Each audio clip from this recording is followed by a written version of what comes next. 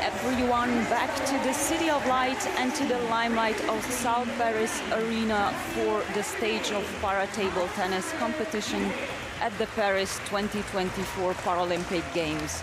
Right on your screen, the lineup for day one and session one. We're starting off with doubles competitions, part of the Paralympic table tennis program for the first time since 1976. First on, men's doubles, last 8 rounds of 16.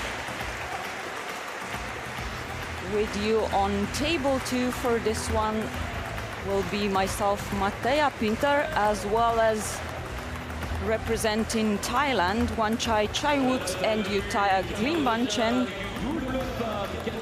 battling it on against Javier Francisco Lopez and Eder Rodriguez of Spain.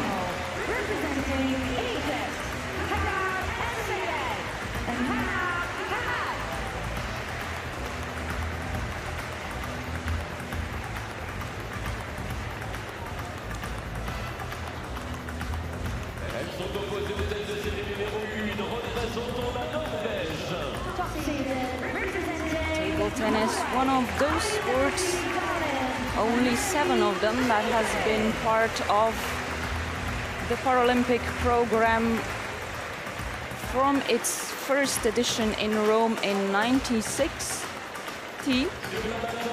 and has now grown into the 3rd biggest parasport represented. Welcome now the 2 competitors for Spain.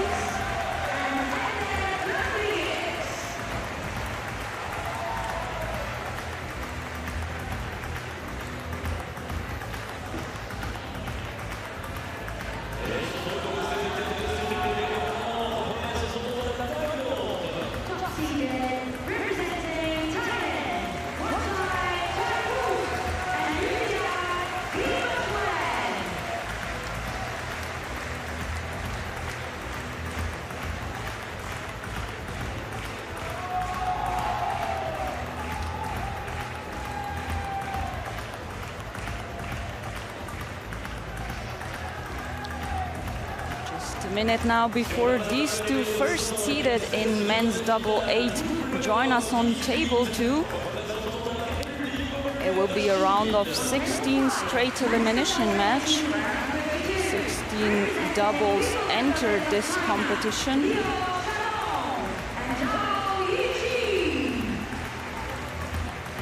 In a best of 5 games, the winner proceeds to the quarterfinals.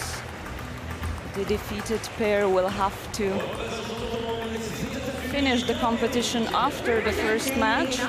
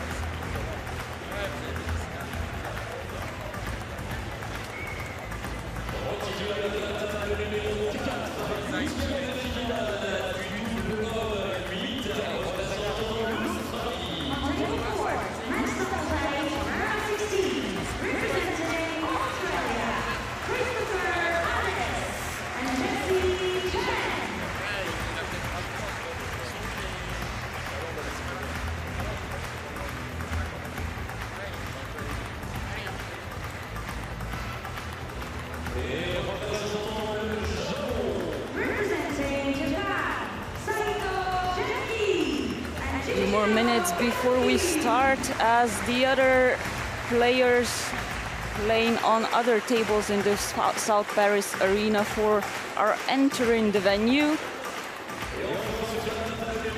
And the first checkup of the rackets for the players, very common in para-table tennis to use different rubbers. An important thing to do before the start of the competition, to know how to play against your opponents.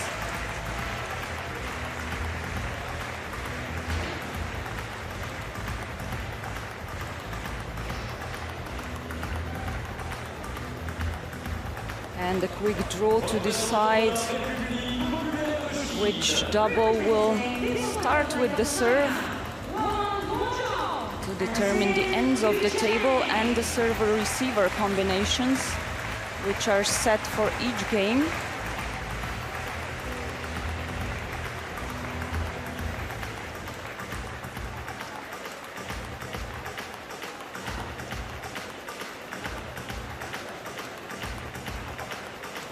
Making a note of this now, as a little bit different than in non-para table tennis. In doubles, in wheelchair table tennis, the players don't have to alternate between taking the strokes.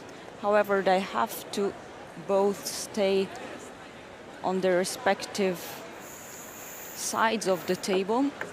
This middle line on the table indicating where the wheelchair of a player cannot cross.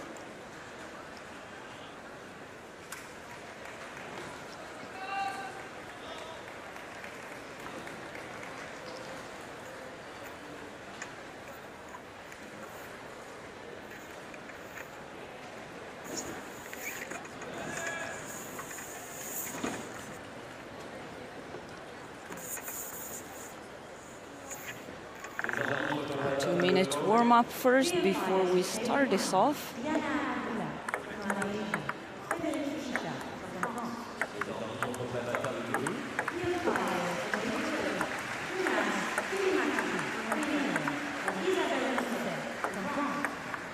Watching over us, only the best umpires in the world.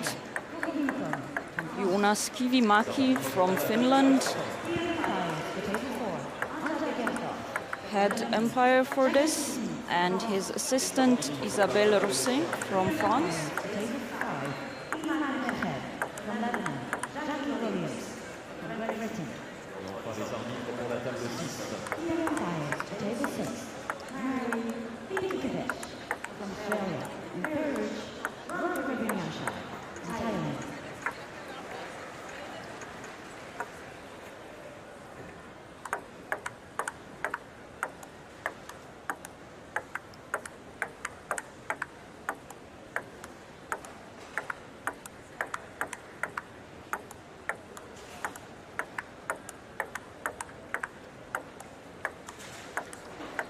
A right-handed combination here, as well as on the Thai side. Again, unlike in standing table tennis, here it's an advantage for the two players to play with the same arm, as it wouldn't make them crash against each other in the middle of the table or leave the space open too much when they switch.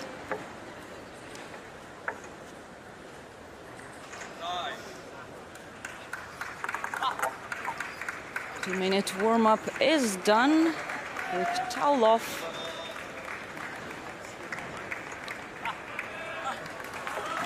Here we go then. Day one in the City of Light. Men's doubles 8 round of 16 match between Thailand on the bottom of your screen and Spain on the top in red. Thailand starts the serve with a point. Serve has to go cross court, always from right to right in the doubles events. After two serves, the players switch positions. And in the next game, we'll also switch serve-receiver combinations.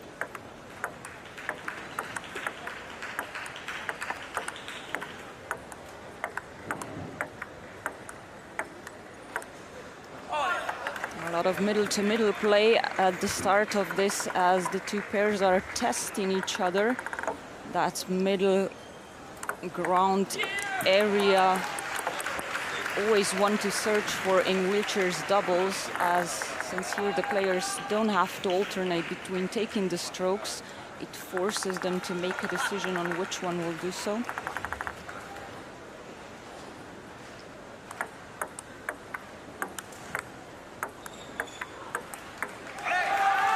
Oh, wonderful now from that middle area, wide out and out of reach for the first point for Spain.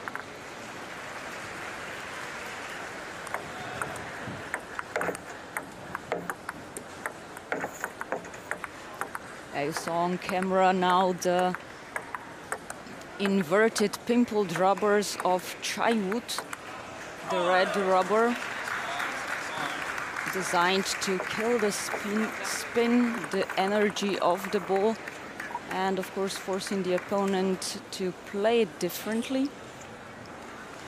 Especially in doubles, so critical to look at those things. First towel break, which is allowed after every 6 points played.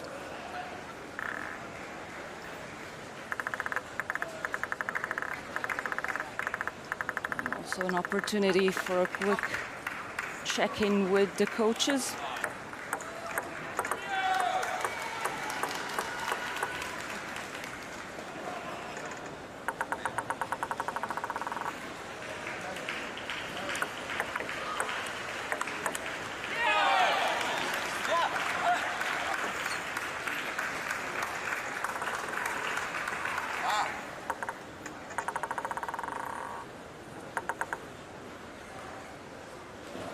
The inverted rubbers again.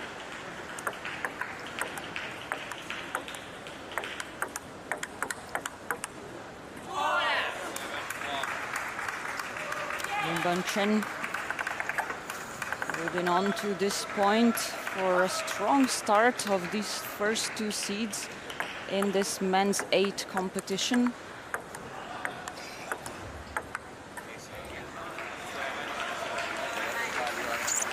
The 8 here meaning the sum of the two individual players' competition classes, 1 to 5 in para-table tennis wheelchair and 6 to 10 for standing players.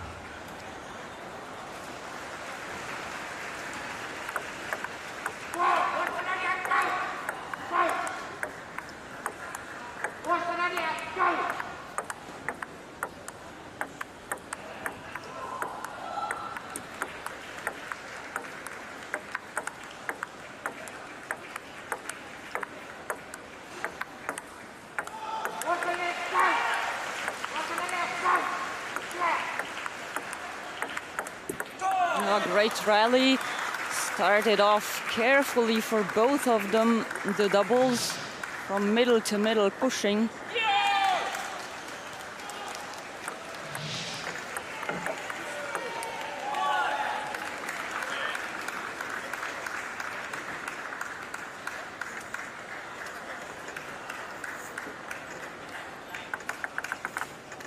And the first game point, as 11 are needed to win a game, to Thailand. Quick first game for these two. 1-0 Thailand leads against Spain in men's doubles round of 16 match. The confirmation of the first seeds, strong start.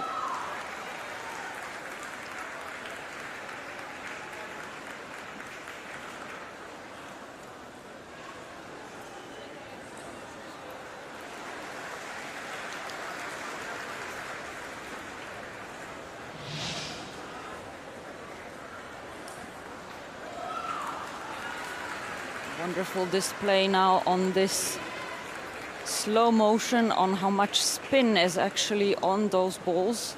Sometimes really difficult to convey on screen.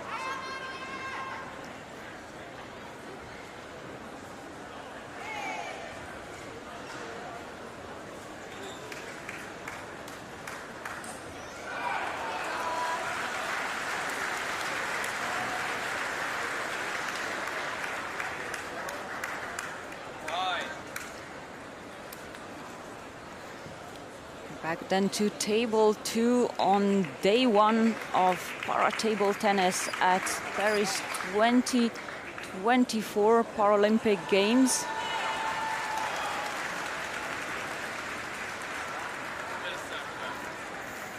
It's game 2 in men's doubles, 8th round of 16.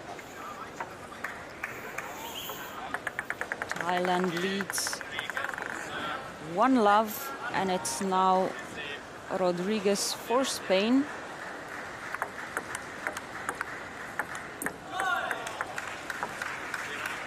Starting with the serve to Greenbanchen. The serve-receiver combination switched from the previous game, and we'll see if that has any kind of an impact on how this goes. The first game really quick for the two Thai players to win. And they start once again with 3 first points.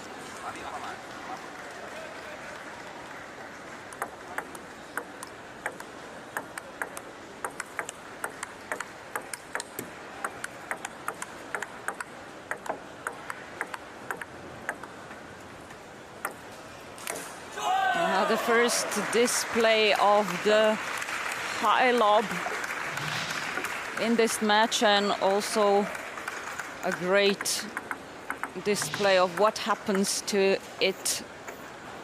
Is it not short or wide enough?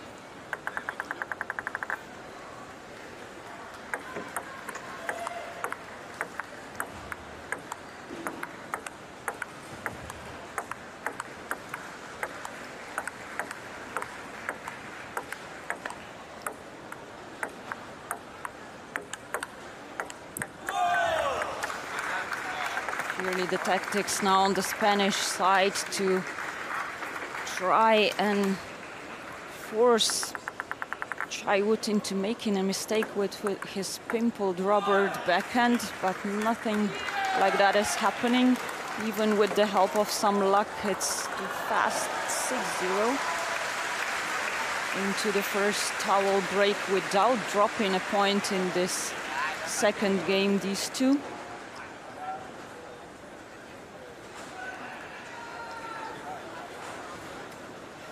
Chance to consult between the pairs a little bit.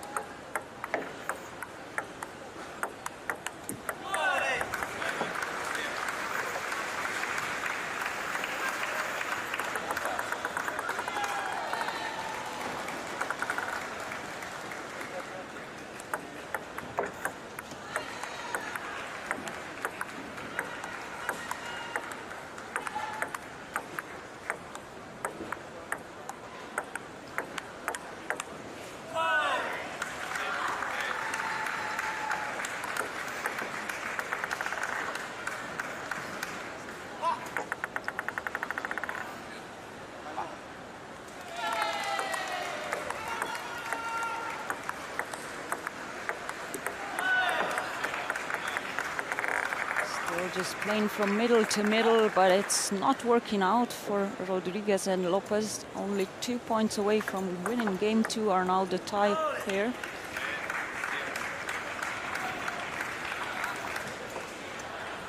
Ten game points for the two players on the top of your screen.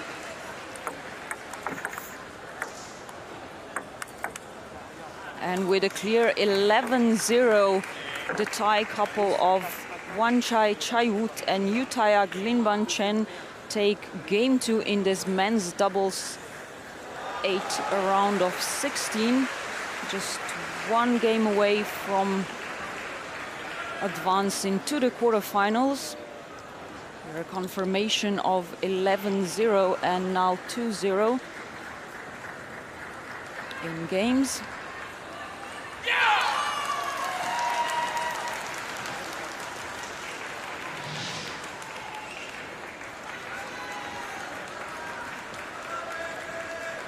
Point that 1 game 2 for Thailand. The Thai coach will be happy with this performance.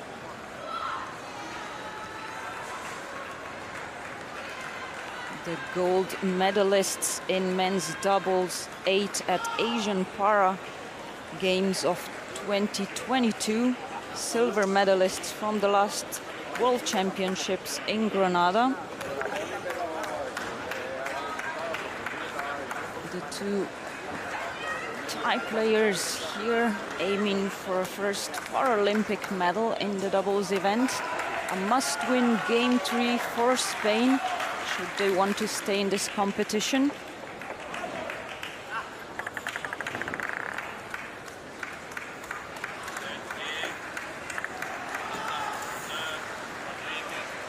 We're ready for game 3. Thailand to serve in men's doubles 8 round of 16, just a game away from a win in a best of 5.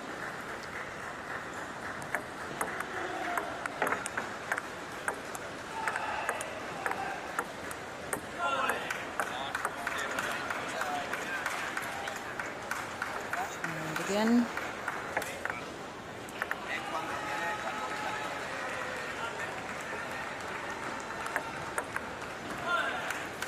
They start with 2 first points after winning 11 straight ones in the previous game.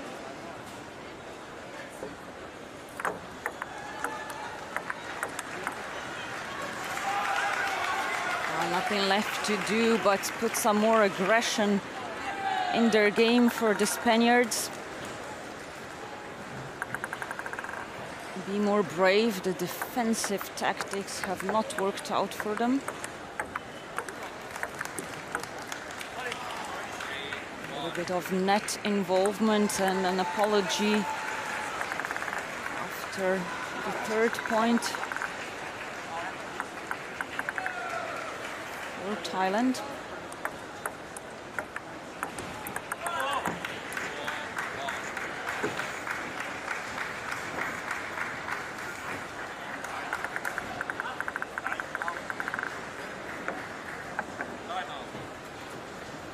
Timeout called now for Spain. One last chance as this round of 16 doubles match is running away from them. A minute to try and turn things around.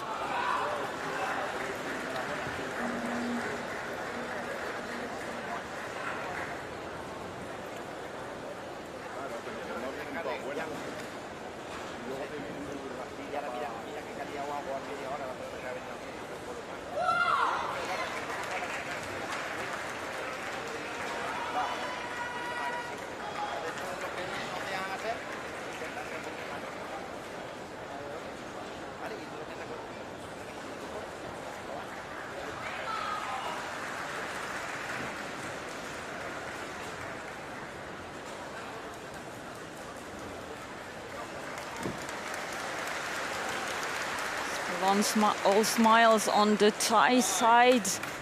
They can be happy with their performance at the start of these Paralympic Games.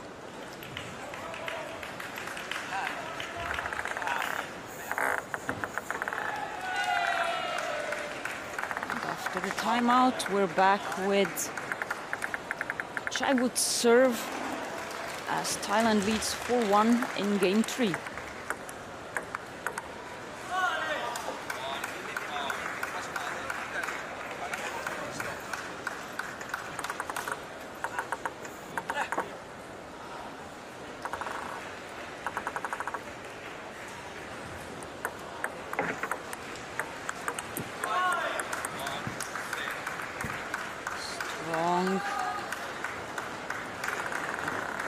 From Lin Ban Shen. The players always signaling each other what kind of serve they want to do, and successful here now. Spain causing Thailand into misreading the spin on that serve.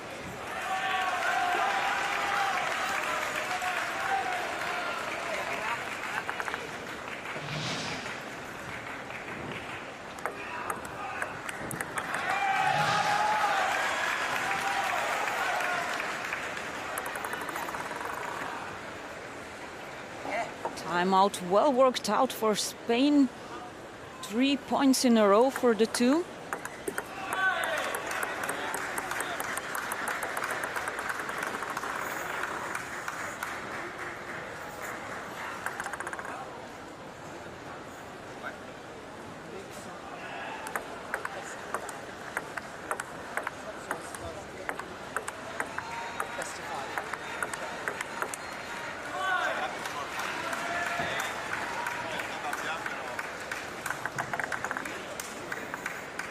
Thailand back on track with a lead of 4 points as we're nearing the end of this game, as well as possibly the match.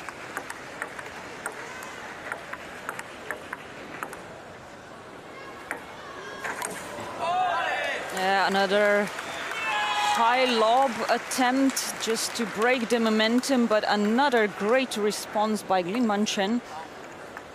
So important to get the timing right on those balls. Great return now.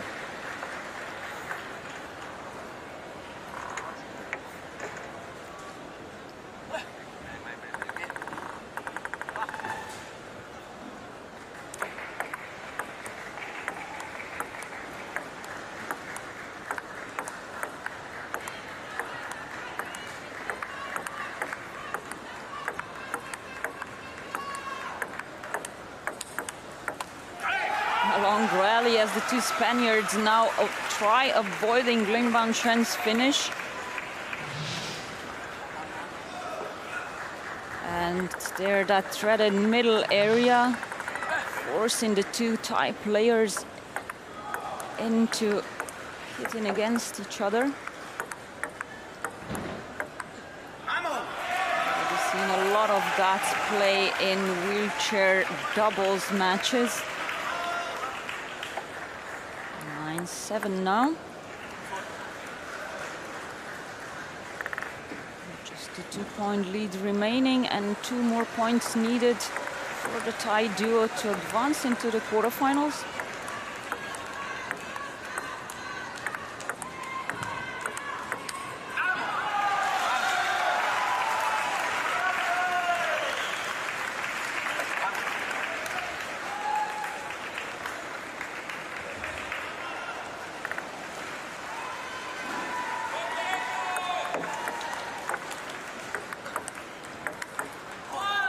Beautiful finish down the line from the middle, and it's now 2 match points to Thailand.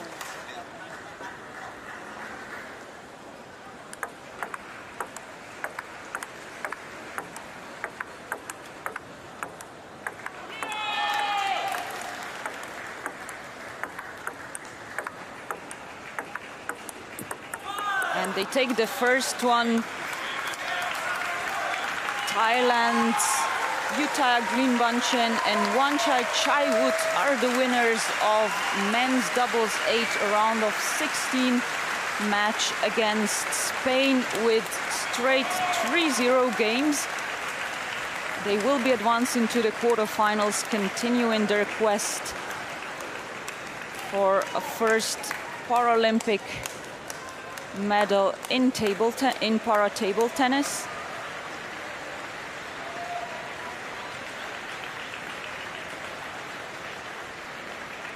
It's 11-2, 11-0 and 11-8.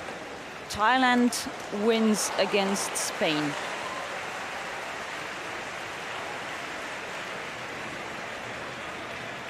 Congratulations to these two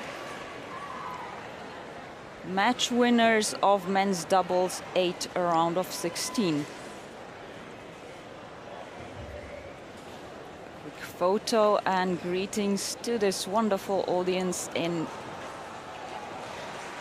South Paris Arena 4, and the last glance of table 2.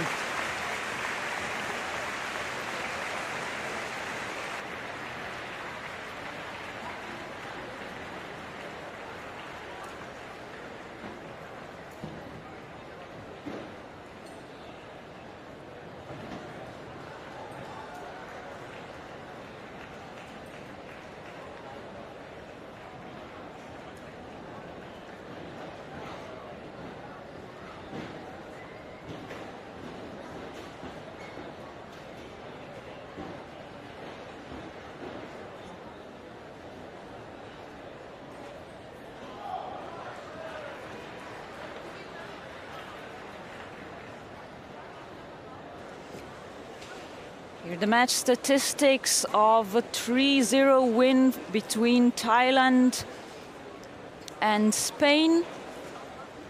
All the points clearly on the Thai side.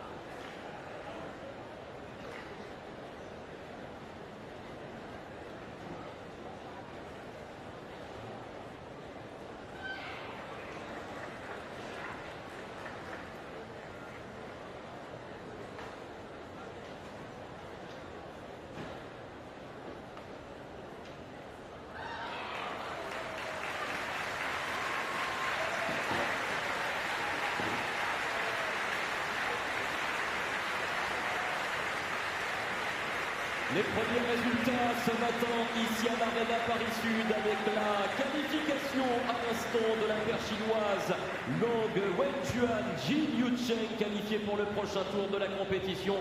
Merci de les applaudir. First results of this competition this morning, we have the pair, the women pair of People's Republic of China qualified by 3-1. On rappelle les résultats de ce premier tour de compétition ce matin. Pas de surprise majeure pour le moment. Sur la table numéro 1, tout à l'heure, qualification de la paire norvégienne Jusik et Dalen Dveiten. Les têtes de série numéro 1 se sont imposées 3 manches à 0 contre la paire égyptienne. On table 1, we have the women's doubles 14, the quarterfinal, and this is a victory for Team Norway 3-0.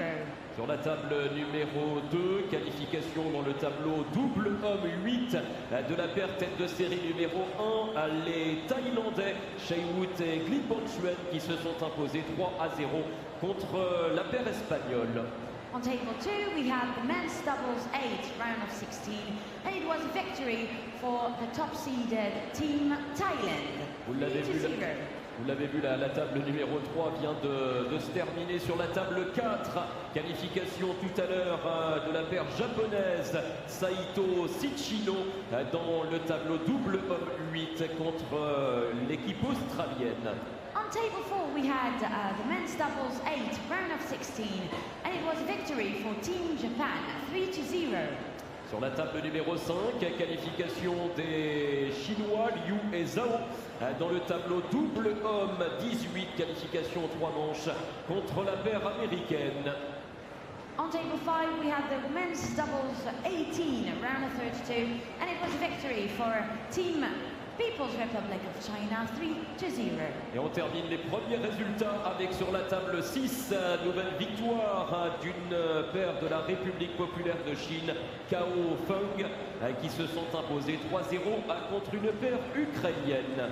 And another victory for People's Republic of China and on table 6. And while we are accompanying the athletes, please put your hands together for these athletes, neutral Paralympic athletes and People's Republic of China!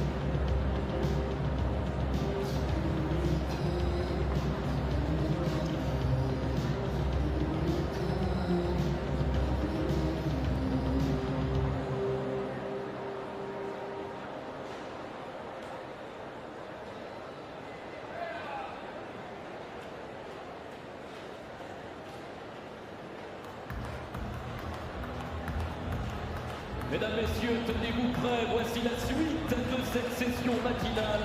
Merci d'accueillir les athlètes en l'air de jeu.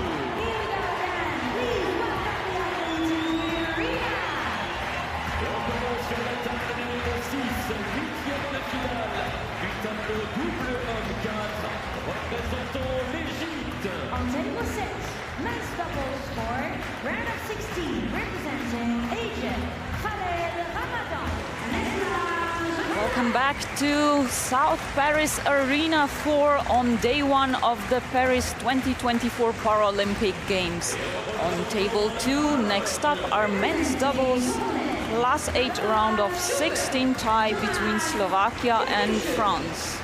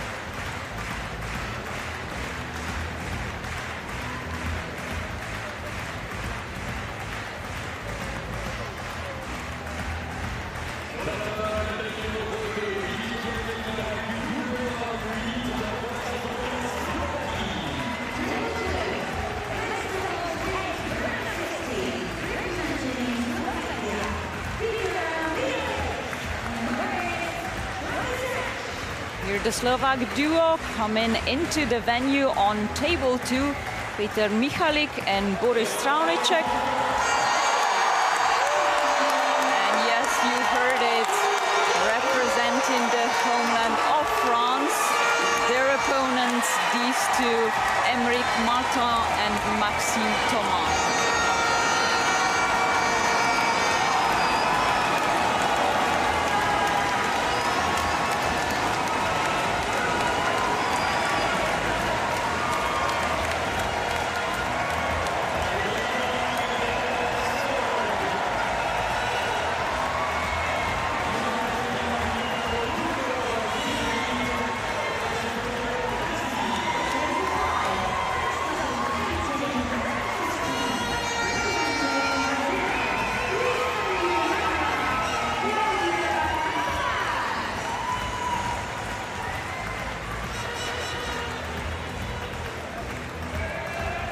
Crowd fired up as they, for the first time at these Paralympic Games in para table tennis, get to watch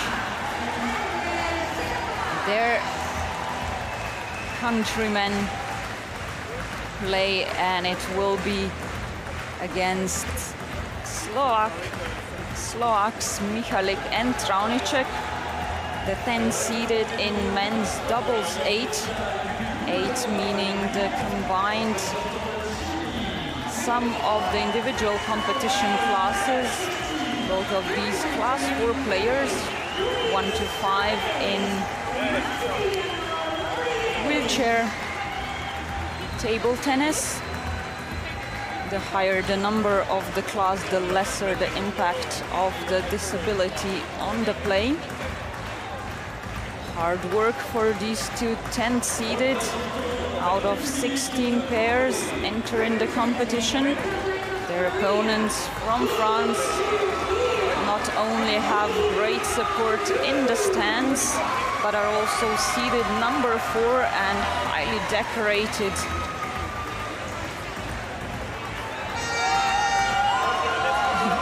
Aymeric Martin greeting the crowd.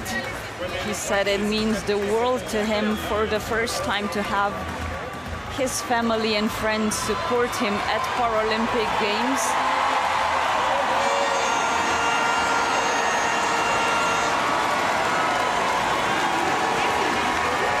This table too, not the only one we see competitions taking place on in the venue. today. And clearly on one of the others, there will be another French pair competing.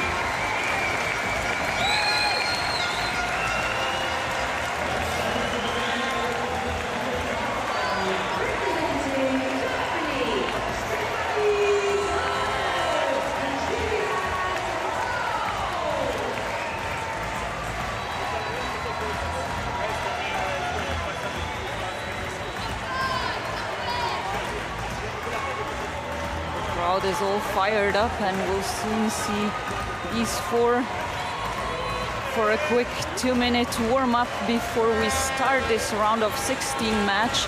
It's a straight elimination in the doubles competition.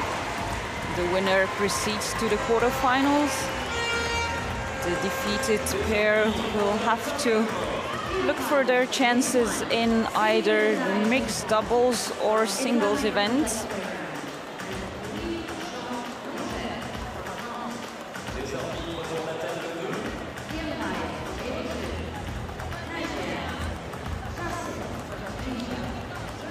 Look at the rackets. So important to know what kind of rubbers the opponents are using, especially in the doubles where you have 4 players with up to 8 different rubbers combinations, changing the rotations, the trajectory, the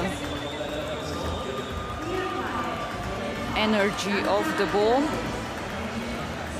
A toss to determine. The French duo opted to start on the bottom end of the table. Michalik will serve, and the French too have to decide which one will receive first. A fixed combination will change in the next game. It's a best-of-5 match, so first to win 3 games wins the match. 11 points needed to win a game with a 2-point difference.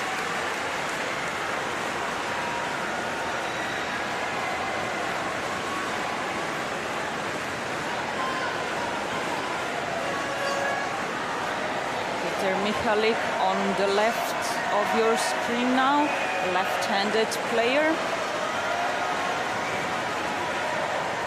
The only one in this setup. Here the 2 Frenchmen.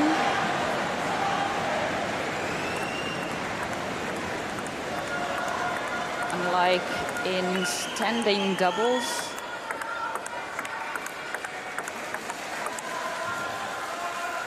the 2 players here don't have to alternate between taking the strokes. They just have to stay each at their end of the table. The wheelchair of one player cannot cross that middle line on the table.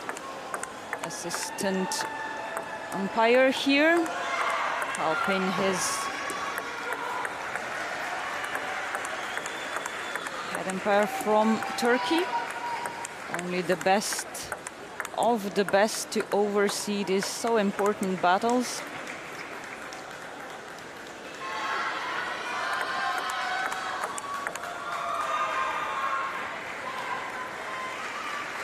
You can see by the positioning of the 2 Slovak players why in wheelchair doubles it's not advantageous to have a left-handed player play with a right-handed.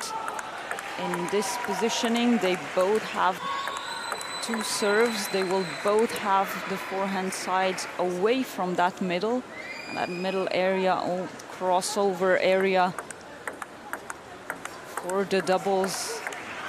Something to look to.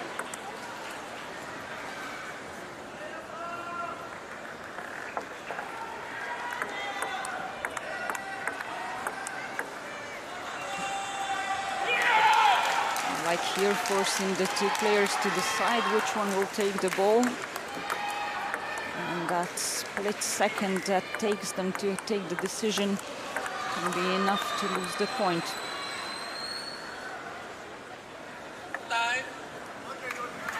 Two-minute warm-up is up. And we're starting men's doubles 8. Round of 16 match between Slovakia and France. First point goes to the servers.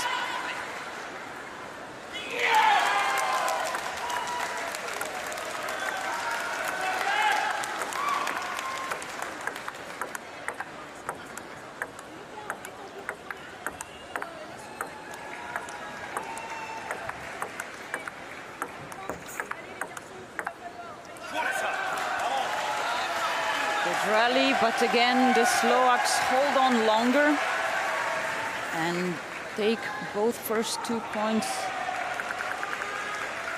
when serving. Thomas here with a tricky, super spinny serve forces Traunicek to misread it.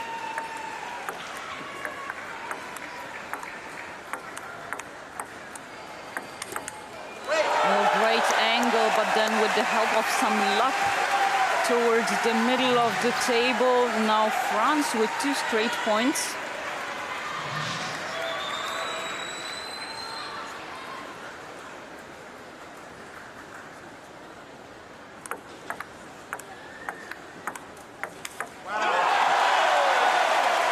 And a smash into that middle area. This is what they'll want to be doing.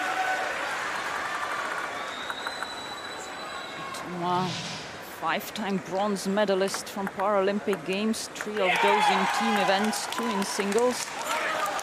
Now for the first time with a chance to add a doubles medal to that collection.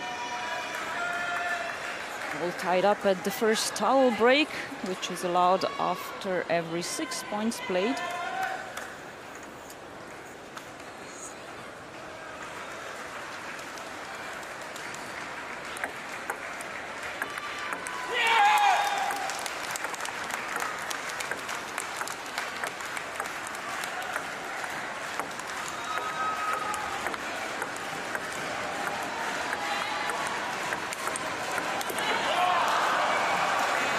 Beautiful long rallies once again here.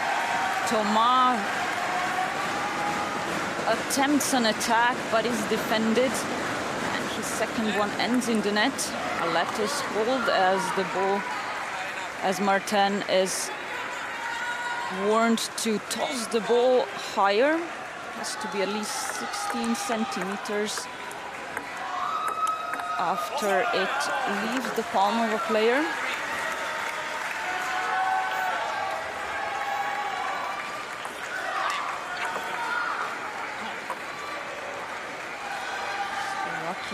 Back in the lead, and now Michalik gets to serve to try extend that.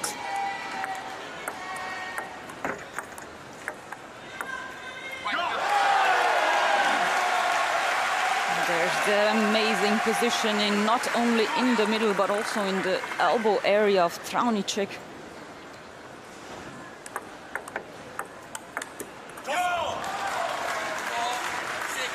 Strong Michalik now. The coordinated attack after his serve.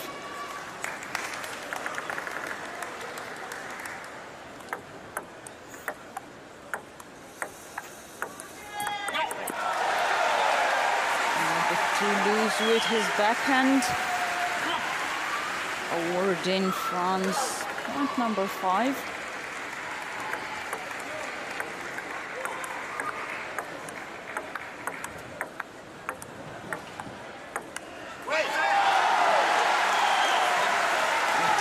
Covering most of the table with his pimpled backhand side. The pimples changing the rotation of the ball, killing its energy. Again, all tied up after the second towel break in this game 1 as well.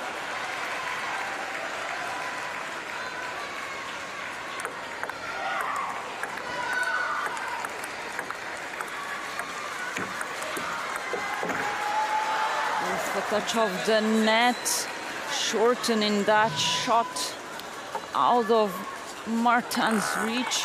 He tried to readjust, but was too far away from the ball. Apology, and 0.7 to Slovakia.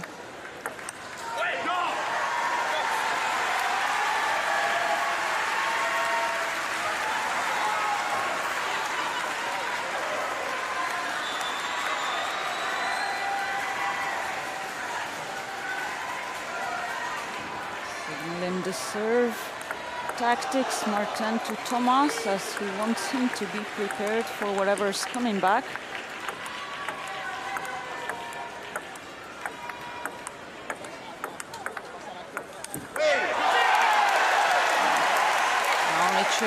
Tricked now again into a forehand topspin mistake by Martin's pimpled rubber shot.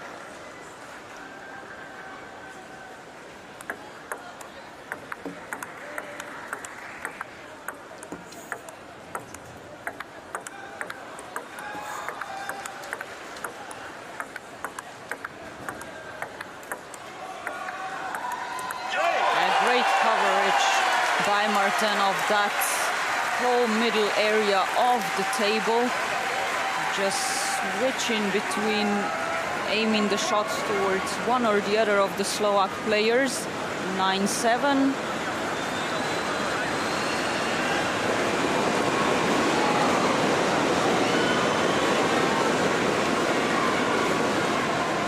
Michalik's serve ends right at the edge. Wisdom 0.8. They'll take it. But now corrects himself right away, and 2 game points now at the start of the third. Towel break to France. At the experienced Martin already thinking this was over or a timeout was called. Can happen. It is the Paralympic Games, when you're so focused on what's happening on the table and how to play that you forget the score.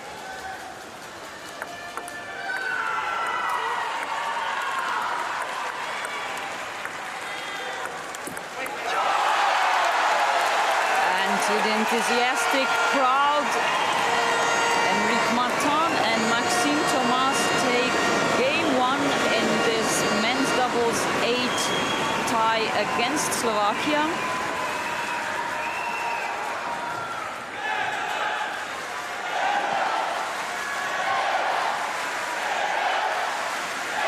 One step closer are Martin and Thomas with 11-8 in taking game 1 to securing themselves a place in the quarterfinals, best of 5. So 2 more games for them needed to win this round of 16 match.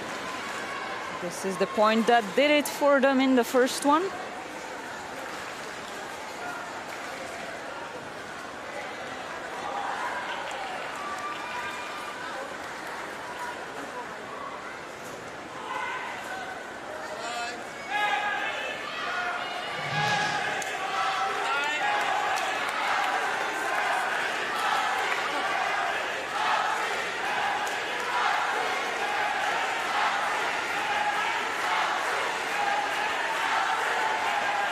Last instructions as Aymeric Martin joins Maxime Thomas on table 2 for game 2 of this men's doubles 8 round of 16 match against Slovakia's Petr Michalik and Boris Traunicek. Will now be switching the server-receiver combinations from the previous game, and it's now Maxime Thomas to serve to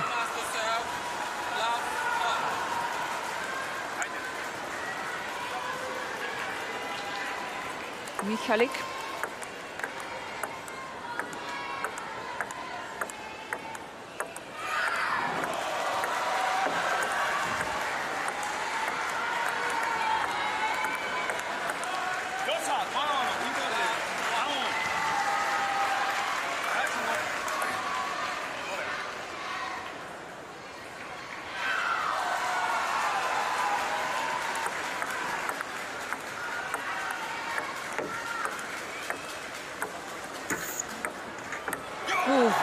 Wonderful now, such a good lob, so short behind the net, but with patience and great feeling, Martin gets to it, makes it even shorter, and wins France the first point in the second game.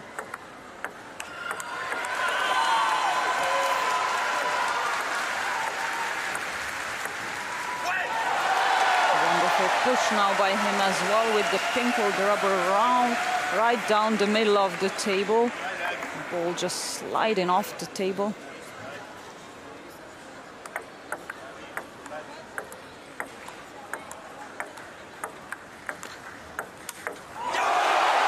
And again, Martin's push sets up this opportunity for Maxime to attack.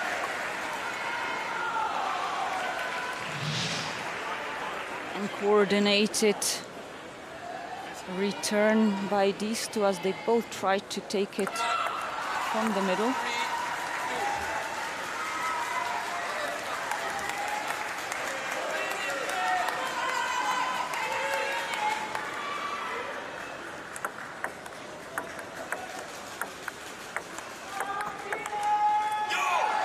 Again, great coverage by Martin.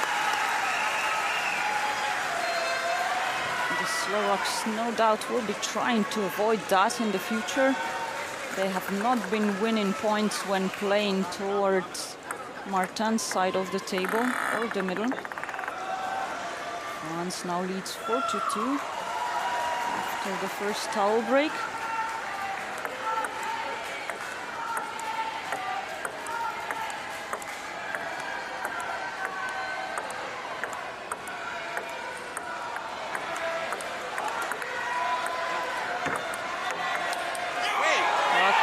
Different tactics working out better throughout this point, but Michali gets a little bit impatient when he was already out of position after taking that short shot.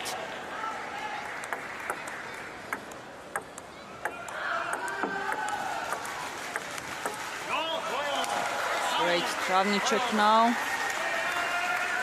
Backhand topspin from the middle.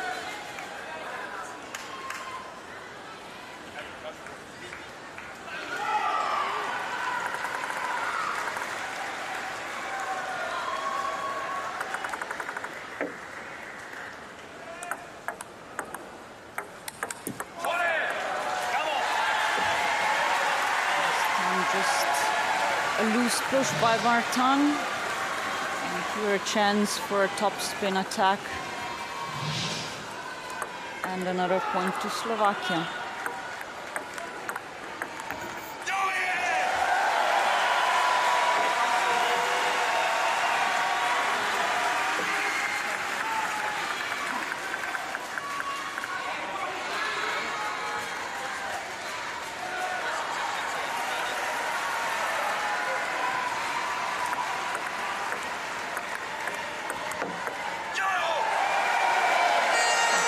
On the end line, hardly a chance for any of the two Slovak players to defend that, really.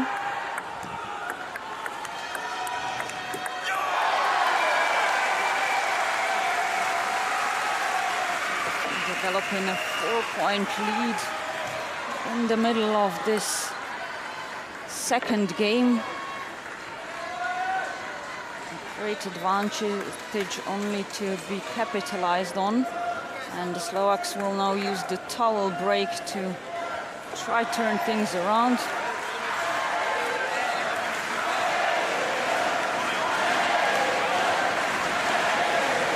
All eyes on Martin. Martin's eye on the ball.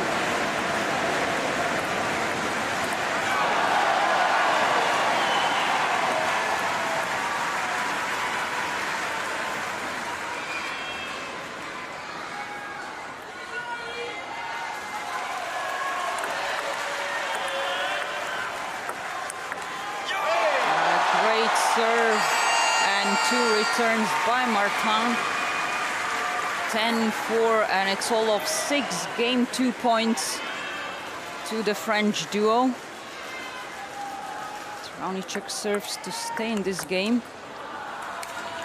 First one defended, or better to say attacked successfully. 5 more chances for France to take game 2. Traunicek gives them the first chance, and it's 2-0 in this men's doubles Class H round of 16. Just 1 game away are Martin and Thomas from a quarterfinal.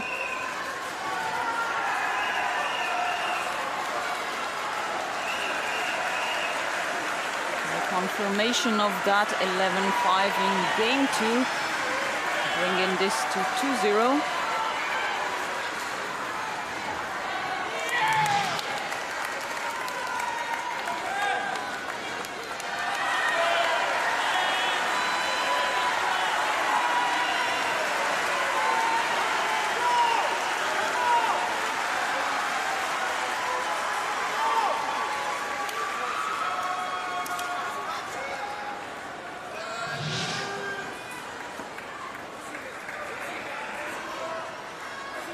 After the break, back to table 2.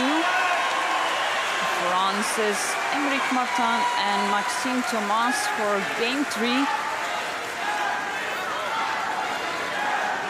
A must-win for the Slovak duo of Michalik and Traunicek, should they want to continue fighting for a place in the quarterfinals of this men's doubles 8.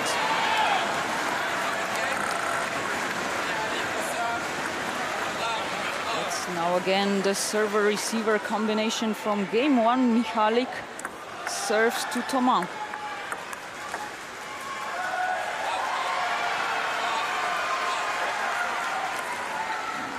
A little bit of a confusion on whether the ball touched the table or not, but it's normally the players who know it best, and they quickly agreed on what happened, which was the ball hitting Martin's racket off the table.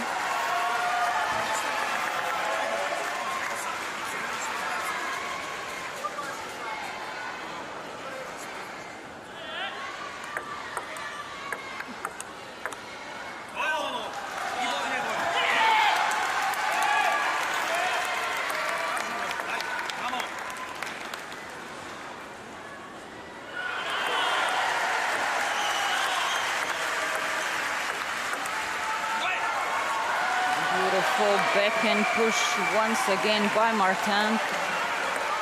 Staying focused. He came back to para-table tennis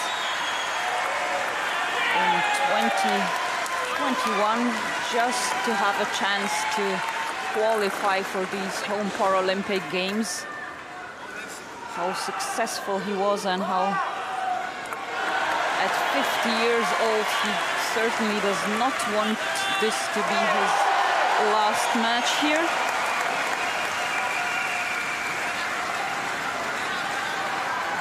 3-all. First towel break in game 3.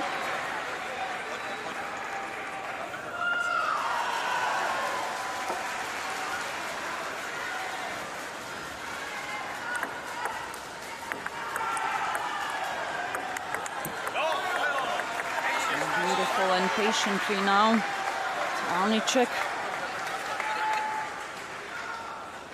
Underspin serve to be expected, but it tricks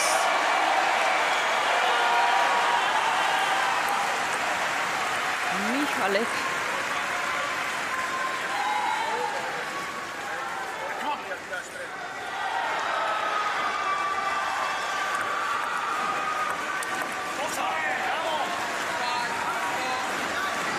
Well-positioned serve. The weaker return helps Michalik here to finish 0.5 for Slovakia. The ball ended far out.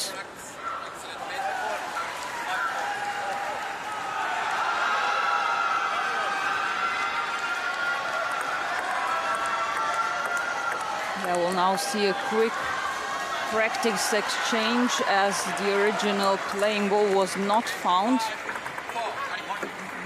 We got a new one. That's done, and Michalik continues with the second serve.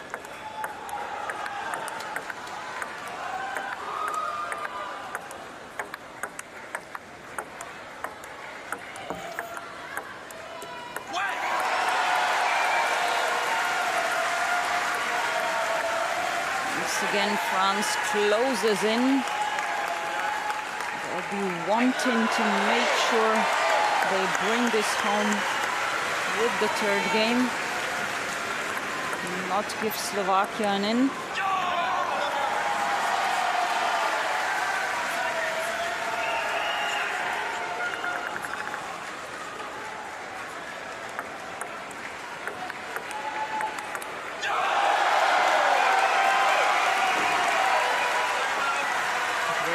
Done for a 2-point lead now for France, and right away a reaction from the Slovak bench as they feel this game and match slipping away from them. 1 minute timeout, 1 minute to orchestrate a comeback and a turnaround.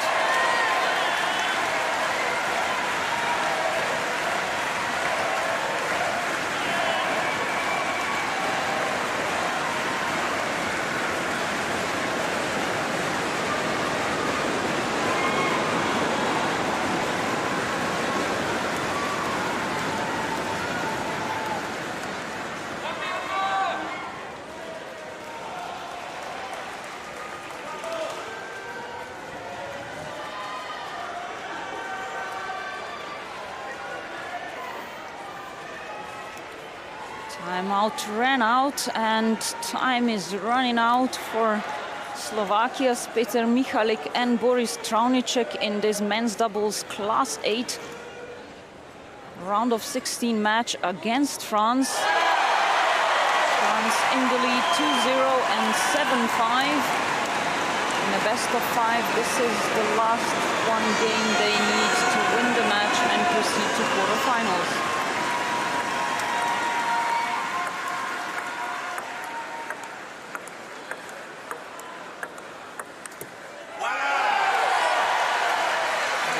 Just a little bit of top spin on that backhand shot. As it touches the net, goes over the table.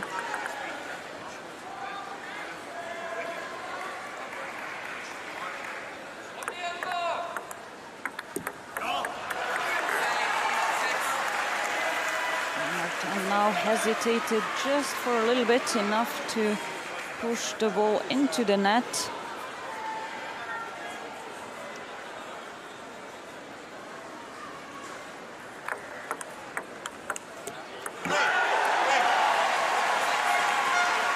Beautiful serve and set up for Thomas's attack. 0.9 to France.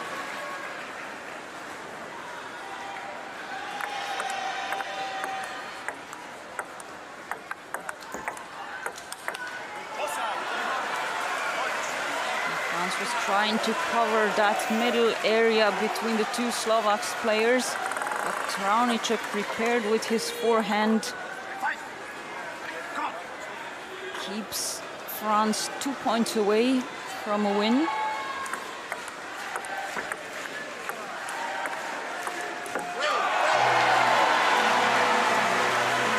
And this is the sound of 3 match points for France.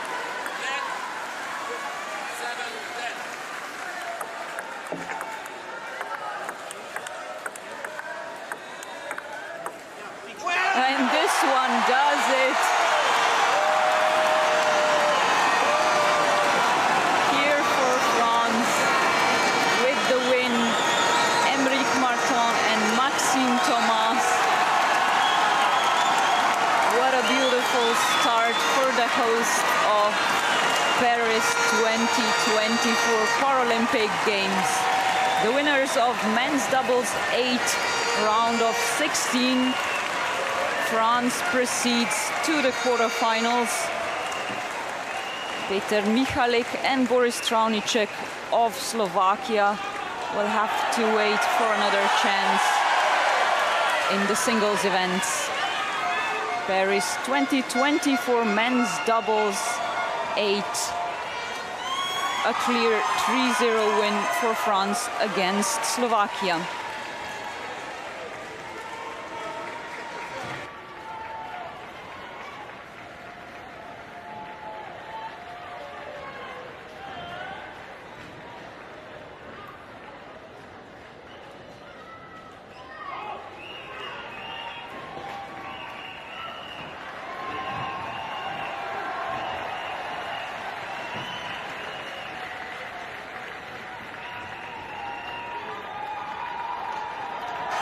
This is what it means. Congratulations once again to Aymeric Marton and Maxime Thomas of France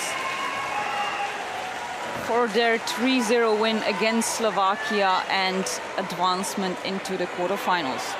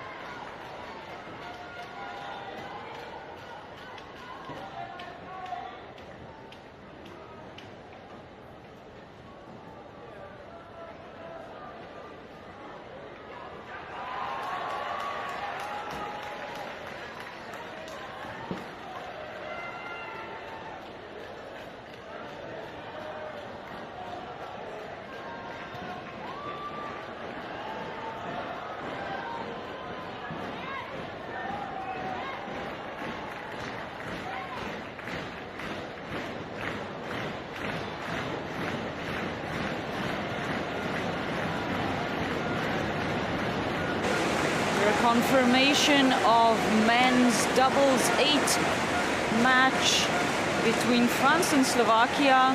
Clear 3-0 win for the hosts.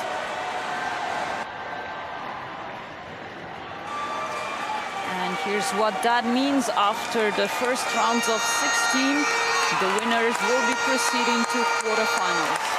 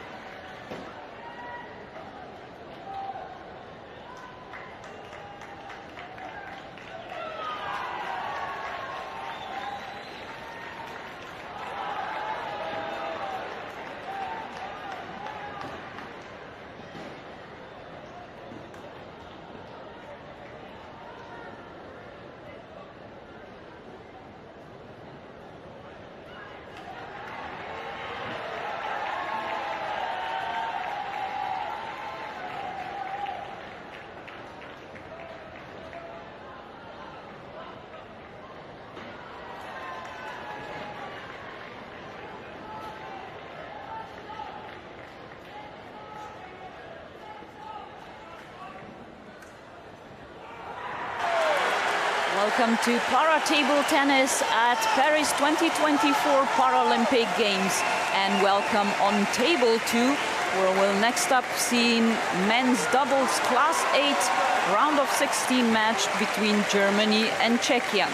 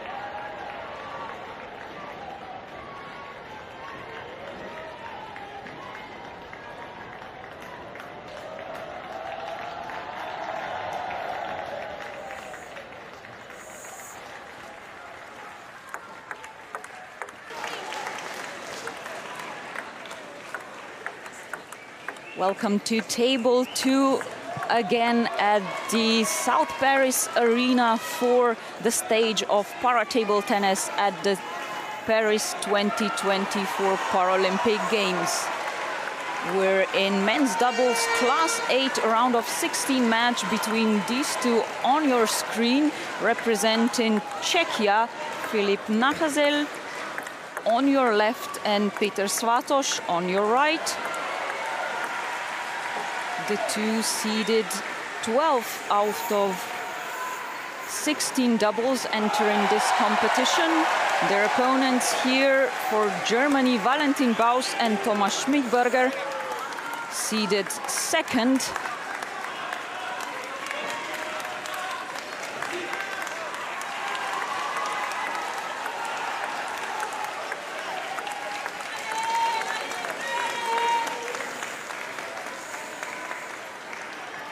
Two-minute warm-up before we start this best of 5 under the watchful eyes of Isabelle Rousset, the assistant,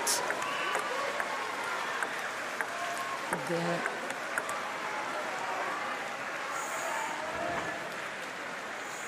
head umpire, and her assistant Jonas Kimaki, both at the top of their professions, as are these four.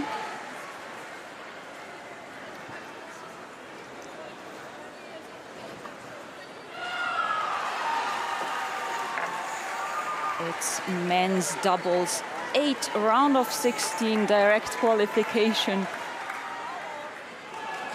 elimination match between Czechia and Germany. Valentin Baus to serve Filip Nachazel. A server-receiver combination will keep throughout this first game and will be switched over in the second.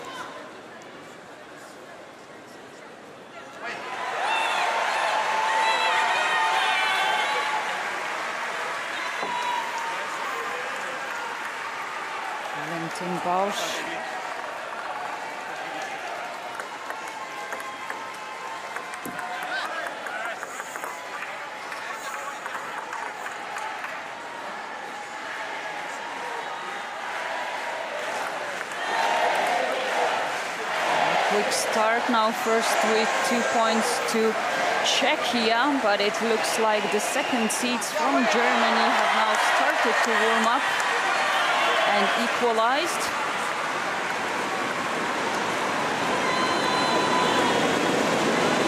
Great attack from the middle by Valentin Bausch. Gold medalists in singles from the Tokyo Paralympic Games.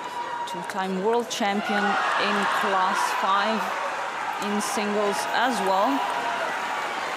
In wheelchair para-table tennis, classes 1 to 5. 1 meaning the most impacted by their disability, 5 the highest.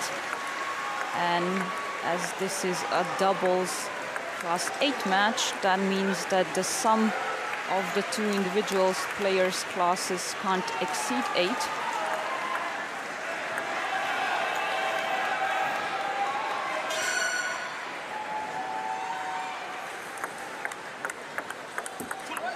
Fast-paced, as is Valentin Bausch's style, wins Germany 0.5.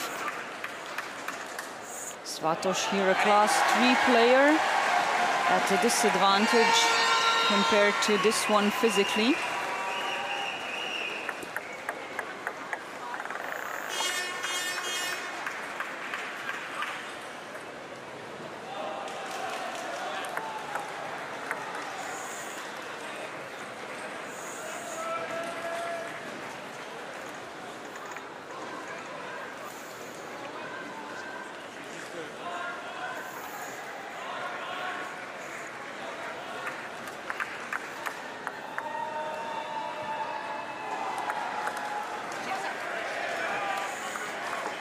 Great serve. Nahazel here unsure about the spin on it, forcing his return wide over the table. 6-4 to Germany.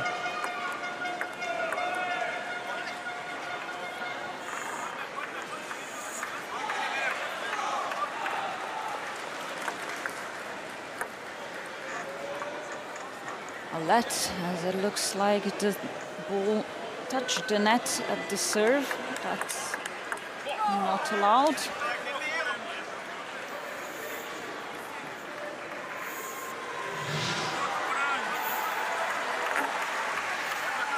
Remember, this is in slow motion. So fast is Valentin Bausch.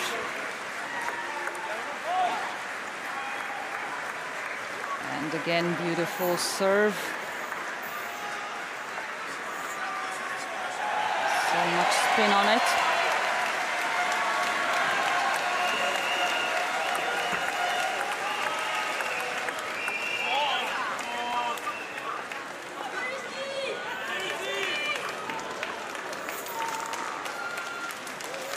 First game point. 6 chances for the Germans to win game 1.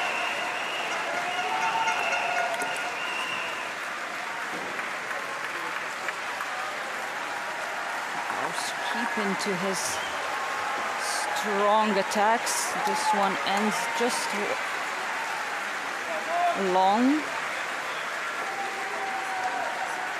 A second to correct the score on that.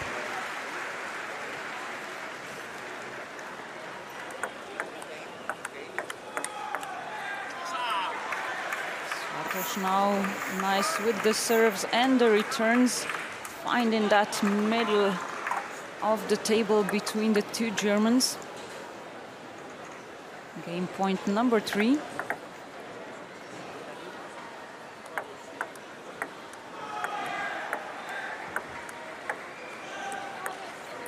Oof. And the ball just rolled over the net, enough to win the Germans' 11th point and game 1 in this men's doubles 8 round of 16 match.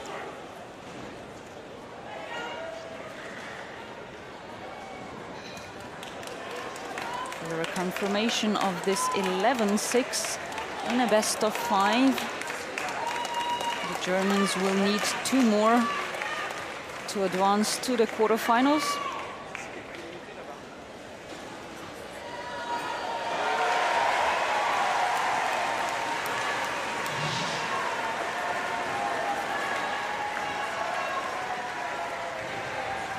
A study of that last point.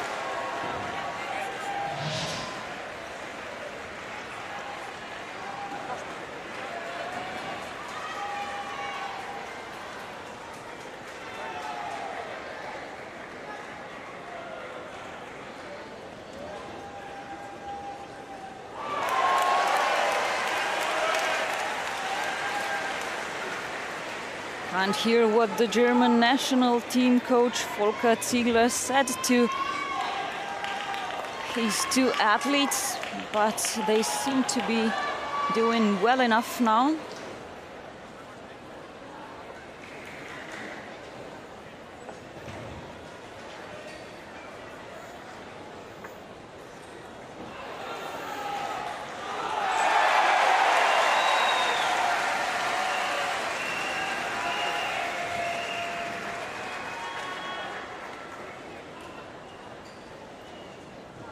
It's now Peter Svatos to serve Thomas Schmidberger at the start of this game too. The Germans take the point though. Claps for the current European champions in men's doubles 8, as well as bronze medalists from the last World Championships. Looking to add a Paralympic medal to that now. Thomas Schmidberger already has 5 silvers from Paralympic Games, 3 in the team events and 2 in singles, as well as a bronze in singles.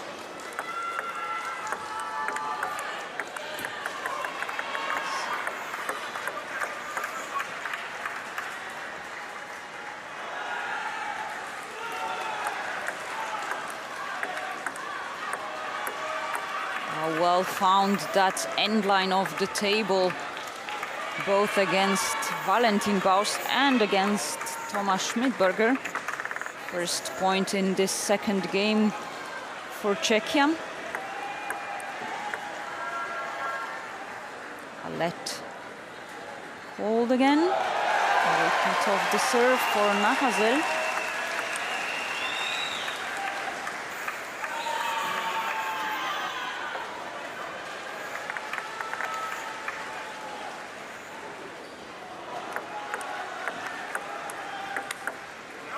Beautiful. Now Svatos takes advantage of that lifted up Schmidberger's return.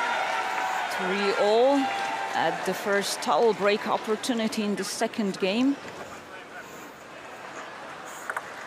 as is allowed after every 6 points played.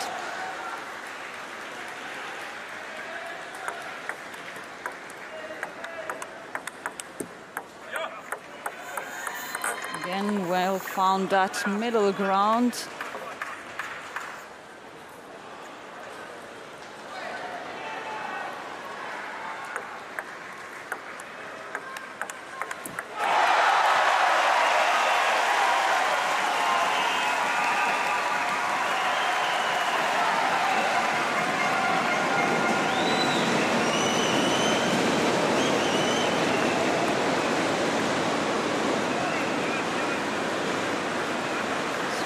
Hit in his elbow area, a sore spot in table tennis in general, but especially so in wheelchair para-table tennis, where you're not able to move your body away well enough to take the shot, like, for example, Valentin Baust just did now.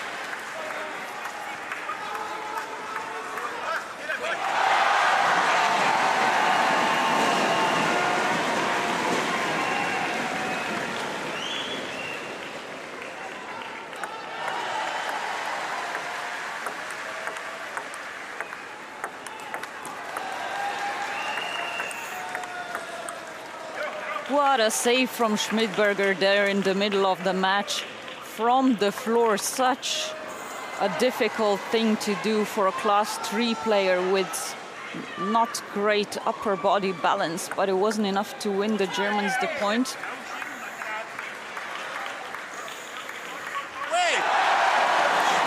Schmidberger makes up for it with a brilliant serve, 7-5.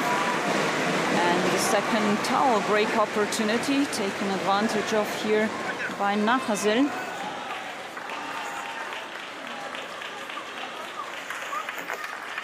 Ziegler staying calm.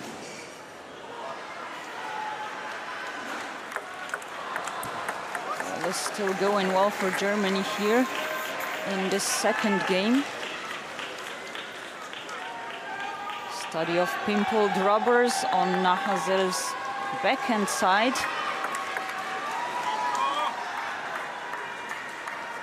The pimples changing the rotation and killing some of the energy of the ball.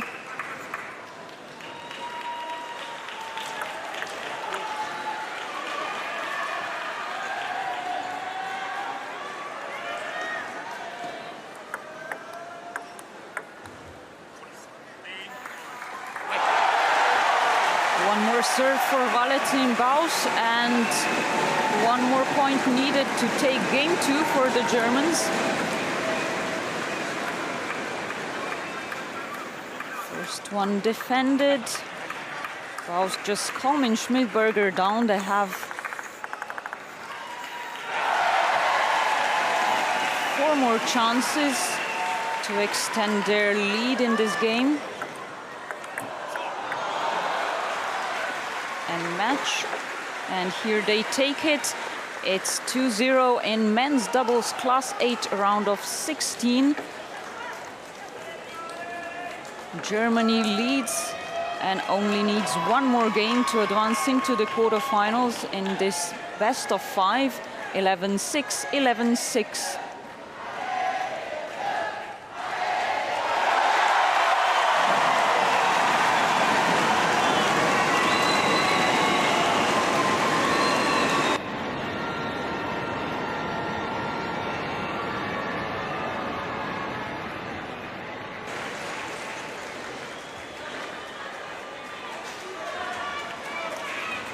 Some important energy and hydration.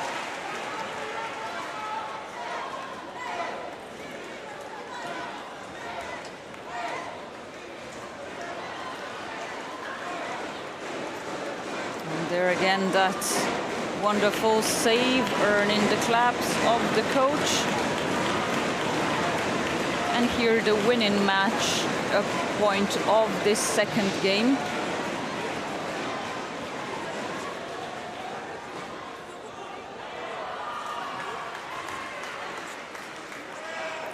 It's Germany's Valentin Bausch and Thomas Schmidberger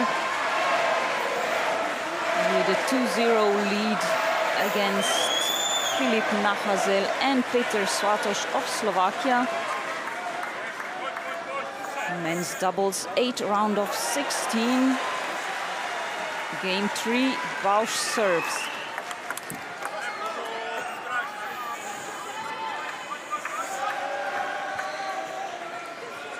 Nachhazel upset with his own tactics, returning the ball back to so fast Valentin Bausch. Something he corrected with his second return. Successfully forced Schmidberger into a mistake at the middle of the table.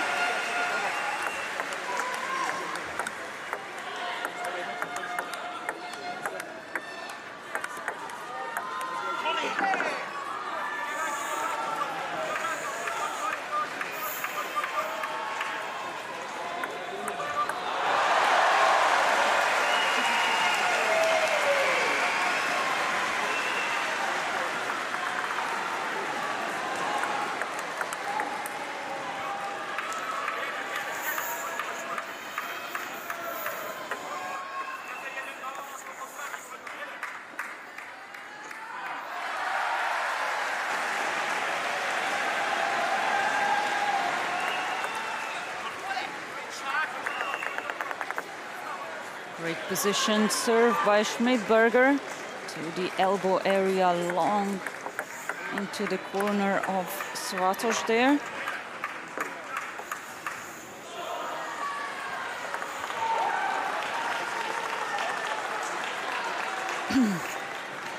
3-all, and Bausch returning from the first towel break to receive Svatoš's serve, does so successfully.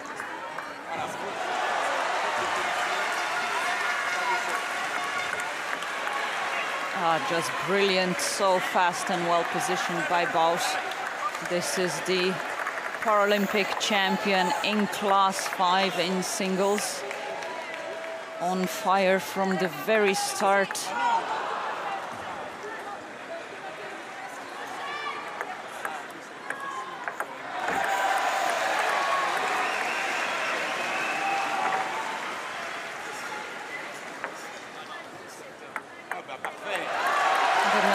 Starting to run away from the Czech players, and a timeout hold from their side.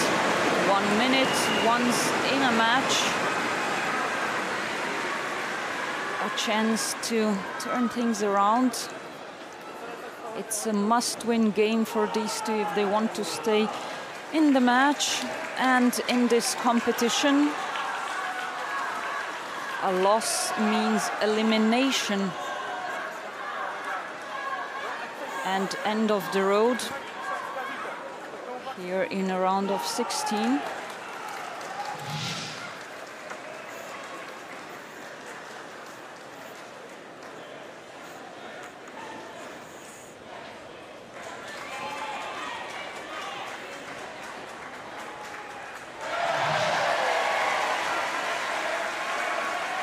Back on table 2 in game 3. Germany leads and serves to extend that to 7-3.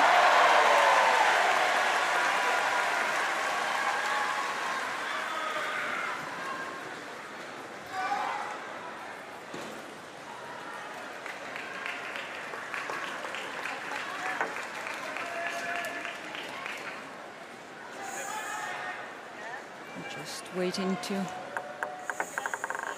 get the score right. Most important thing here, of course.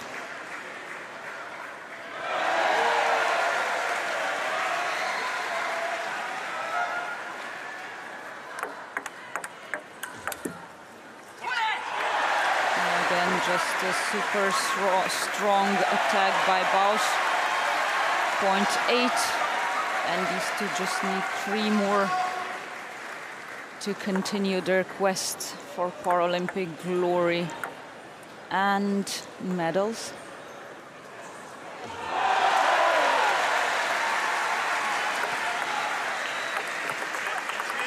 Here's the first one. Great swing by Schmidberger, angling the ball way out of reach.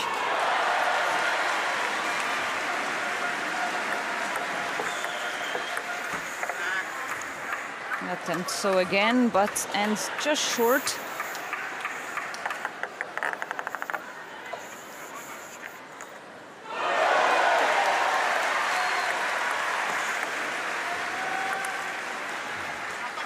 Beautiful serve, bringing Svatoš close to the table, which didn't allow him to finish off the attack later on, and 6 match points for Germany. First one stroke away by Bausch.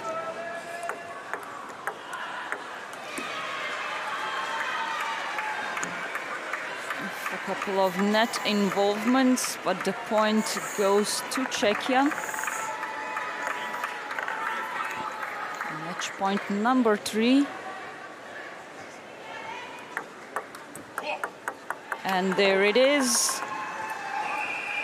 Point 11, and third game to Germany. Thomas Schmidberger and Valentin Bausch win men's doubles 8 round of 16 match against Filip Nachazel and Peter Svatoš.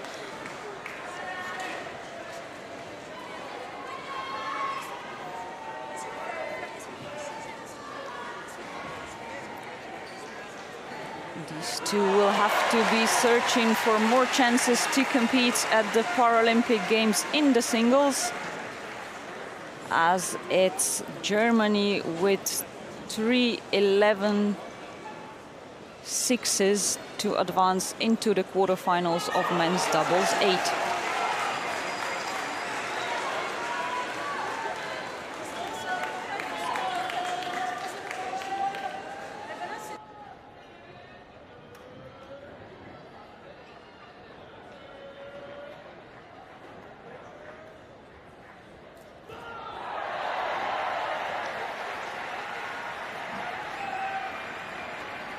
Congratulations to Valentin Bausch and Thomas Schmidberger. The second seeds win over Czechia with 3-0 and advance to quarterfinals.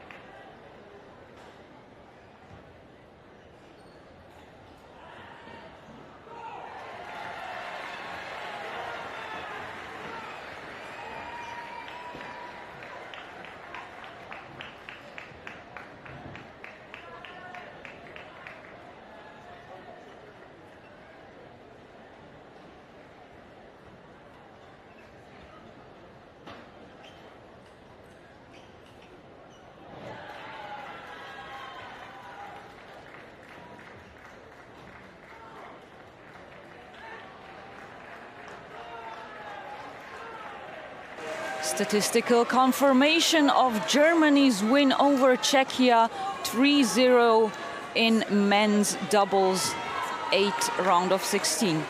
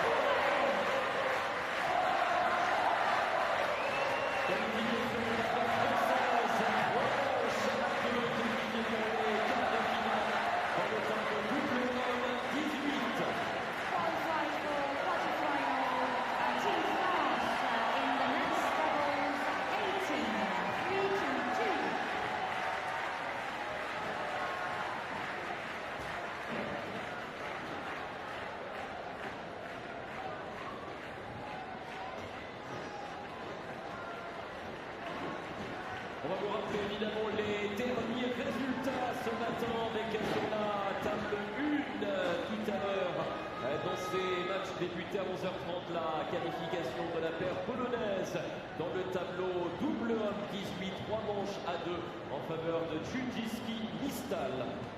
Let's remind the results of this morning. So table 1, we have a victory from team Poland, 3-2 in the men's double 18, round of 16. Sur la table 2, ça passe également pour les têtes de série numéro 2 dans le tableau double homme 8. Les Allemands Barros et Schmidberger se sont imposés 3 manches à 0. On table 2, Team Germany, it's a victory for Team Germany, 3-0 in the men's double 8. Sur la table numéro 3, autre résultat avec le succès de la paire chinoise. Lian Zhao, tête de série numéro 2, qui s'est défait de la paire espagnole 3 manches à 1. On table 3, this is a success for Team People's Republic of China with a 3-1 in the men's doubles 18. Qualification également de la Turquie dans le double homme 8. Sur la table numéro 4, Abdallah Özturk et Nessim Touran qualifiés pour le prochain tour. Team Turkey is now qualified for the next round in the men's doubles 8, 3-1. Et pour terminer, 2 résultats concernant les équipes de France sur la table 6. Tout d'abord, la qualification de la paire chinoise Liu Zhai contre Gabriel Savoir.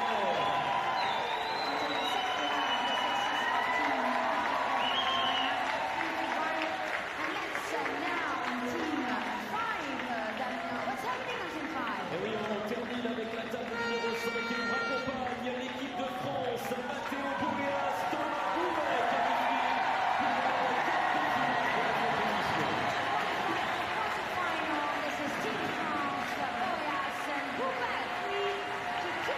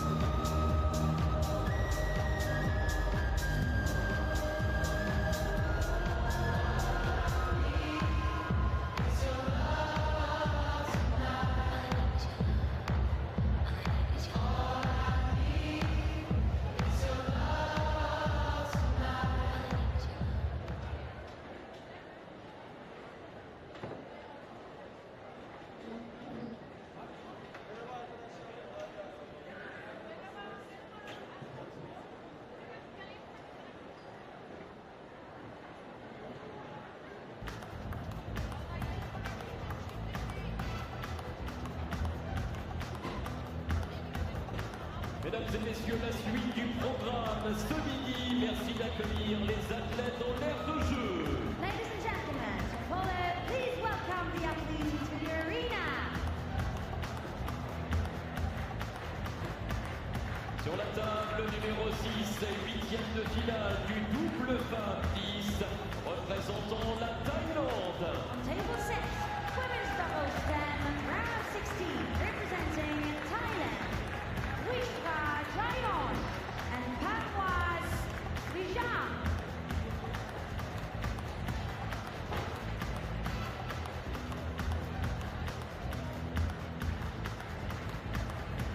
Représentons la Croatie. Representing Croatia, Elena Oritar-Karic and Angela Miznik-Vinitic.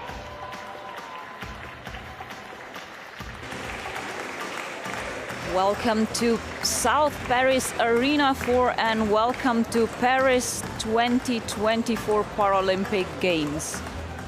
Welcome to para table tennis and to table 2, where we'll have women's doubles 10 round of 16 match between France and Australia. Doubles 18, round of 16, representing Ukraine, Victor Didu and Maxim Nikolenko.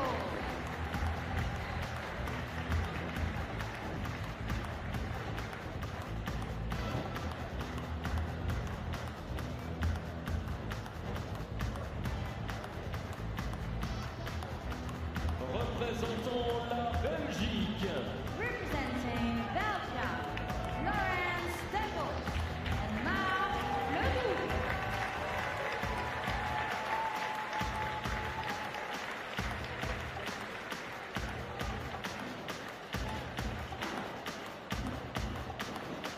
Sur la table numéro 2, huitième de finale du double femmes 10, représentant l'Australie. On table 2, women's doubles 10, round of 16, representing Australia, Daniela Di Toro and Hailey Sands.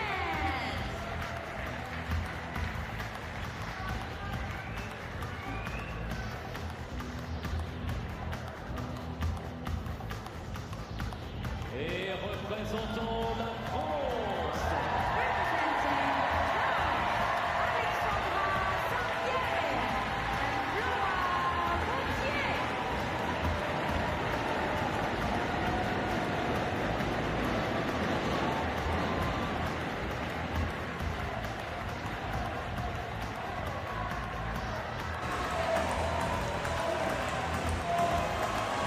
Welcome in to table 2 at South Paris Arena 4. We are on with women's doubles 10 round of 16 match between France and Australia. Here they come representing Australia, Daniela Di Toro on your left of the screen and Hailey Sands.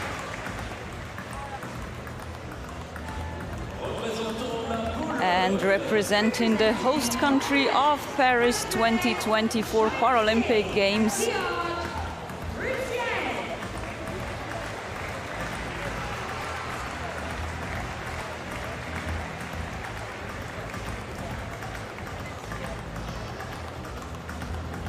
here is Flora Woutier,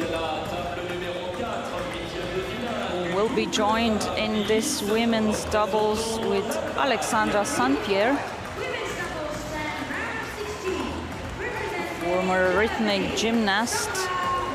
They took up table tennis in 2017. Di Toro here. Only discovered table tennis after an accident left her with chemical burns in 2012, but was an extremely successful wheelchair tennis player before participating in 5 consecutive Paralympic Games in that discipline, winning a silver in women's doubles in Sydney as well as a bronze in singles in Athens. But this is now her third Paralympic Games in table tennis.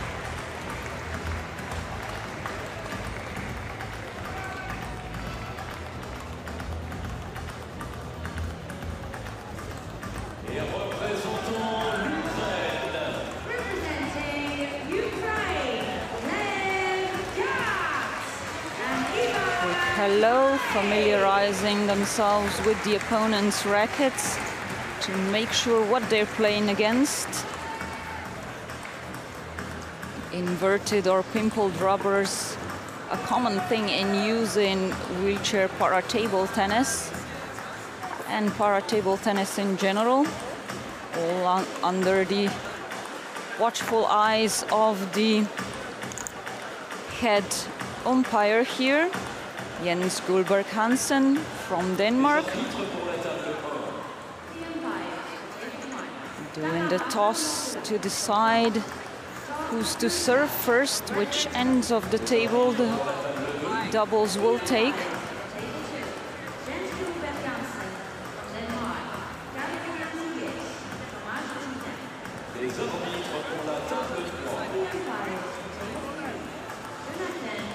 Australia deciding to choose the side at the end of the table. And these two will take the serve.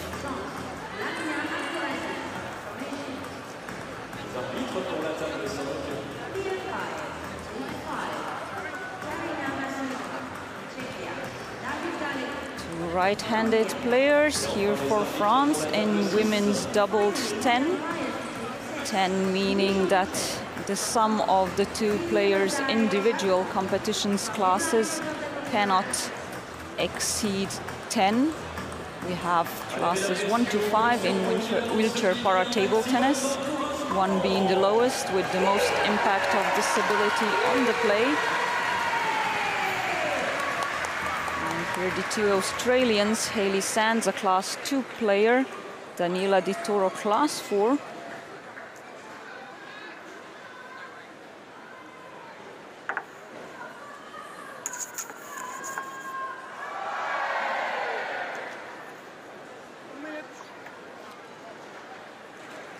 Given 2 minutes to warm up, to familiarize themselves with each other's rackets.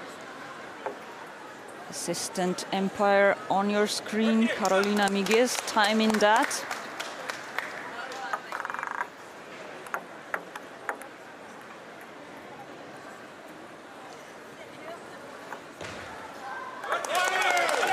Now in wheelchairs doubles, as opposed to the standing, the players don't have to alternate between taking the shots. Whoever's nearer can do that, as long as they both stay at their sides of the table. The wheelchair of one player cannot cross that middle line you see now.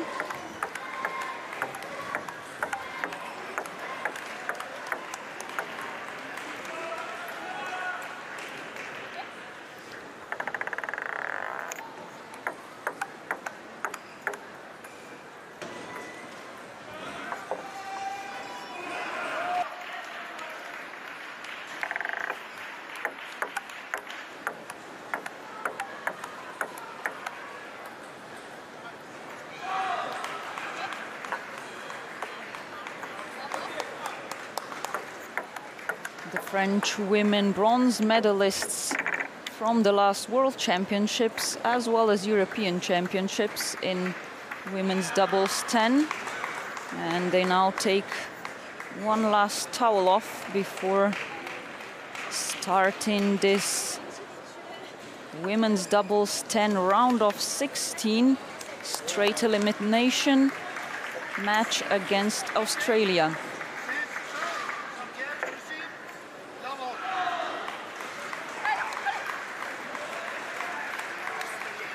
Game 1, Sand serves to Saint-Pierre. A server-receiver combination will keep throughout the entirety of this game. Each player gets to serve twice. After that, switches positions at the table with their doubles partner.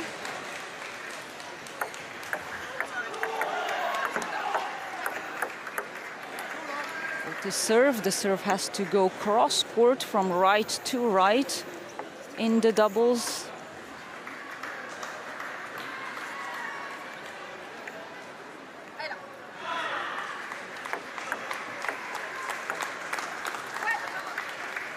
And with a stronger start, they're seeded 7th out of 11 women's class 10 doubles.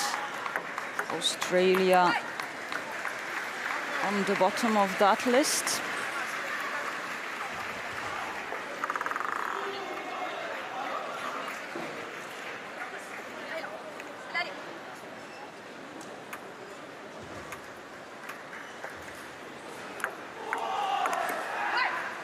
A great spinny return by Vautier there, bringing this up to 5-0.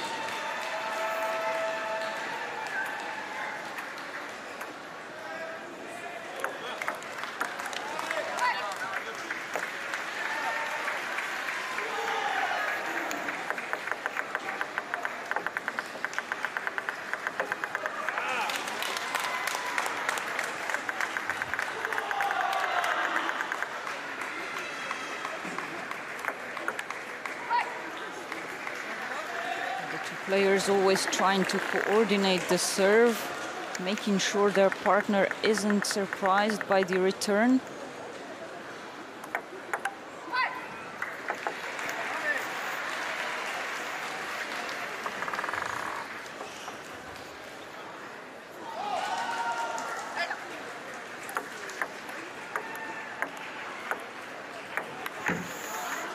Vautier forced to lean over the table, bringing her out of balance and causing this backhand miss.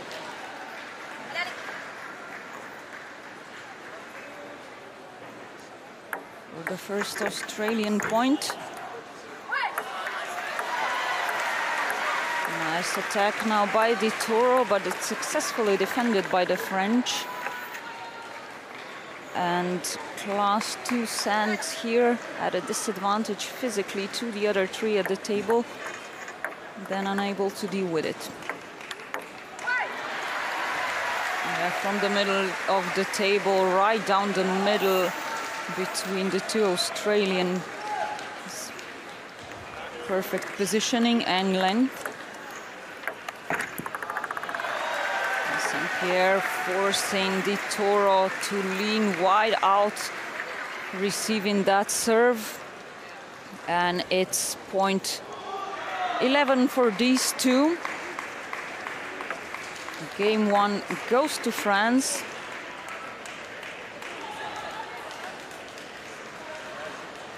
It's the best out of 5, as always in para-table tennis.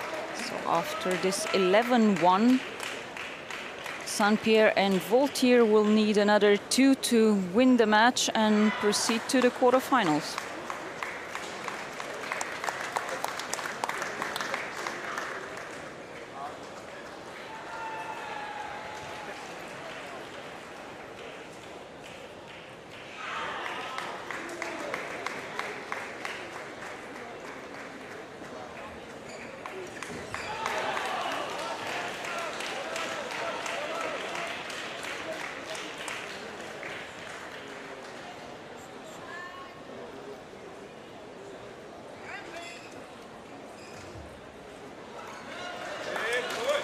One last greeting after the break as Australia and France come back to table 2 for game 2 of this women's doubles class 10 round of 16 match.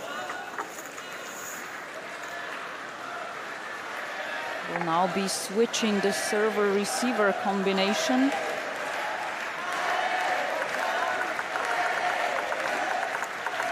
It's Vautier to serve to Di Toro.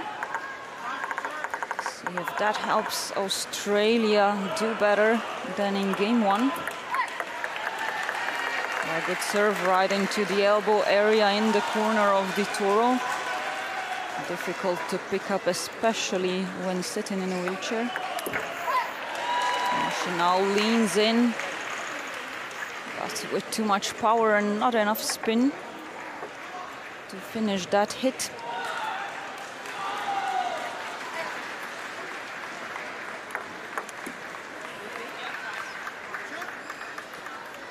Makes up for it with the serve. First point on the scoreboard for Australia. Much earlier in this game too than in the previous one. Great utilization of both serve opportunities for Di Toro.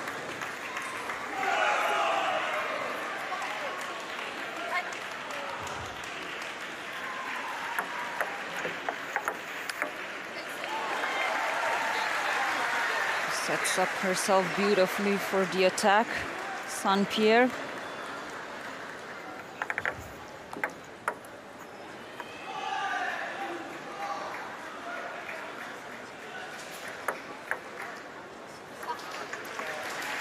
Struggling here with the elbow in positioning of the serve. Class 2 player lacking grip control. That's why her racket is strapped to her arm. Warning now to toss the ball high enough. Has to be at least 16 centimeters after leaving the palm. Whoa.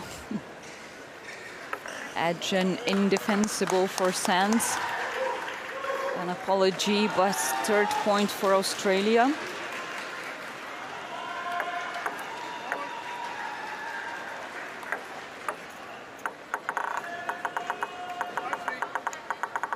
And now on the second warning for not high enough toss. Sands penalized by giving the point to France.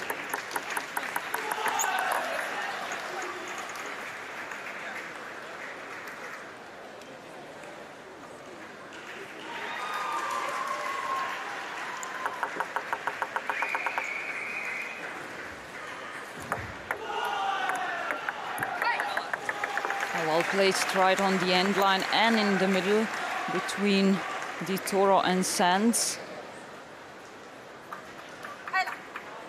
French coach should not look so serious. These two are doing well, but now 2 net touches were too much even for the very agile Alexandra St-Pierre. Class 5 player. Physically speaking, the best one here.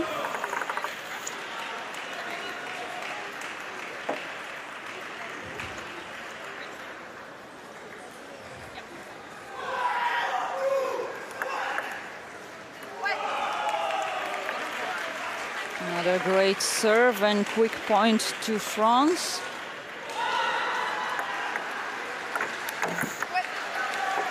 Sands just touches the ball on the return, brings it up high, and Vautier is there to bring this to 10 and 6 game points in game 2. What a shot. Unbelievable way to finish this second game. 11-4 and 2-0 now for France. They're only a game away from quarterfinals in women's doubles 10.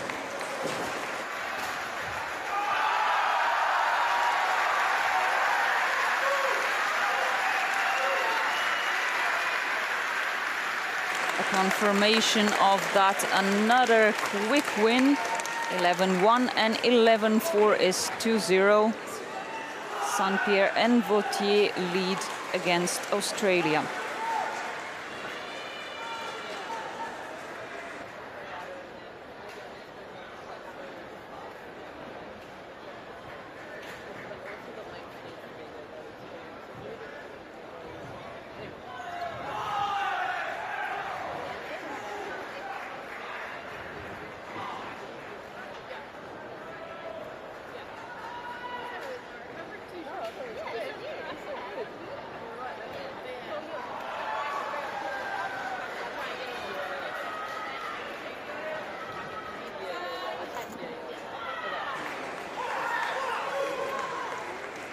Laura Vautier and Alexandra St-Pierre are coming back to table 2 for game 3 in this women's doubles 10 tie against Hayley Sands on the screen here and Daniela Di Toro of Australia. It's a must-win for the Australians should they want to stay in this match and in competition in women's doubles 10. Sands now to serve to St-Pierre. First point given to the French.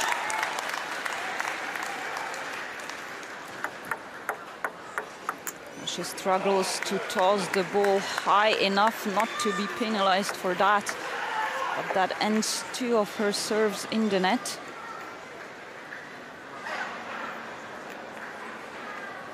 St-Pierre's gold women's singles 5 medalist from the World Championships in 2022. And a timeout to Australia as the first 3 points in the third, possibly last game, go to France. 1 minute now to try change something up.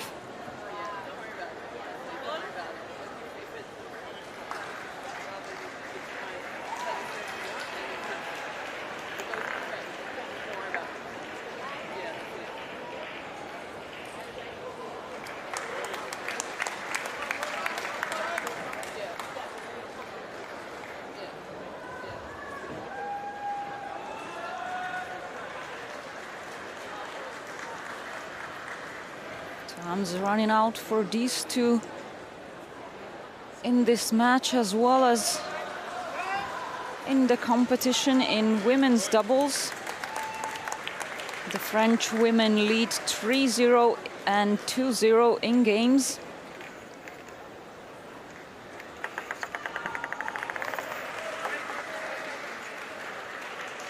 St-Pierre with one more serve opportunity.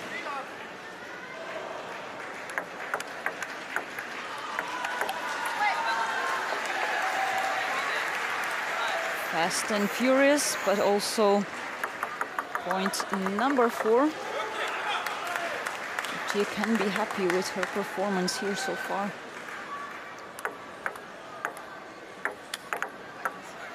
Smashes it again.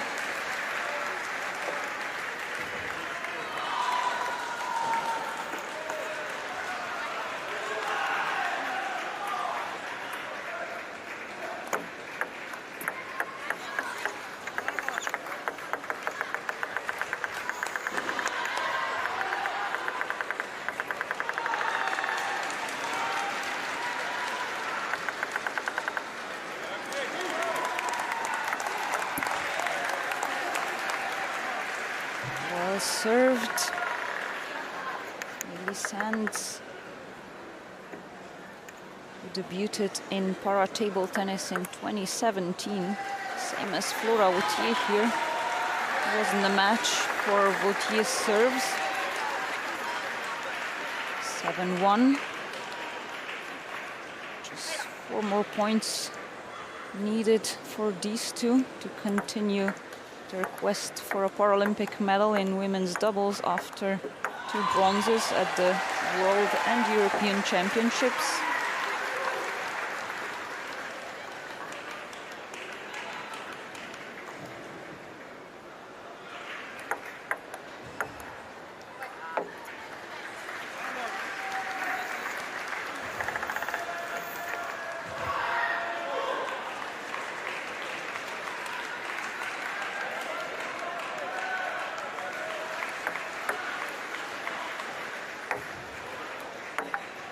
From the edge of the racket to the edge of the table. None of that was planned. Another match point now for the French women. And she does it with the serve. Alexandra St-Pierre bringing this to another 11-1. It's a straight 3-0 for France, for the hosts, and this is how they feel about it.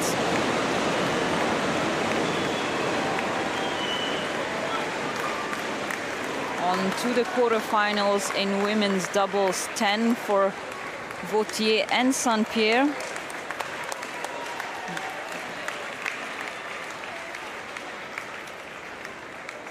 (11-1, 11-4 and 11-1), a straight 3-0 win for France over Australia.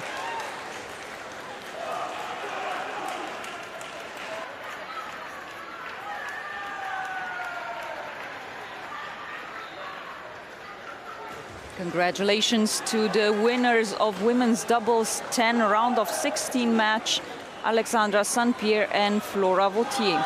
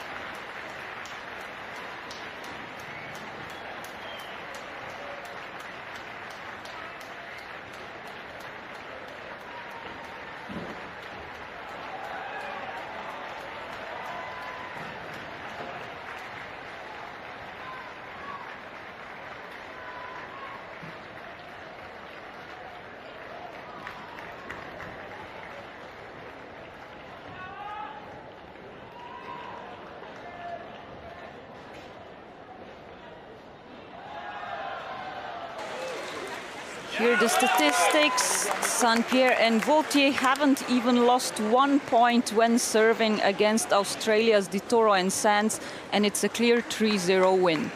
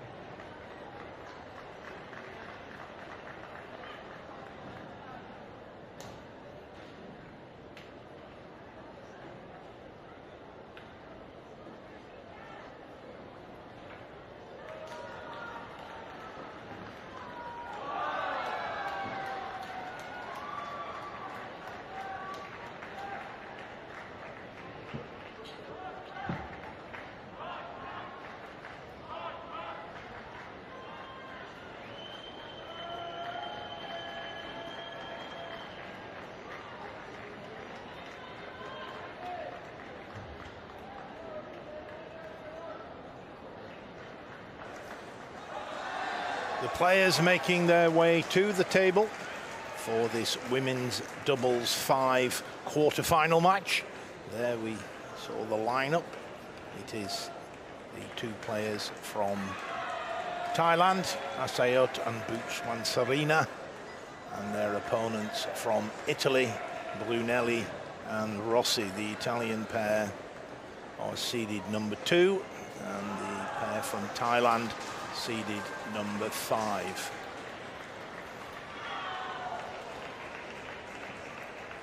So the players now spend a little bit of time in their corner talking to their coaches. Last minute advice. Of course, tactics so important in these doubles matches, as we've seen already. This quarter-final is the best of 5 games, each game to 11 points. So the first pair to win 3 games go through to the semi-finals and a guaranteed bronze medal.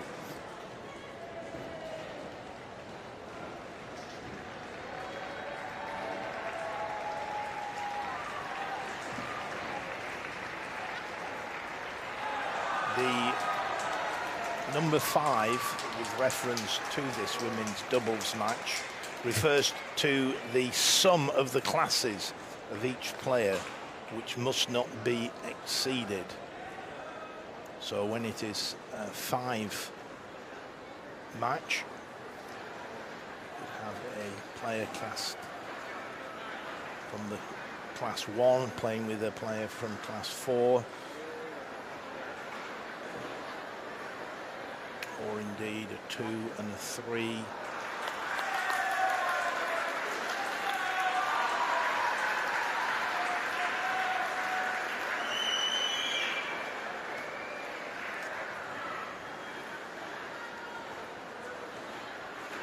There we have the 2 Italian players. They were the women's doubles winners at the World Championships in 2022. Hence they're seated in the number 2 position.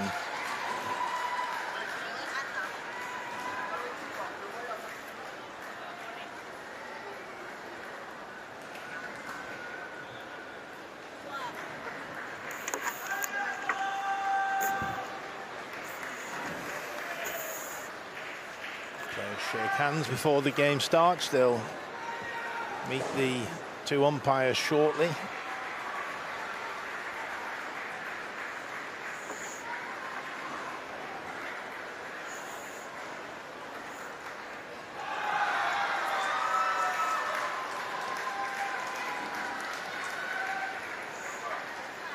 Umpires will spin the coin.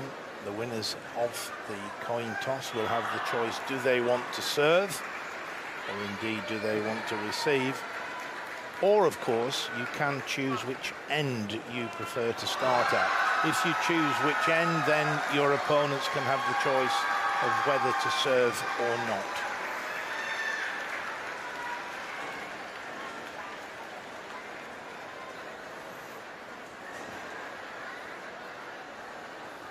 Action taking place on 6 tables here at the South Paris Arena. It's an outstanding venue for the para-table tennis at Paris 2024 Paralympic Games.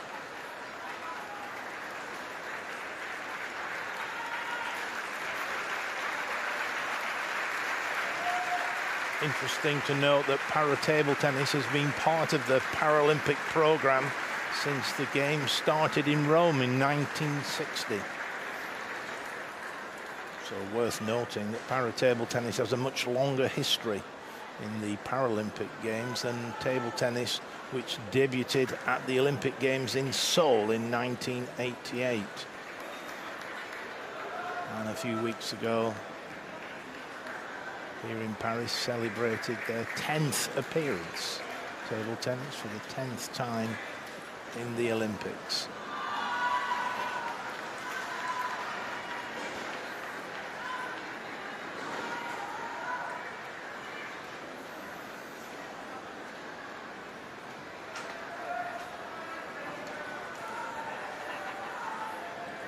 Slight delay, waiting for the umpires.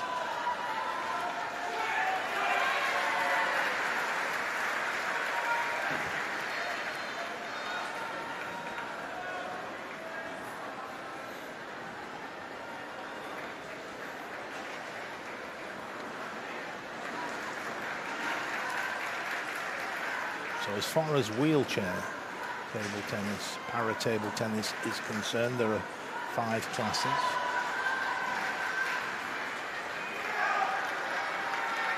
And 5 classes in standing and an 11th class for intellectually impaired players. So 11 classes on the male side, 11 on the female side, 1 to 5 sitting and 5 to 11 standing.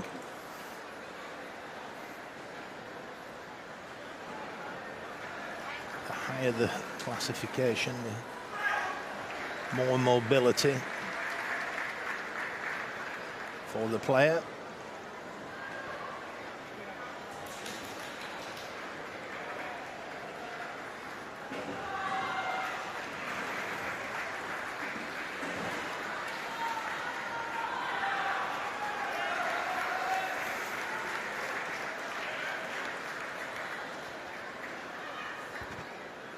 So the coach is getting quite a long period of time here to talk to the players.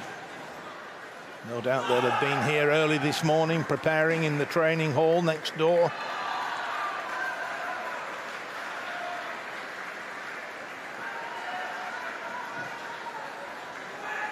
So they've had a chance to discuss the tactics in great detail, I'm sure.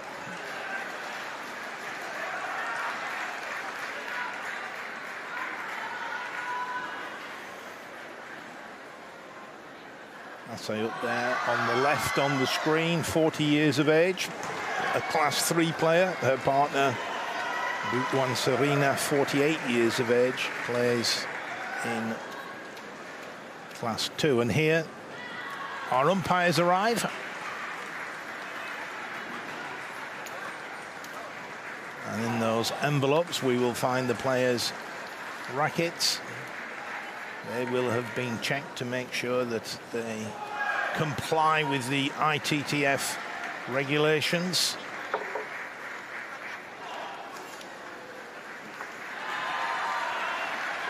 That could very well have been the reason for the delay. With 6 tables in action, 24 players, it's all the bats to check.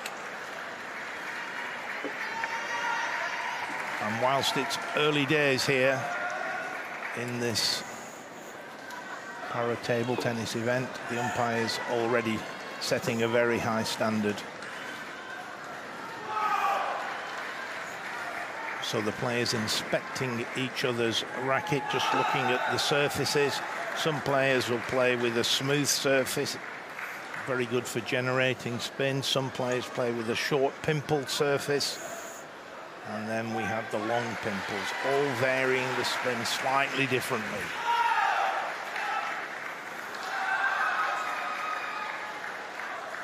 So it's important to know what type of racket your opponent is using. Helps you to read the spin.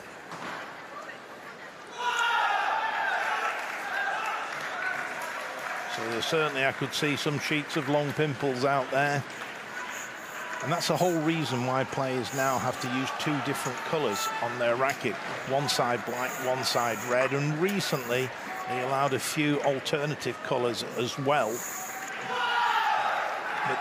But the principle being that your opponent can see which side of the racket you use. So if your opponent's playing with long pimples on one side and reverse rubber on the other, you can see at all times what side of the racket they're using.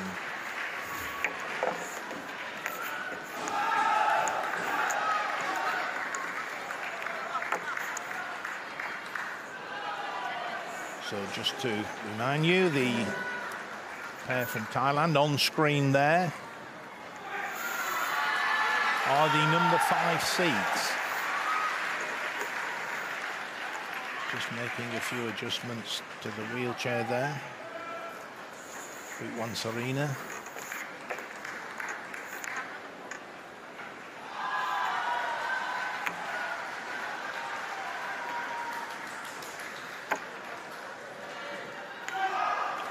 Rossi just using some strapping. Players with gripping difficulties can use a strap. Just reinforces their grip.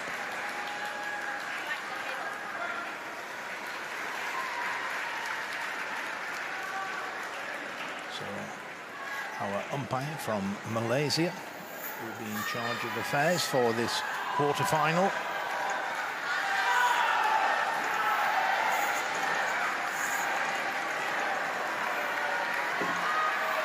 And our assistant umpire from France, just wiping a little bit of perspiration off the table. And so the players now will just have a little warm-up, just gently hitting the ball up and down. So the game will start, and the server must serve from the right-hand side of the table and must serve on the diagonal. This is the reason, really, we have a line down the middle of the table. There you see a good picture of the long pimples being used by Ashayut. Sends the ball back very flat. You give backspin to it and it can come back even with a little bit of topspin. It almost reverses the spin that you put on the ball.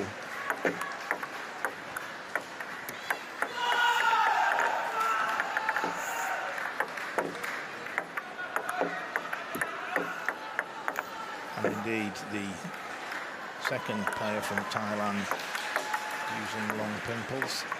And there we have Nelly.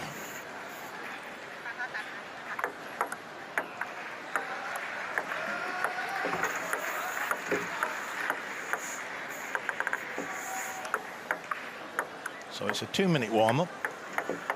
Players can say we're okay and we can cut it a bit shorter than 2 minutes, but after 2 minutes for sure, the umpire will call the players to order. And you can see there the lineup of the players and the class that they play within.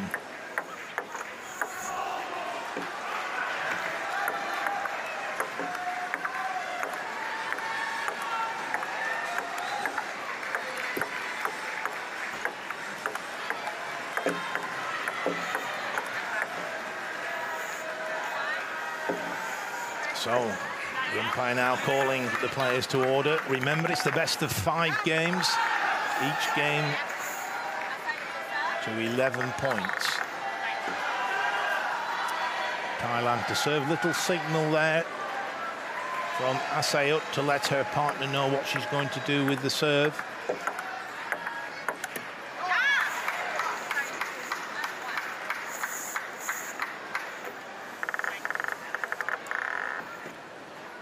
Rossi there just going for the backhand hit, just caught the top of the net. Good service from Ashayut there, got a very good angle. Out wide.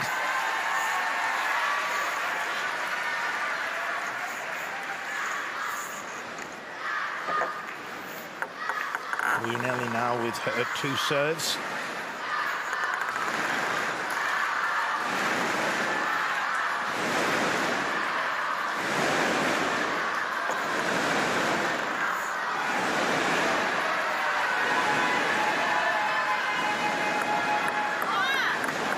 Service error, looking to serve short there.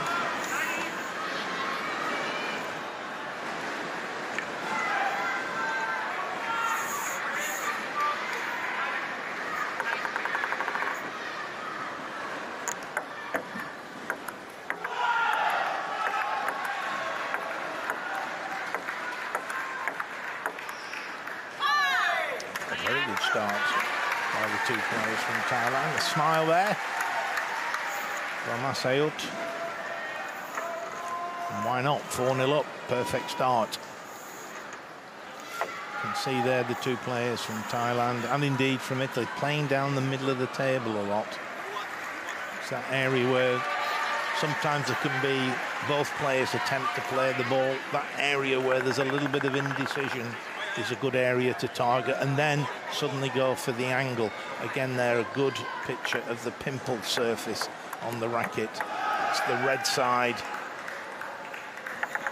of Bhutan Serena's racket.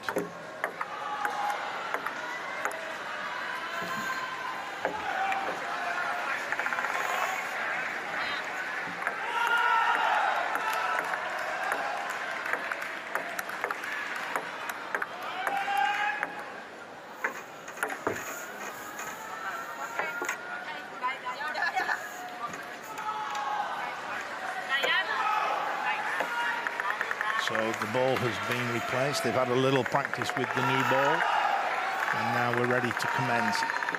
It's now 4-0, and we're back with the first game.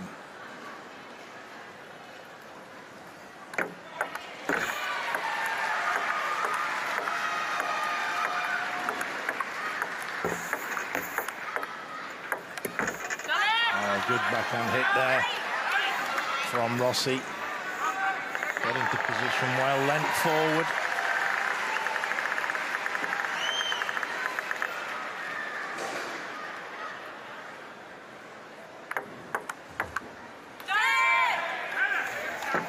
Good return of service there from Rossi.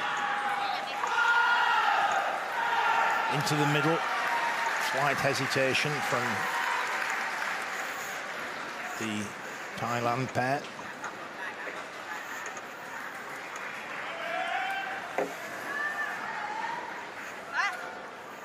And it's now Rossi with her two serves to come.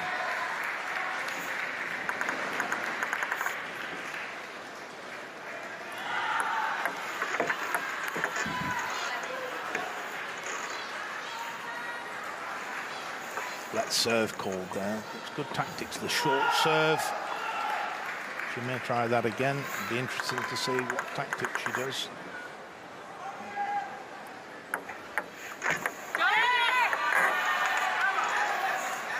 It's a great service, very skillful. Coming across the ball as well, so there's that little bit of side spin. Side spin and back spin.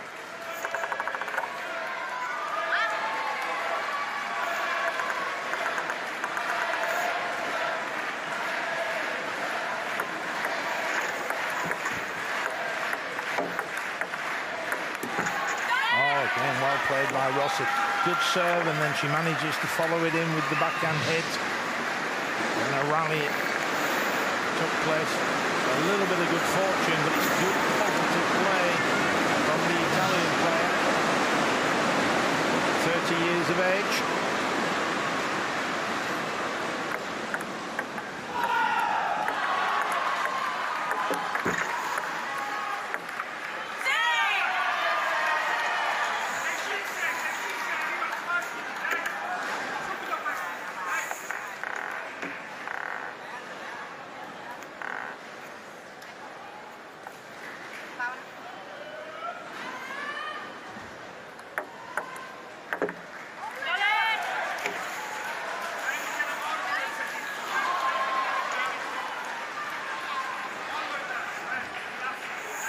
Great comeback by Italy. Remember, they were 4-0 down.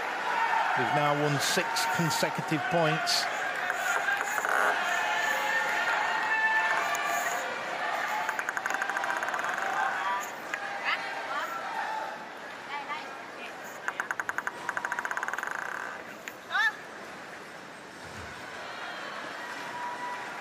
Brunelli with her two serves.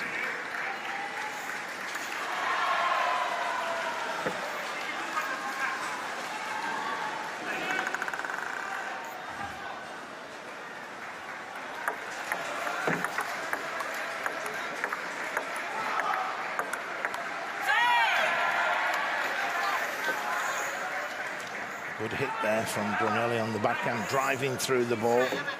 The elbow and wrist into the shot.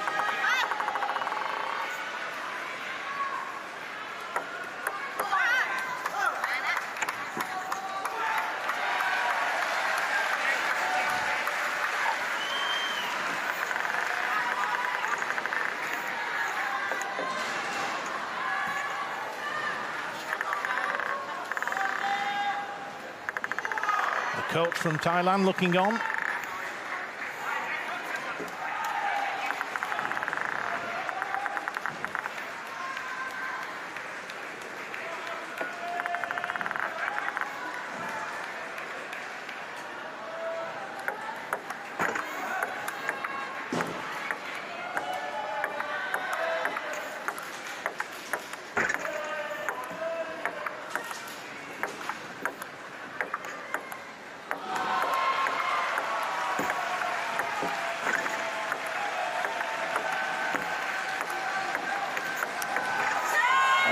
Great rally there.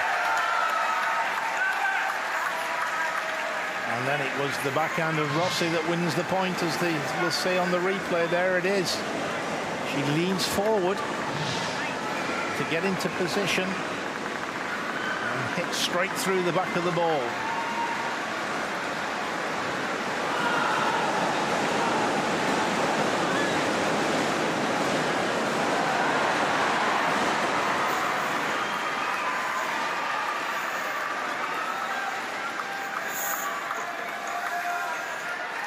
Italy lead 8-6. First game, best of 5, remember.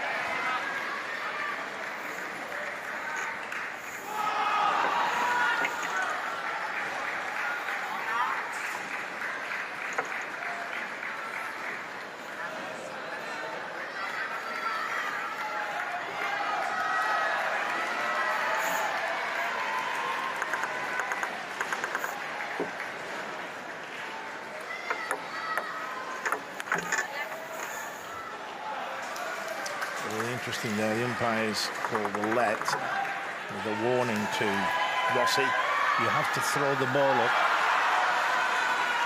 a little bit higher, the umpire's saying.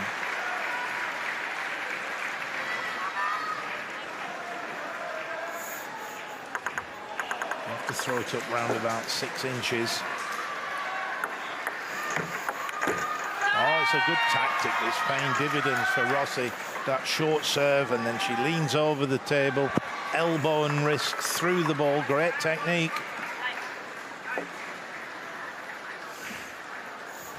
There we see the pimpled surface from Assayut.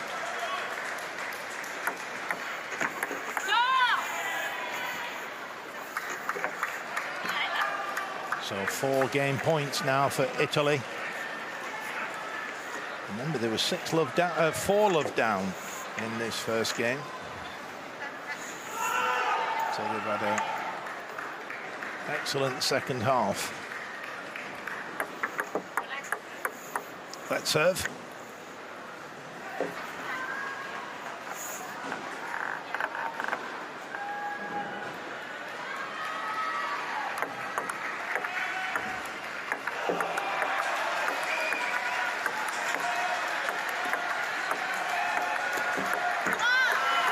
Good fortune there for Thailand. Caught the top of the net. Circled over. The coach shouting out encouragement.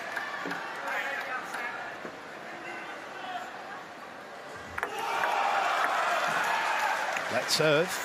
It was a good serve as well. Went for the long, fast one.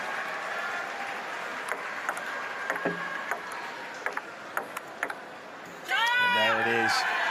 That backhand from Rossi, and it's the first game to the Italian pair, 11 points to 7. And the players now go back to their respective corners. It's a 1-minute break. It's an opportunity to take advice from the coach, rehydrate, which is very important.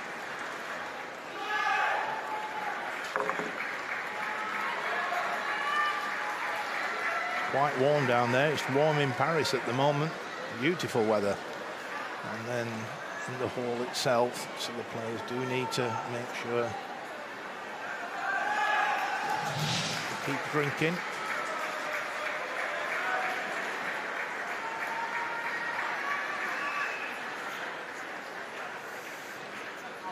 That was the story of the first game, actually. Rossi with that backhand hit.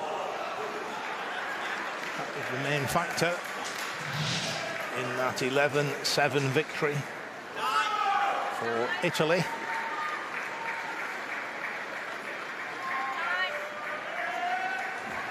Interesting there, just spraying water just to cool the players down.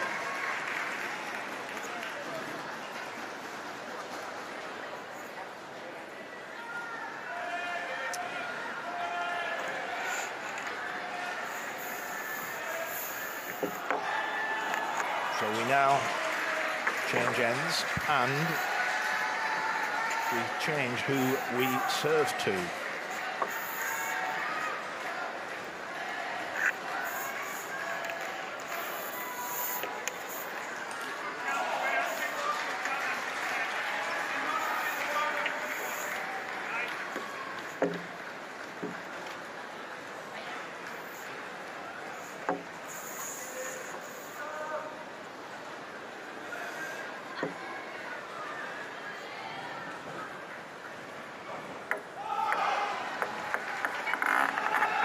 So Brunelli to serve to Assayut.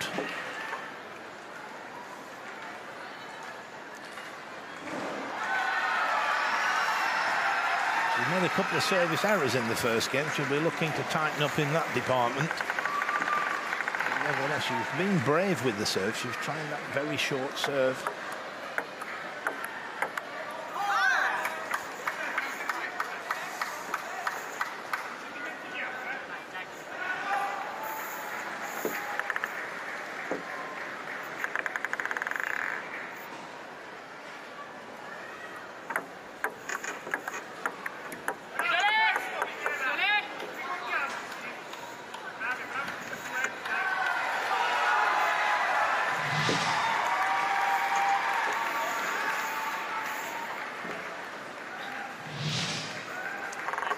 Little disappointed there. And Serena, 48 years of age, a Class 2 player.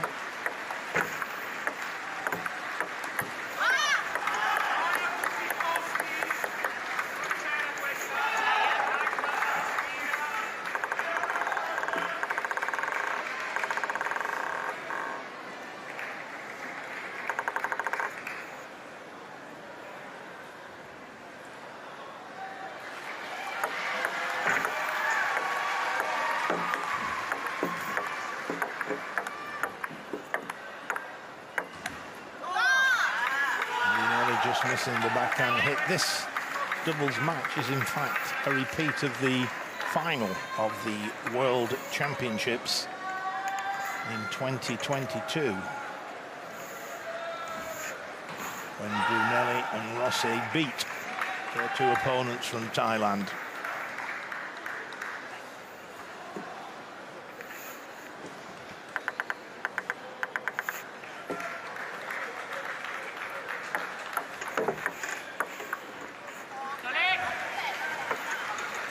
There, the return didn't go back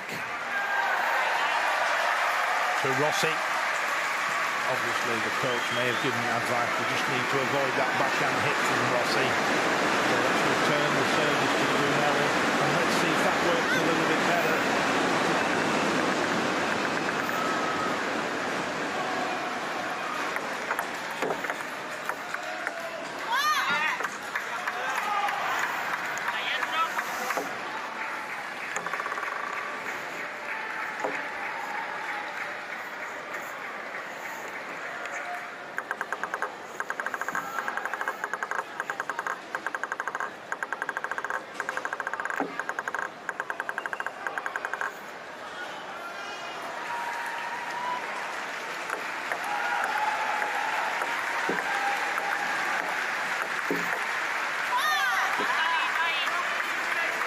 Both the players from Thailand using the short pimple side there, sending the ball back very flat. See that on the replay.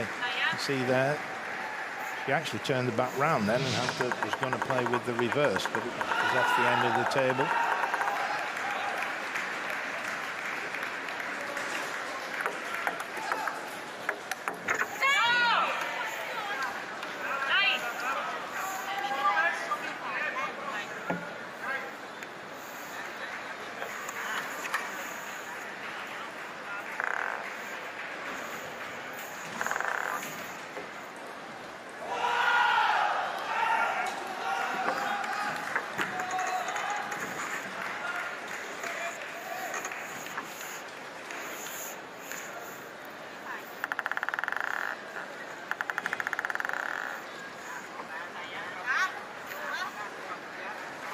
signal there under the table from Brunelli, just letting Rossi know what she's going to do with the serve.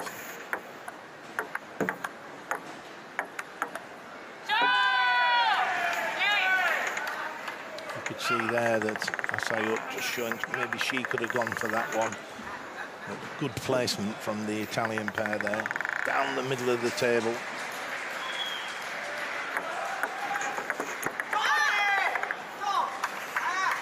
Great return from the lady on screen.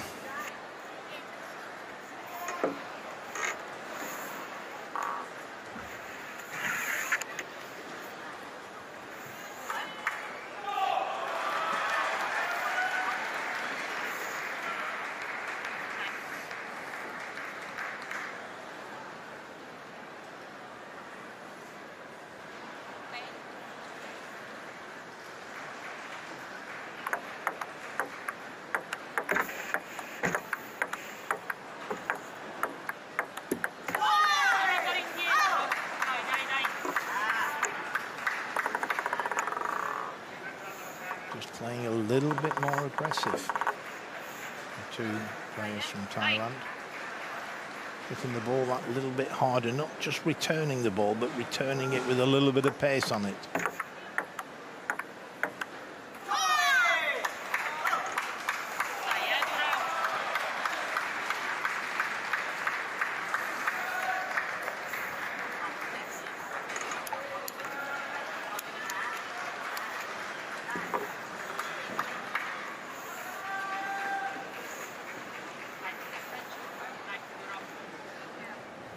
Rossi now with her two serves. Will we see the short side spin serve and then Rossi looking to get in with the backhand hit?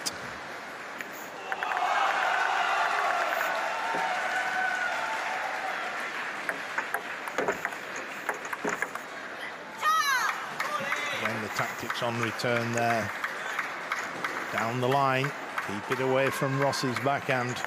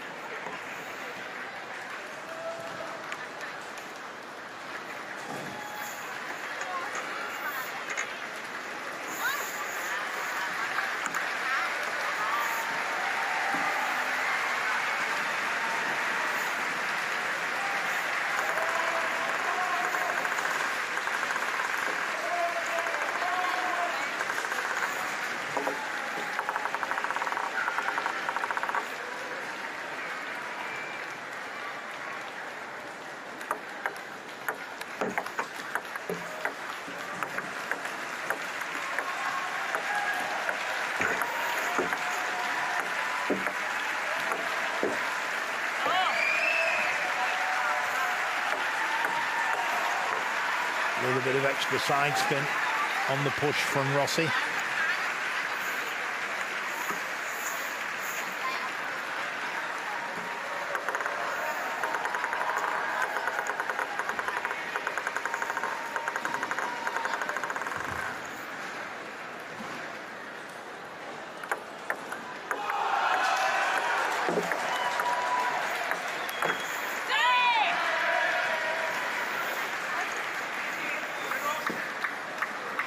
Forehand hit there to take the point.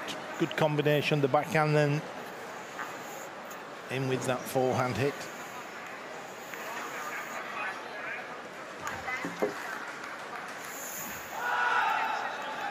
Brunelli, 50 years of age, with the service.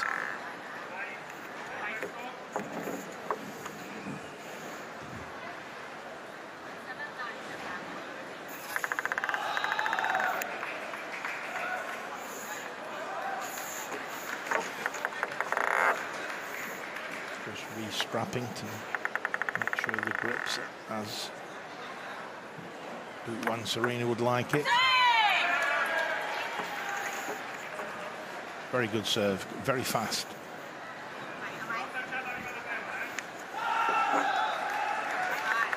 assume the two gentlemen there enjoyed that last serve.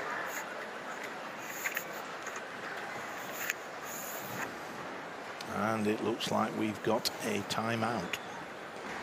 So each pair is entitled to one timeout during the match. And it's a 1 minute break in play. And it's often used if the coach, the players feel the momentum is with one pair.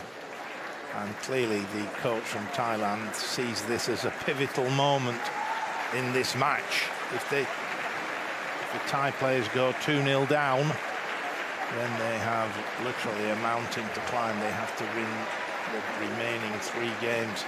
So he'll be talking now, you know, what are they going to do at the business end of this second game?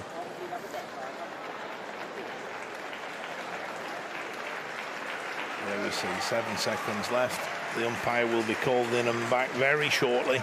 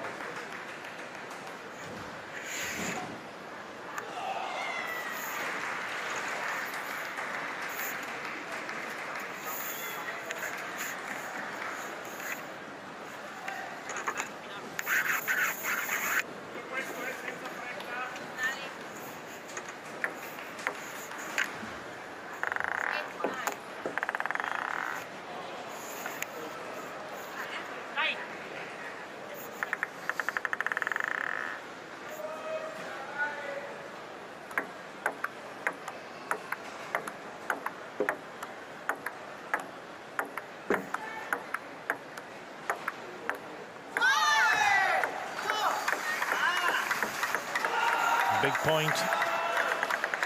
Saw the reaction of the coach from Thailand, up on his feet. There he is. Game point, 2 game points.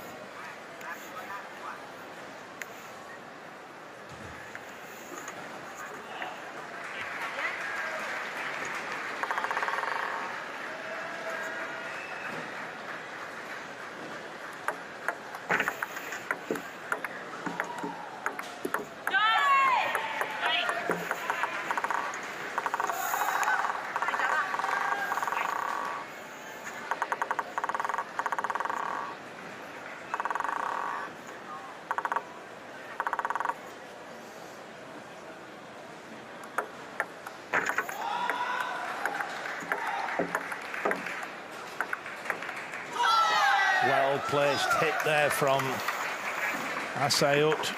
Down the middle, both the players from Italy going for the ball at the same time. There she's punching with that elbow and wrist. That's what she knows she has to do. She's got to put the 2 players from Italy under a little bit of pressure. Hit the ball harder at them, give them less time. I'm sure that's what the coach will be saying. We have to be positive, we have to be brave.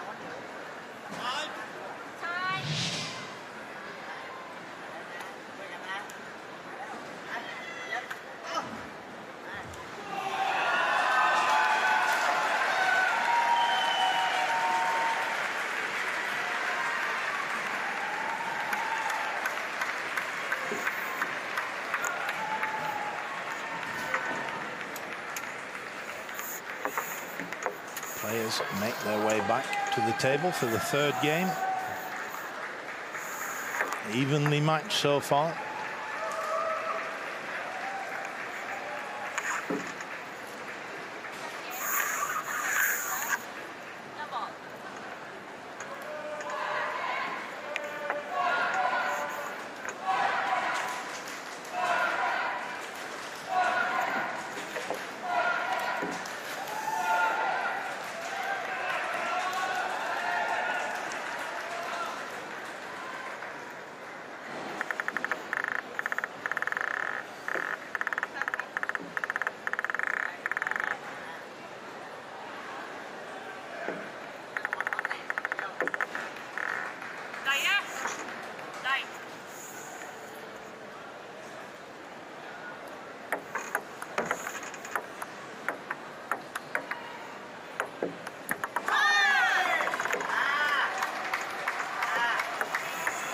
High return there.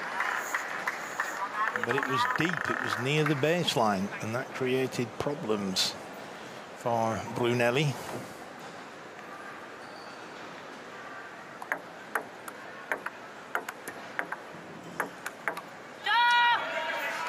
Good backhand hit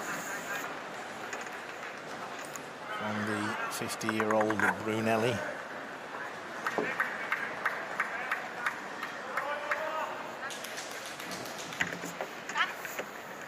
Brunelli, a semi-finalist in the Paralympics in Beijing 2008 in the singles.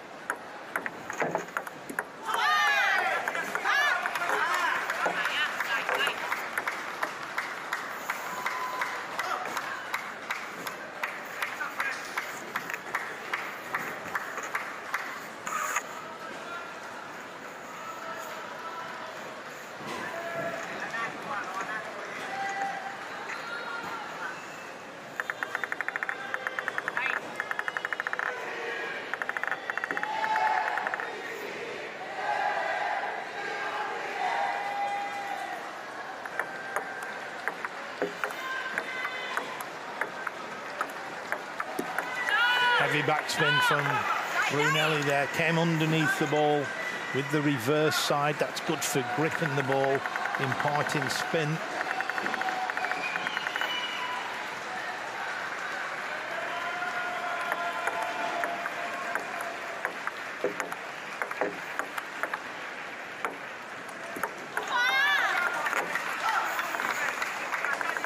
Second time Buffon Sirani has returned it high. We'll just see this again. Up it goes, but it's deep. It's almost bouncing on the baseline.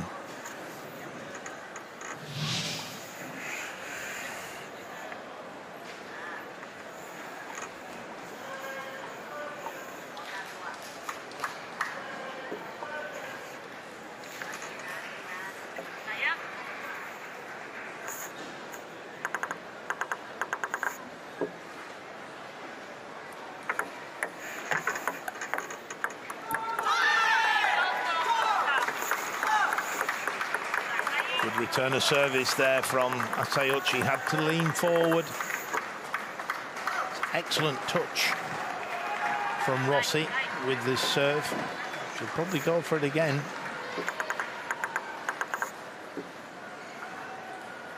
There he goes.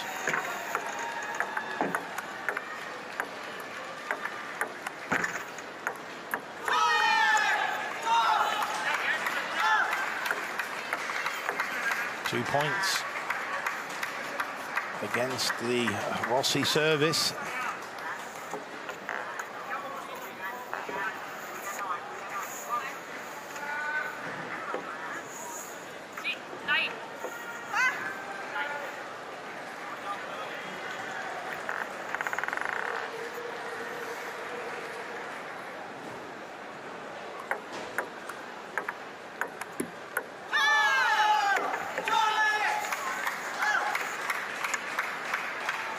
Played that backhand from a slightly cramped position. Wasn't able to get the elbow action in. It tucked into her side.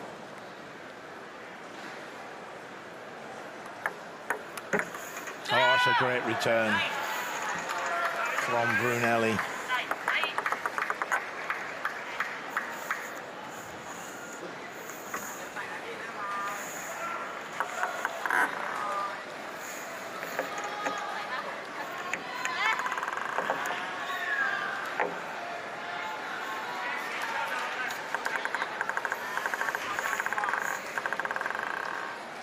So Brunelli with the serve.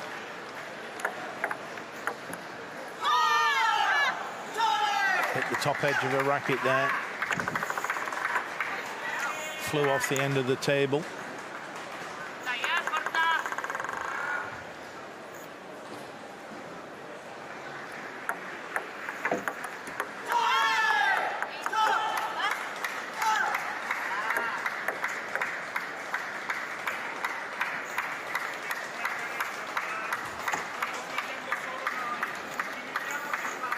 Two players on screen have done well. They lost the first game 11-7, then won 11-9, and now have an 8-4 lead.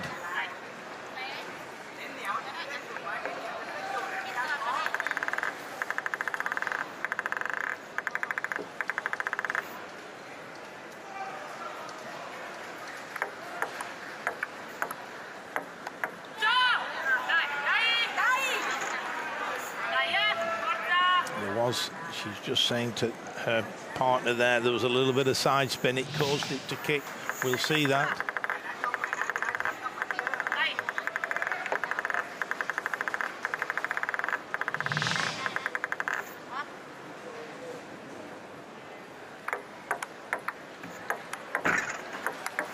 Oh, what a great shot down the middle.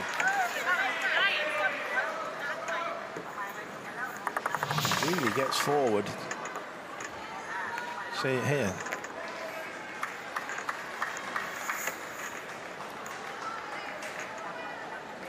Her partner certainly likes that backhand hit. Brunelli, 8-6. A little bit of a lifeline there with those 2 points. It's now Rossi with the service. Will we see her to continue with the short serve? Thinking about it.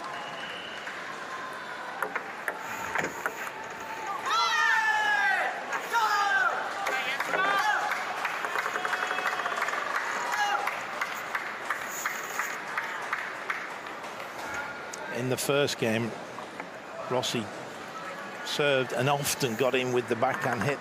The two players from Thailand have tactically played better in the second and third, stopping her. That's what she did a lot in the first game. That's where it works well, the short serve, and then Rossi coming in with the backhand behind that short serve.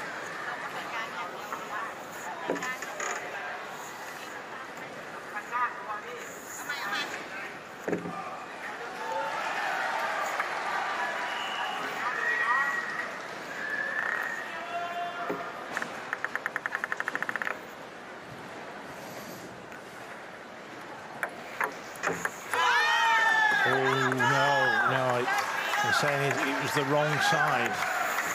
It was very close, but I think it was just on the line.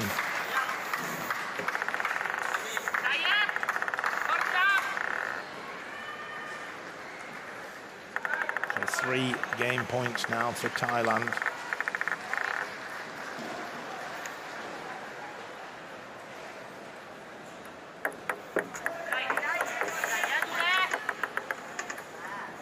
So it's interesting how the umpire does sit in an elevated position, so they have a pretty good view looking down on the table. So 2 game points.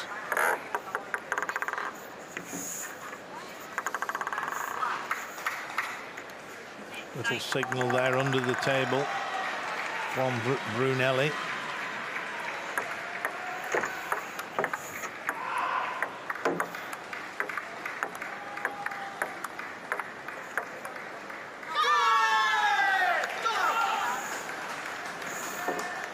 Good consistency, have to say, from the 2 players from Thailand.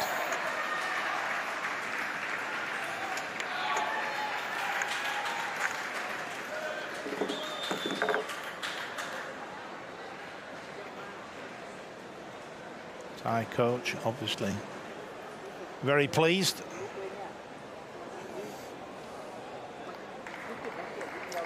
Thailand now lead by 2 games to 1.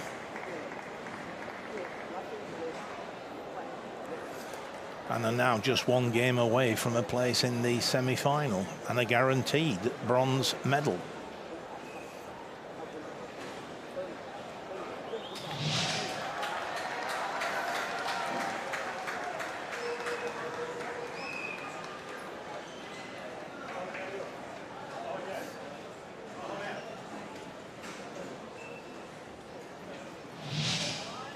So the number 2 seeds from Italy have to win the remaining 2 games against the number 5 seeds from Thailand, and there they are.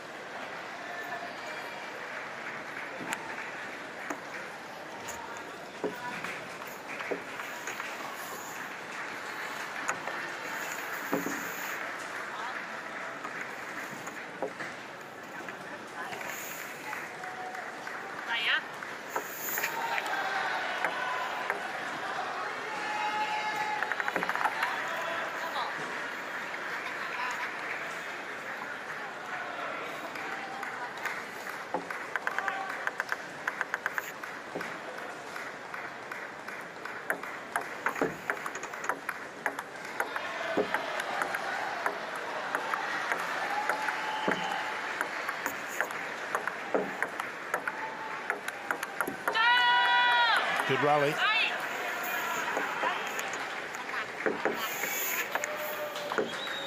Thailand lead by 2-1. Italy by 1 point to 0 in this fourth game. Best of 5.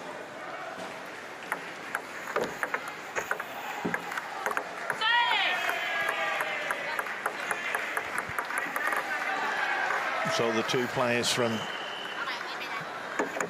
Italy look as though they're going to take the backhand hit on. Maybe a fraction harder than they have done in the second and third game.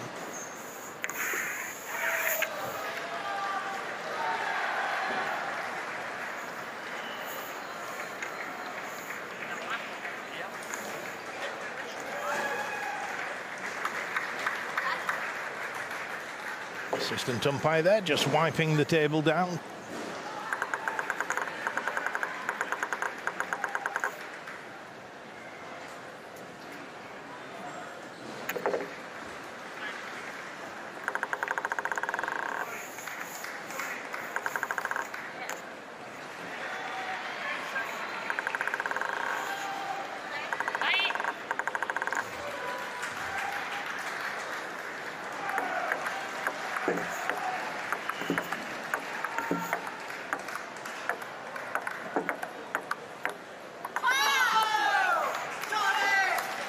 Good forehand hit from Asayut.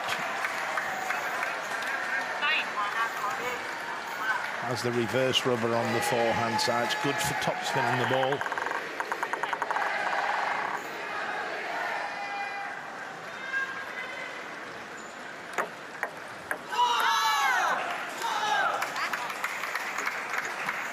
Serena there serving with the reverse side of her racket. And then both these two players tend to play the rally with their what we call long pimpled surface, hitting the ball back very flat, hitting through the ball.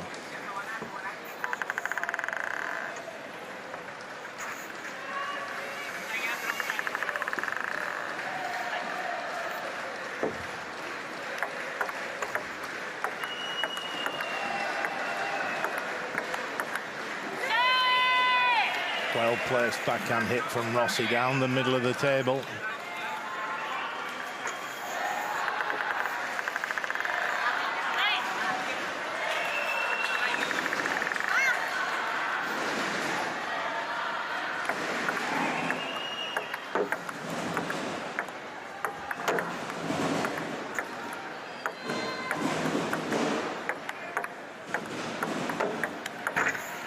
That was a great shot. Took that ball a little bit earlier before it got to the top of the bounce. Great technique, elbow, wrist going through the ball. Of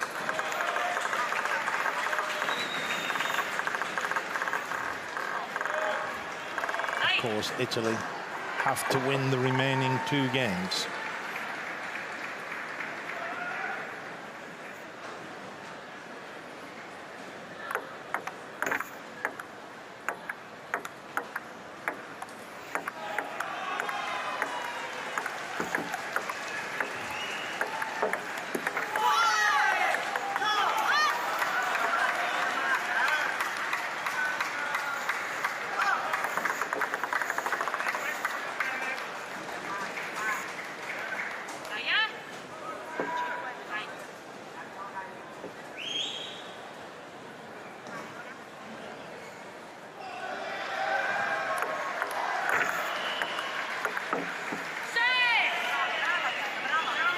Interesting there, Asayut served with the backhand, with the reverse rubber, and then turned the racket round in her hand. So that for the rally, the backhand side was the pimpled side.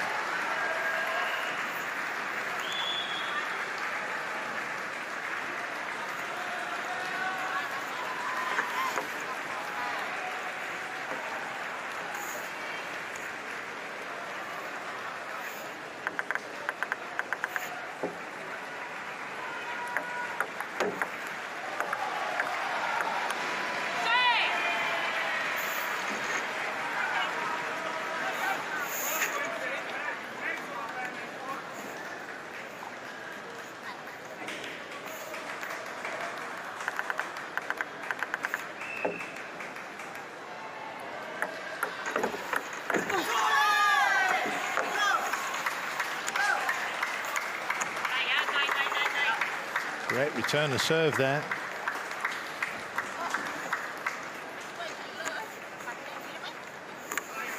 Delicate touch, just touched the ball back shortly. There's a little bit of perspiration on the table.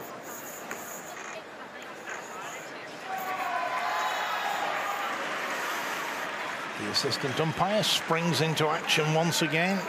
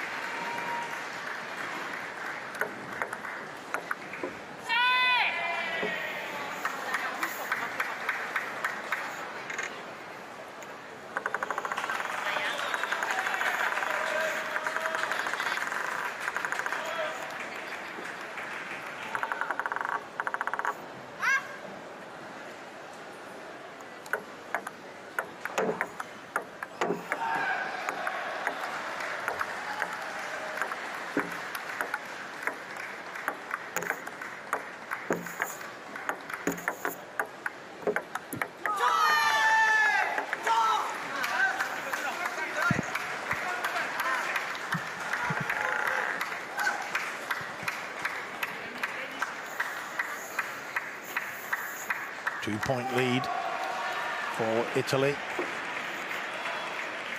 And Brunelli now with her 2 serves.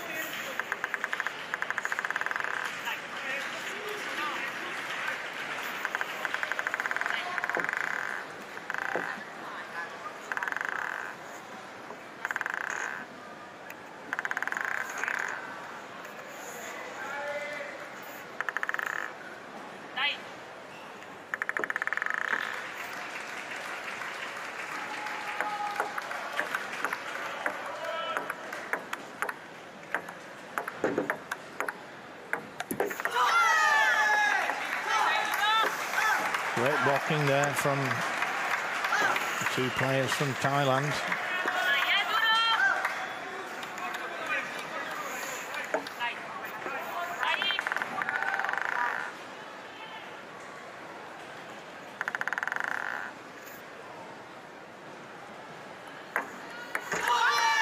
And then a service error.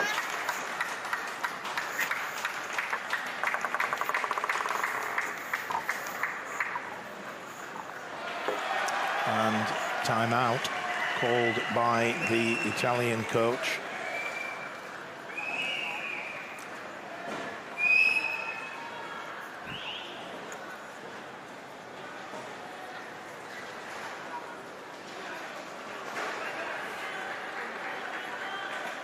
Momentum clearly just switching to Thailand. They won the last 3 points. The Italian coach there thinking, let's take a break, let's regroup.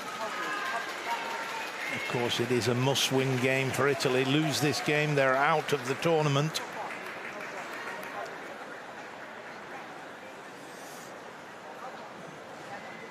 They are the number 2 seeds, and they're up against the number 5 seeds in this quarter-final.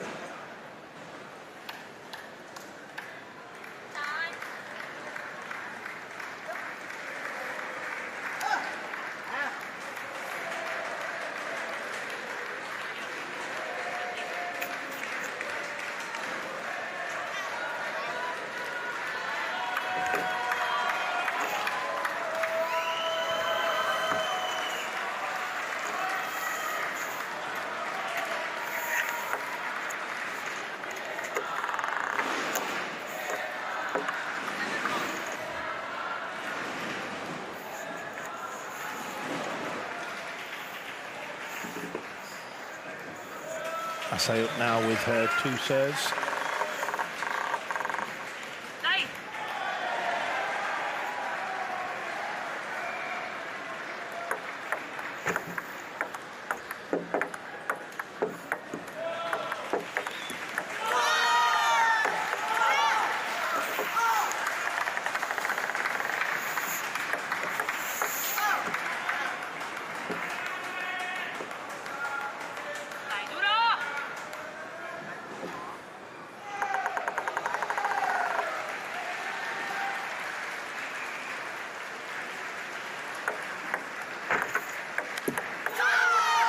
for the backhand hit. Rossi maybe slightly too risky, took it quite early. Maybe better to let it come to the top of the bounce.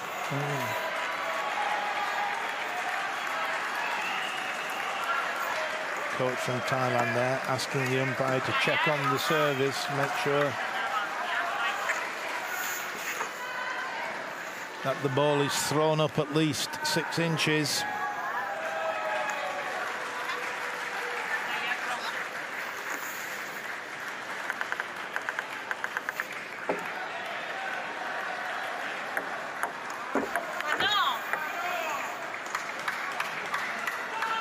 And the umpire has called a false service, I think, or warned Rossi.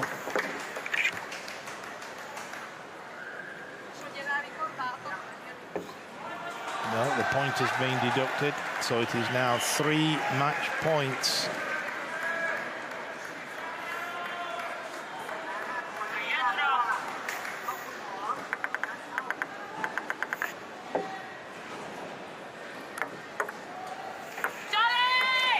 Going for the high lob with backspin. You've got to get it to perfection. It's got to bounce very close over the net. And then with the backspin, it comes back. Very difficult to play against if it's played well.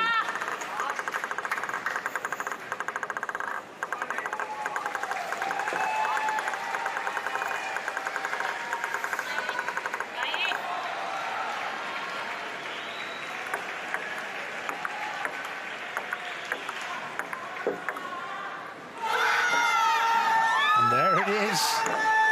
Looks like he's a happy chap. These players did him proud there. They fought hard. They were down in that 4th game. They never gave up. They kept working hard. And it was a wonderful performance. So the number 5 seeds from Thailand beat the number 2 seeds from Italy 3 games to 1. And then thrilling quarter-final. The semi-final is exactly where the pair from Thailand are now going, and a guaranteed bronze medal as well.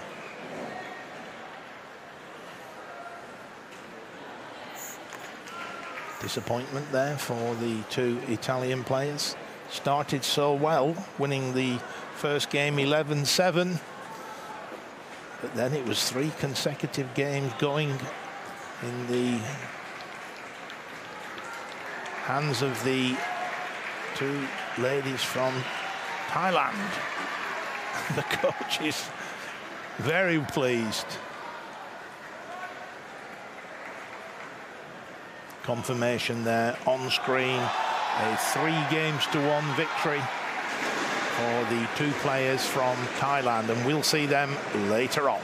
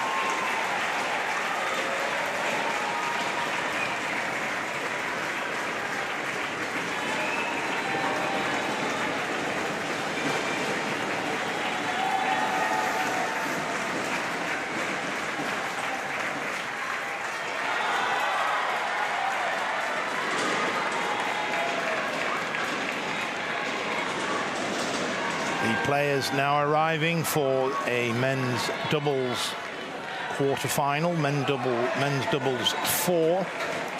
And we have a French pair against a pair from Poland. The players now just coming onto the court.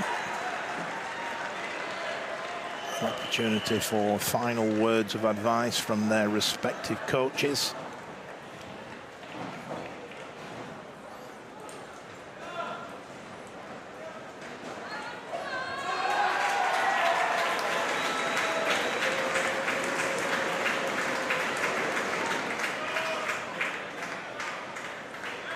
The French pair seeded number 4.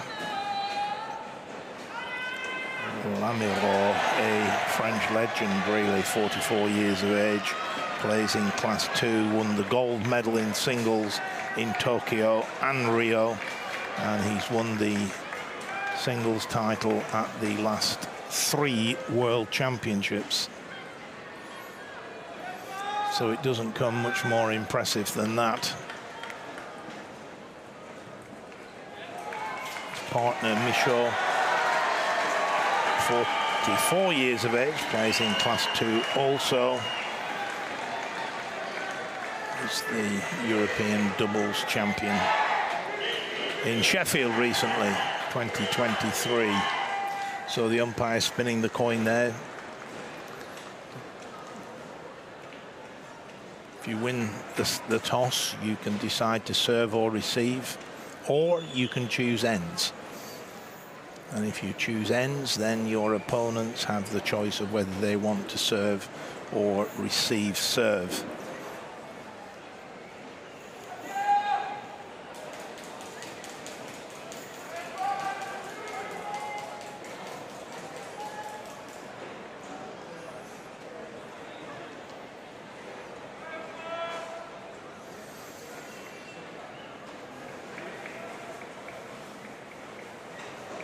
So there's Michaud, 44 years of age.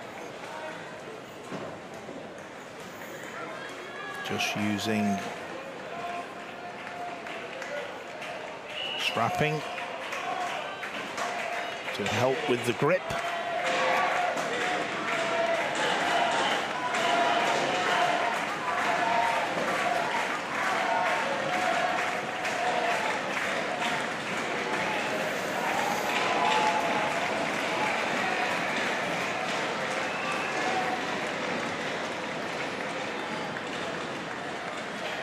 Players will have a 2-minute practice now that we know who's going to serve and who's going to play at which end. A 2-minute warm-up. There we have the left of the screen at Zupa.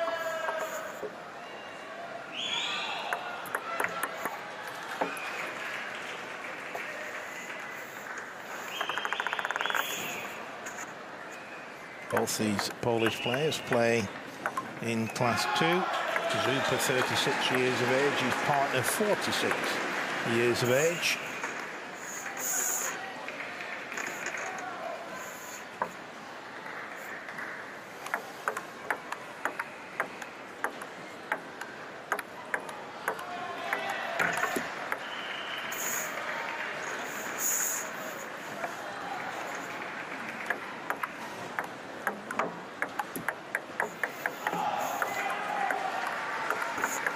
So 2-minute practice. Our umpire in charge of affairs from Colombia.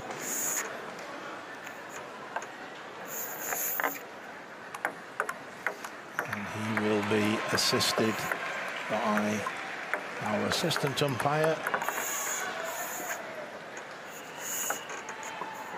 from the Czech Republic.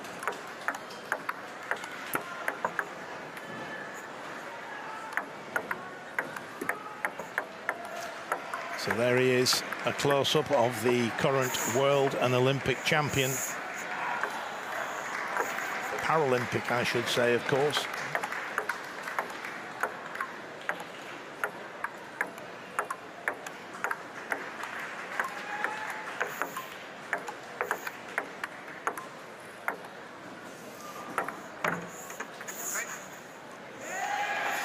Super asking, are we okay to start?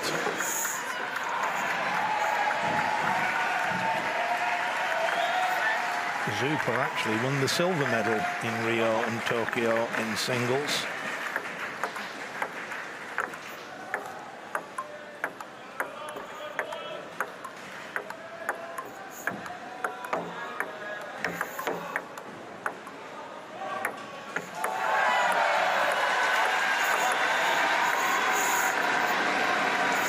And there's that high ball with backspin. Has to be played to perfection. It has to bounce just over the net on your opponent's side, and the backspin brings it back towards you. So maybe we'll see that used as a fairly regular tactic. Michaud did that very well. Come underneath the ball for the backspin, and you lift it a fraction as well, so it goes up high.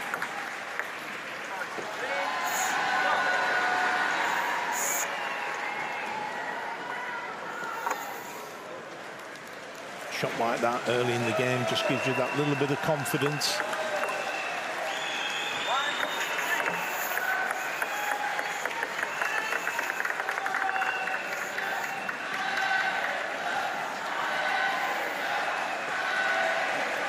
Checking up now with the service.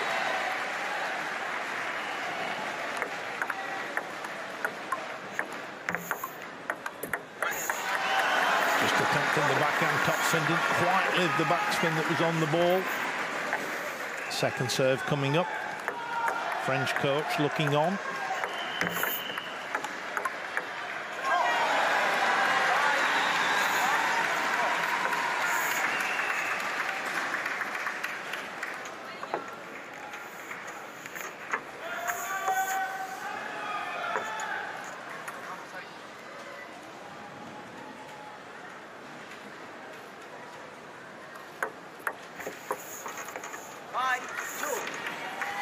Looking for a wide angle on that service. Just tried to go a little bit too wide.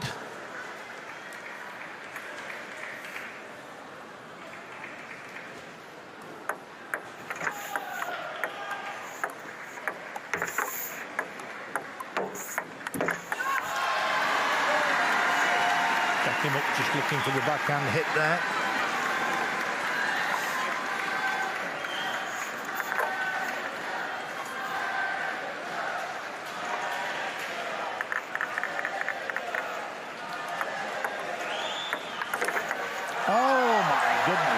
What a great backhand block from Michaud there. See that again.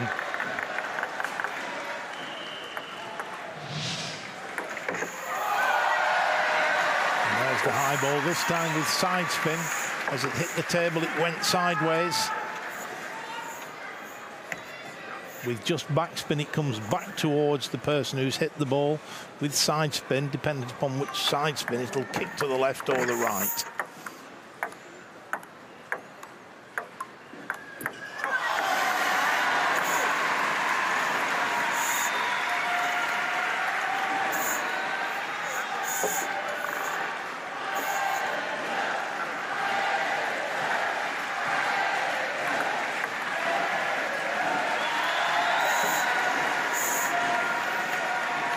So that's an impressive start by the French pair.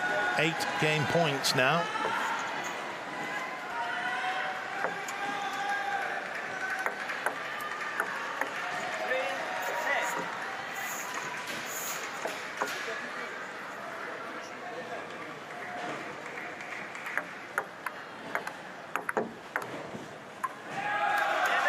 There it is.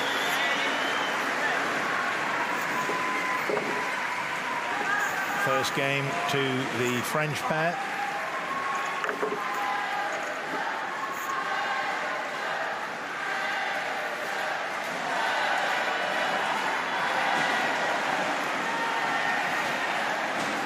Both these two 44 years of age. They now have 1 minute with their coach. I think from the coaching point of view, it's a case of keep your concentration. We've got to do the same again. Slightly different challenge in this corner.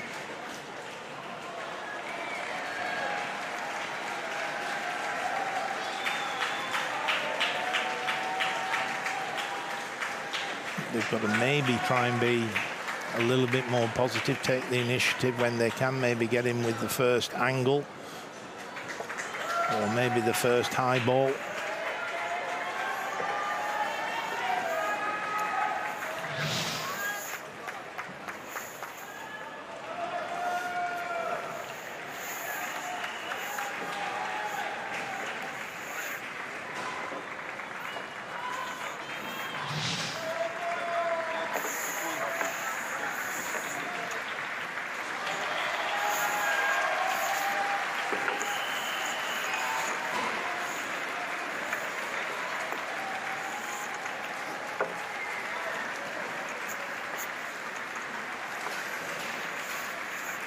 Worth noting, the Polish pair have some good results as a doubles combination. They won the European Championships in 2023 in Sheffield. But certainly the two French players there on screen looked in fine form in that first game. Just trying that heavy backspin, high ball. Didn't quite get the contact between bat and ball that he would have liked. It is a tricky shot to play. It's very skillful.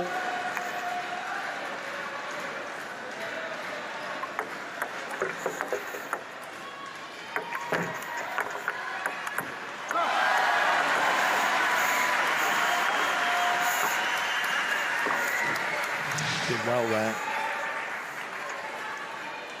Polish pair did well to keep in the rally. Eventually the error came.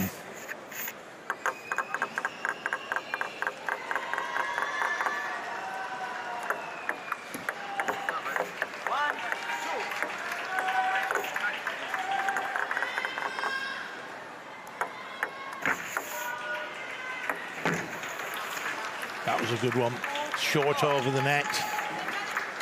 And he sure couldn't quite get to the bounce of the ball. That backspin taking it away from him.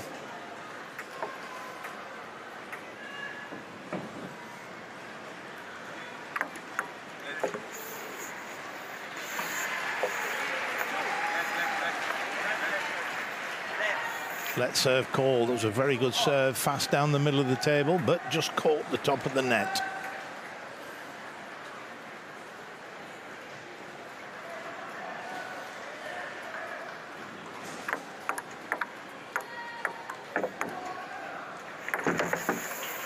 Again, throwing that ball up high with the backspin. That's 2 out of 2 that have been successful, the last 2. Maybe that was the advice from the coach. We need to use that high ball more.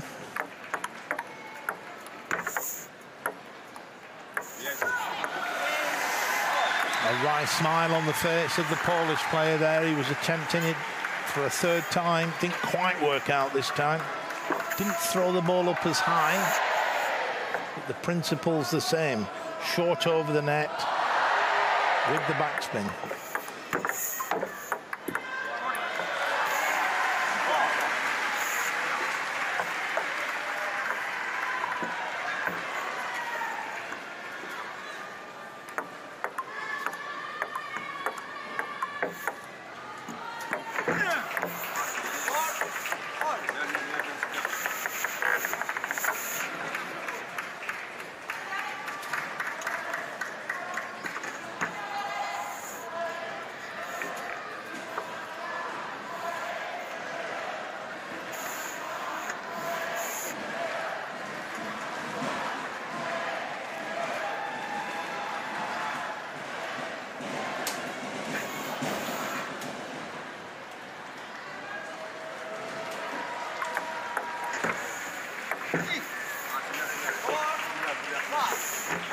Good tactics from the two Polish players. Zupa there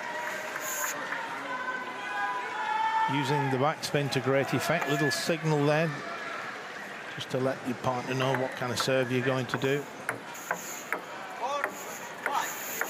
Let's service, but it's pretty clear what the tactics are going to be from the Polish players. It's important now for the French players to make it that little bit more difficult to play that shot.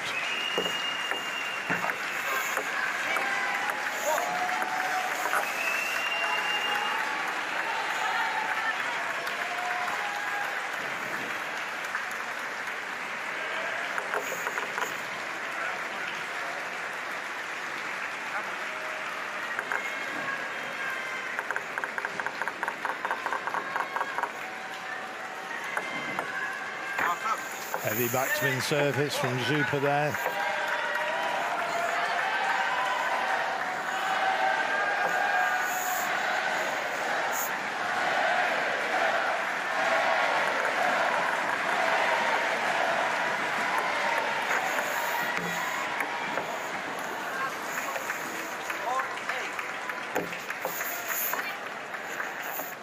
Great shot there, Zupa just putting a bit of side spin on it, so the ball lands just over the net and then kicks sideways.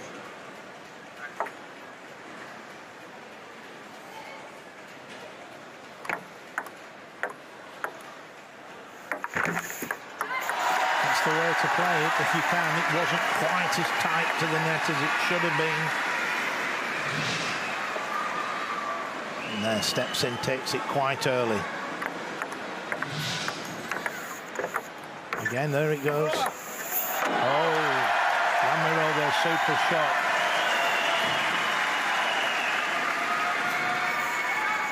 Moved in close as he could to the table. See there how the brakes are off. He can move in, move out.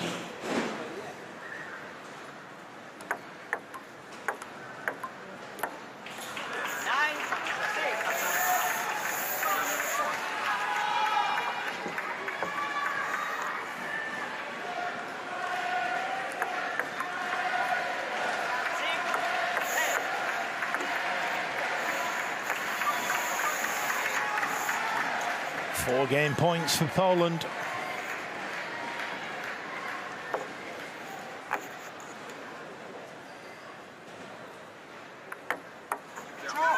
What a serve. Great angle.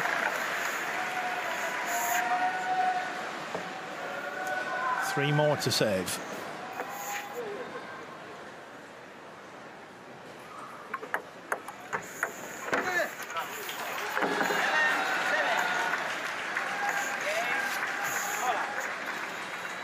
The side of the table as opposed to the edge of the table, and so it is the second game to Poland by 11 points to 7.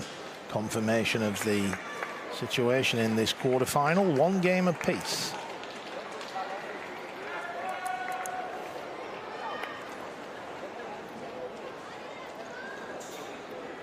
Players now once again back to their respective coaches. The coaching corner, opportunity to rehydrate. So warm out there. Important to keep taking on board the fluids. Towel down and words of wisdom from your coach. So certainly the high toss there with backspin and side spin was the difference between the first game and the second game. I suspect here we'll see Poland continue with that tactic, throwing the ball up with the backspin or the side spin.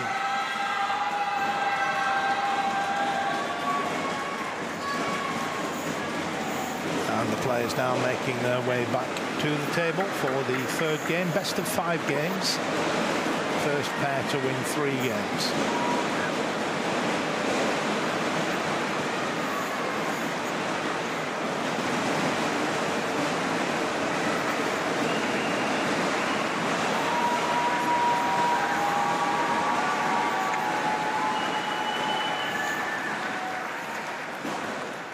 Having to re-strap.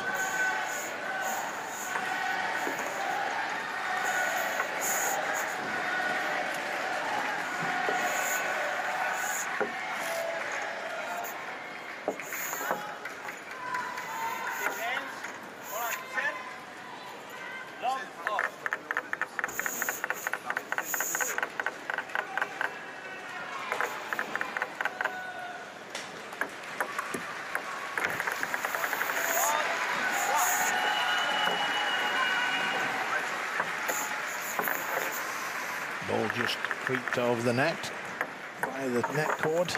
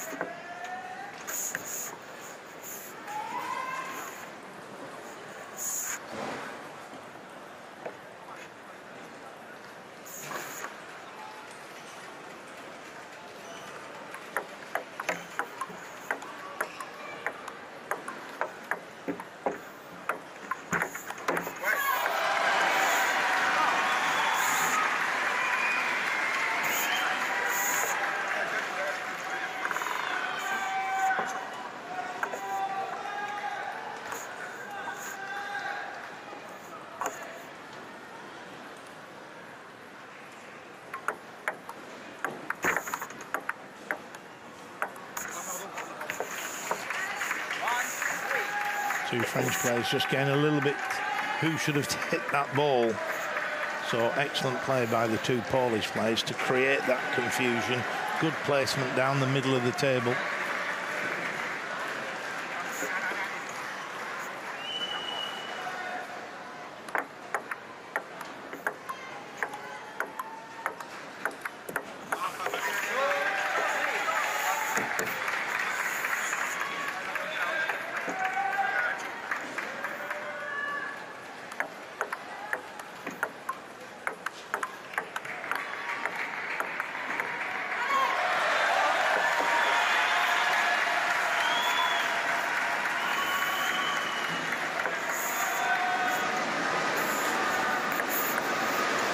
Play there by the Paralympic champion.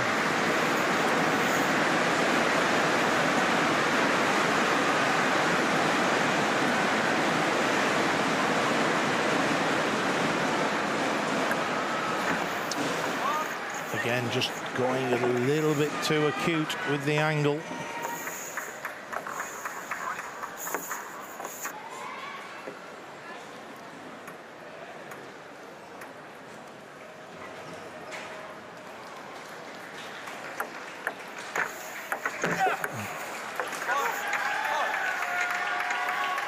Determined effort by Michaud there to get in and take that ball early, but he just couldn't quite get close enough to the bounce. And then, of course, the ball's moving away from him.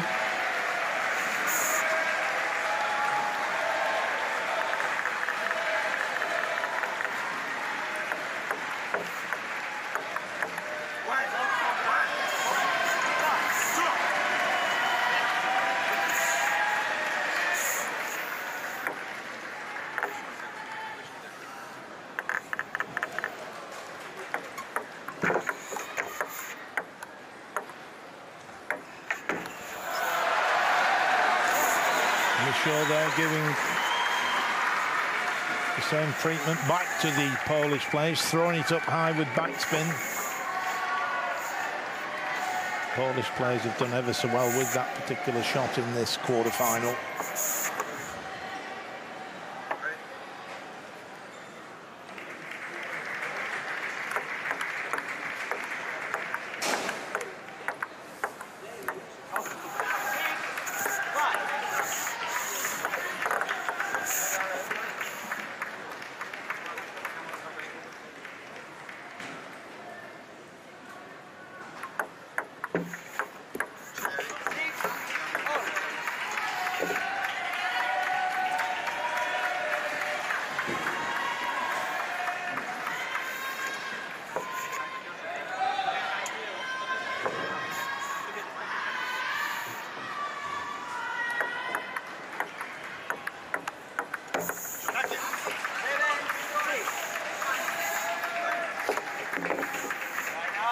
Timeout called by the French coach.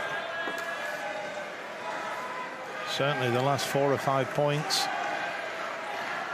has been a strong period for the Polish players. So we need to break the momentum. Let's have a timeout. Let's just regroup.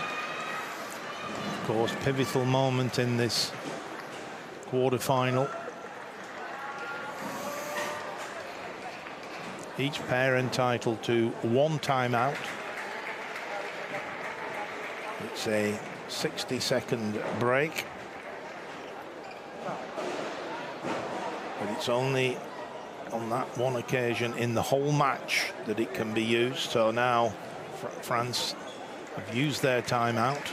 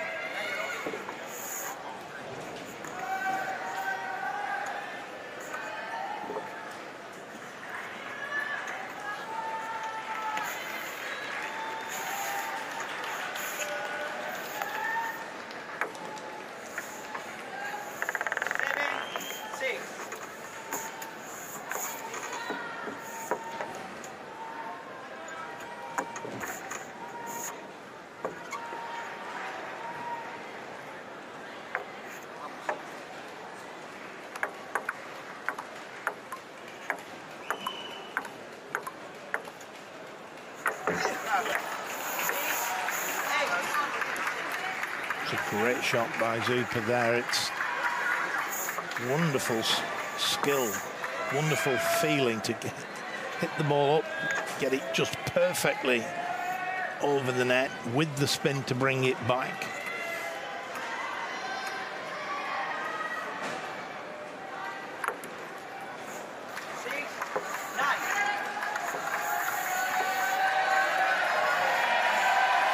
So Poland now with a 3-point lead at the business end of the third game.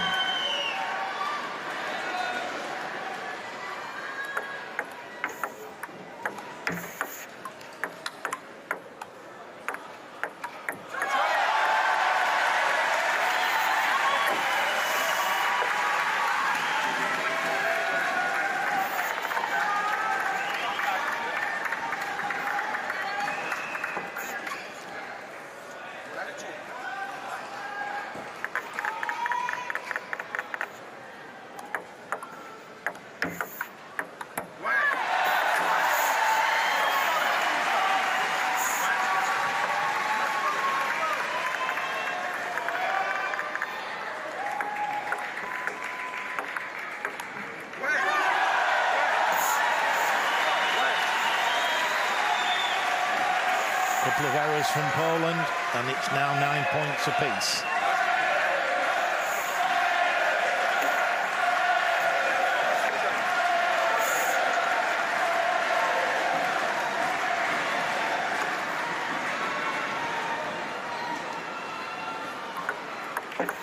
Oh, and then a service error.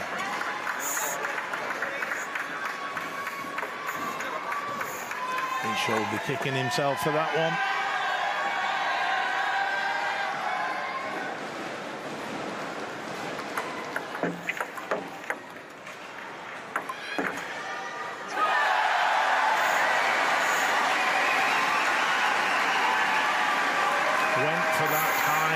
With backspin, but it was a bit too long. It was middle of the table. Michaud did well, came in, took the ball early.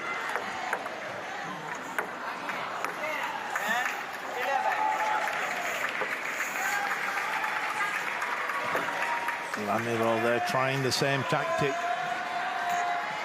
It didn't quite get the contact he would have liked, so it's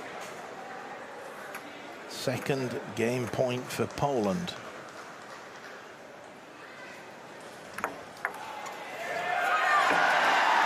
Clever service there.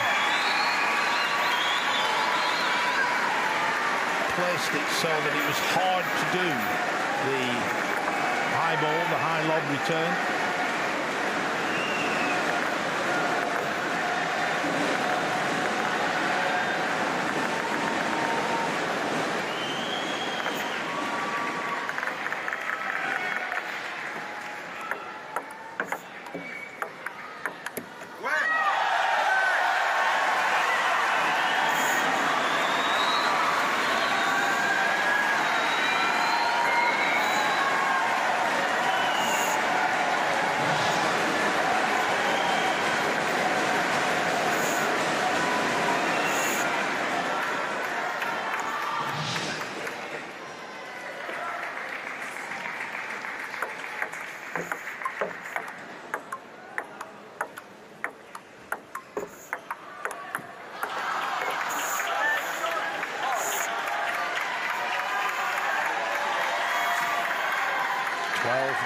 Apiece.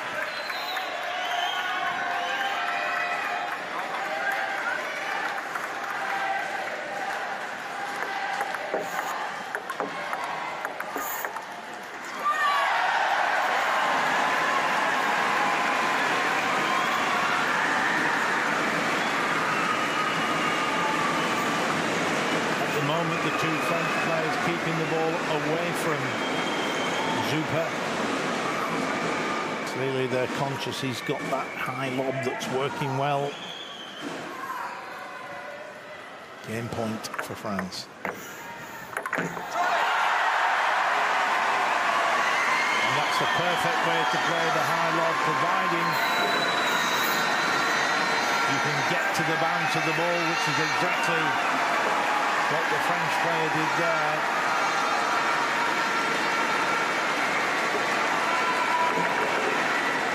So France now with a 2 games to 1 lead.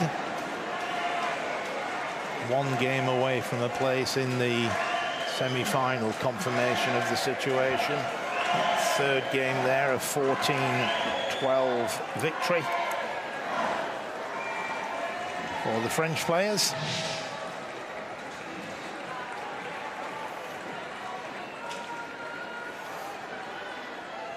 Perfect technique there, getting into the table, hitting the ball as it starts to rise.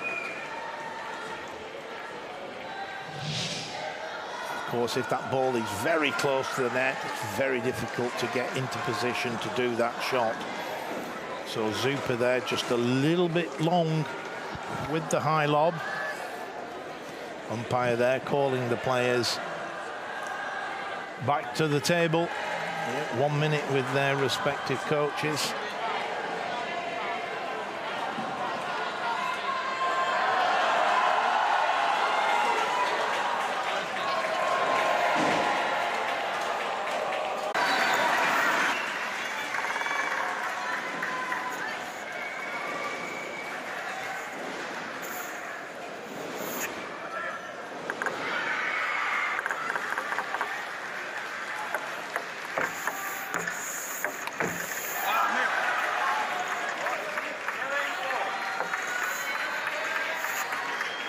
Interesting there, Zupa coming right across his partner to play the ball.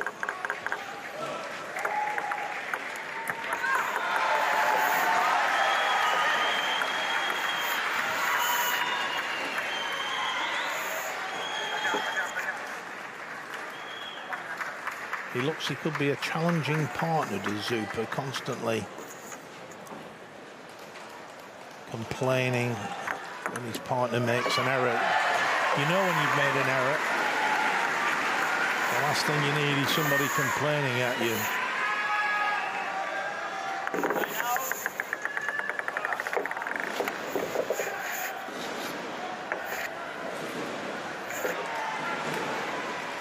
Timeout called by Poland.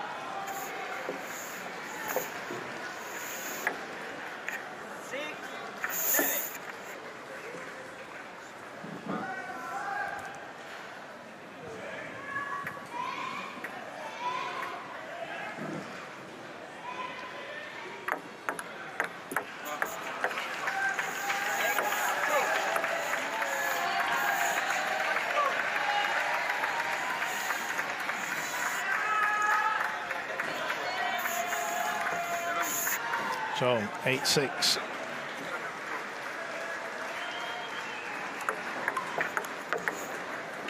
That's a well-placed shot by Zupa down the middle of the table.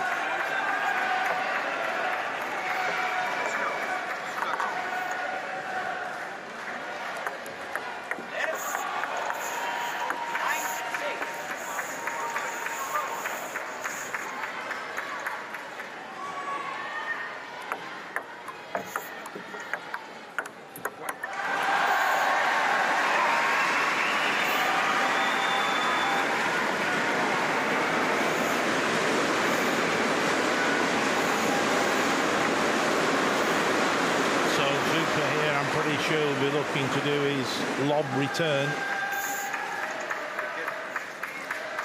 Michaud has to be clever with his serve, make it difficult for him to get that shot in. There he goes. That was a great block down the line.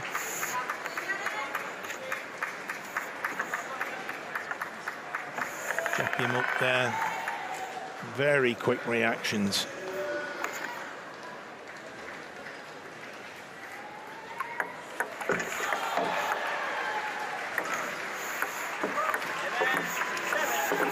So, there it is.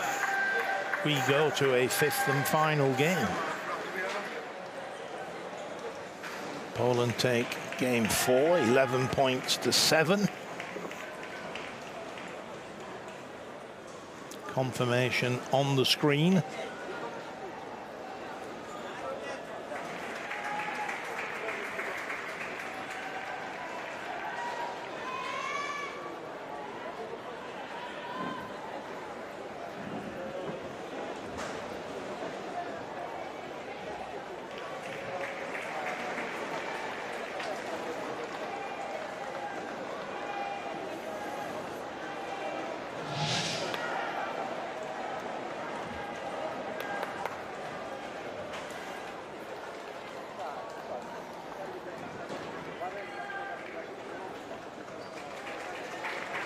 No doubt that's the shot. That high lob is the shot that's turned this game, that's put Poland into a fifth and final game. And I have to say, this is a difficult one to call anybody's match.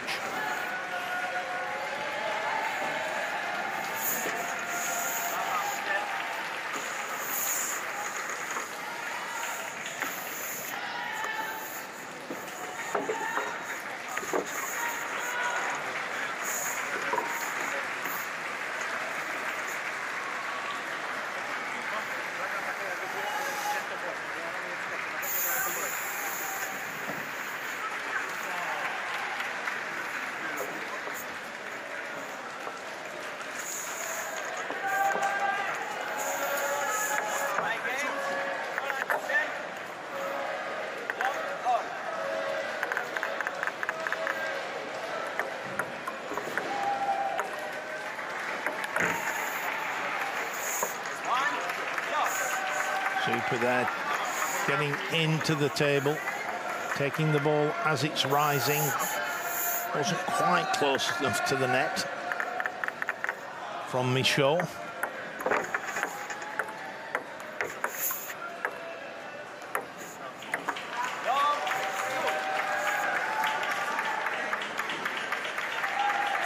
Super really is playing that backspin lob shot to perfection.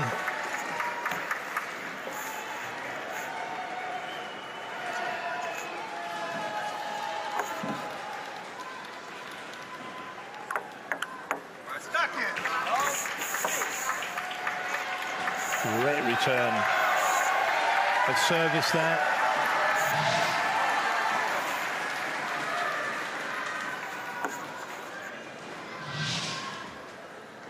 Backhand topspin.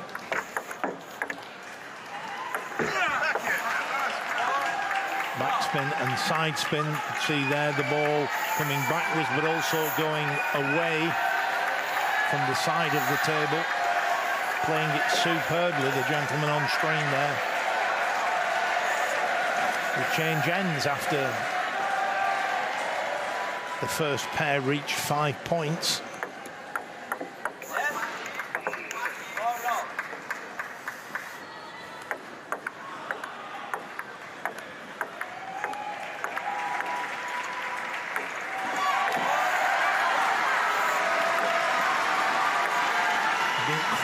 Pull it off that time. It was just short of the net.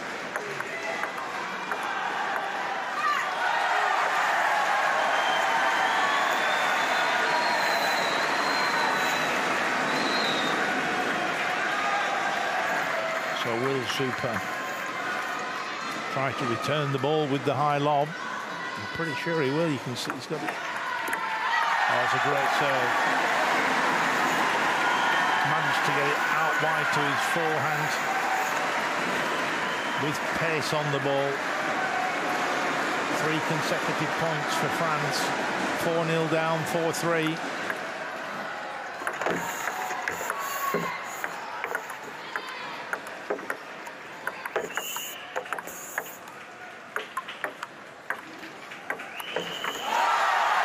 Great rally. Could have been changing ends at 5 loves. Now it's going to be 5-4 when we change ends. Just a question of who will be 5-4 up.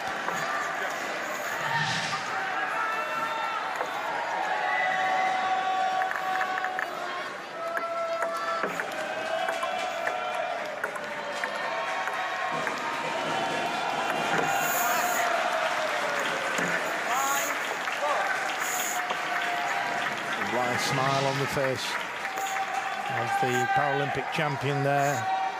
Both of them going for the ball. There's that smile. So there we go. We change ends. And it's Poland with a 1-point advantage.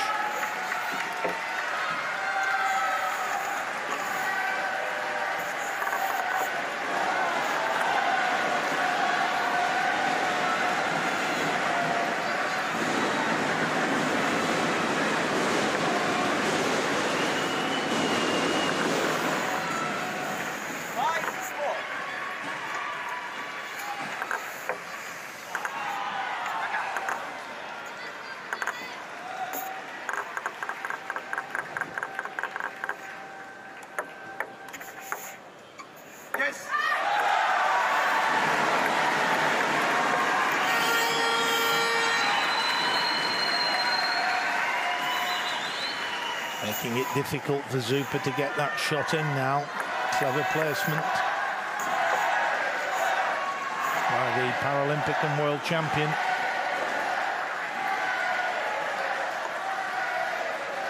Here he goes with the serve. He'll be disappointed with that shot by his high standards. It was a relatively easy one to make. So Poland, 1 point in the lead.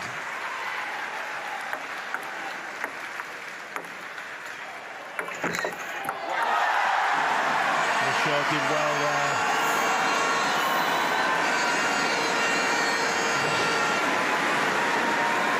Here he comes right in. Takes it off the bounce.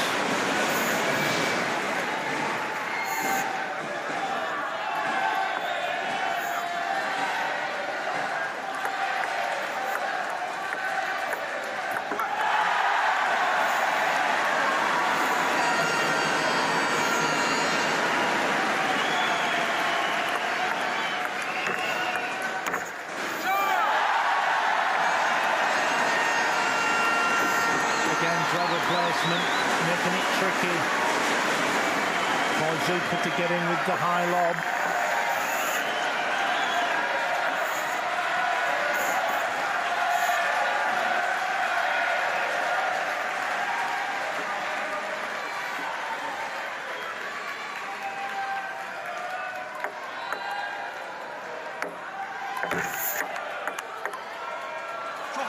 She had a good rally.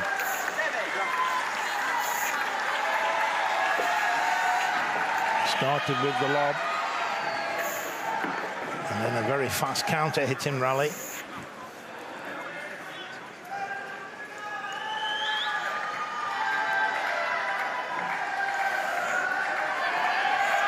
So a 1 point difference.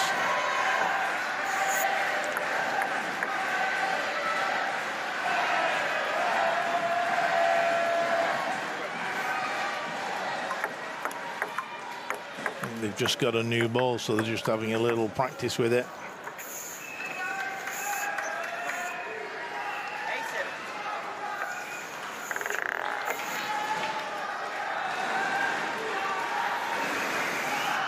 So a little signal there from Michaud, the serve he's going to do.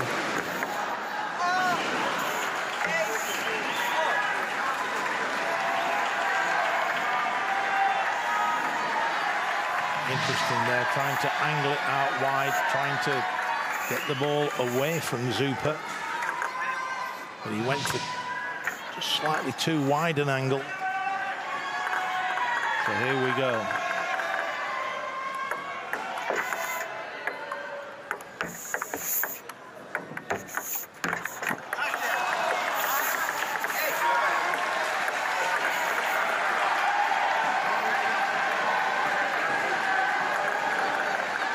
Business end, 9-8 to Poland.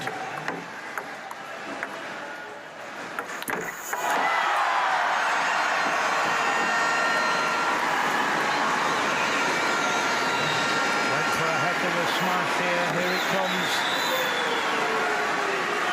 That would have been a winner. French coach on her feet. 2 games apiece, 9 points apiece. Anybody's match.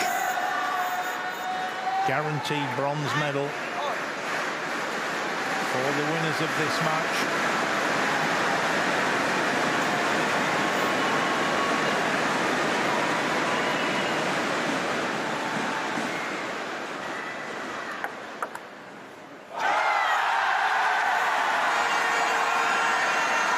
Long fast serve. Not quite the backspin on the ball, but the Polish player thought he lifted. He lifted it off the end of the table, and that's a match point for France.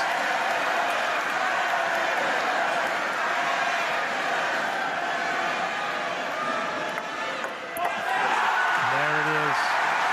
The great service right on the sideline.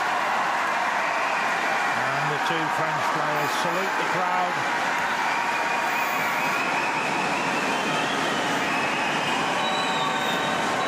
What a great quarter-final that was.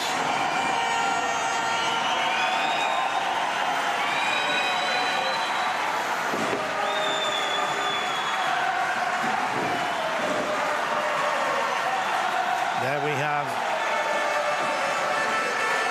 the situation confirmed, a 3-2 victory for France, to the delight of the crowd here at the South Paris Arena.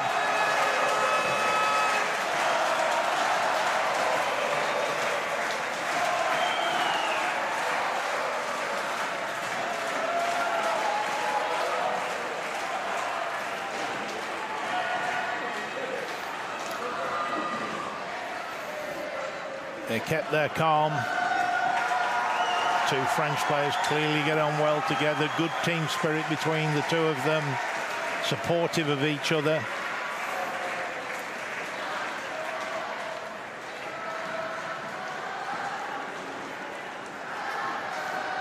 And it's that little bit of team spirit, that little bit of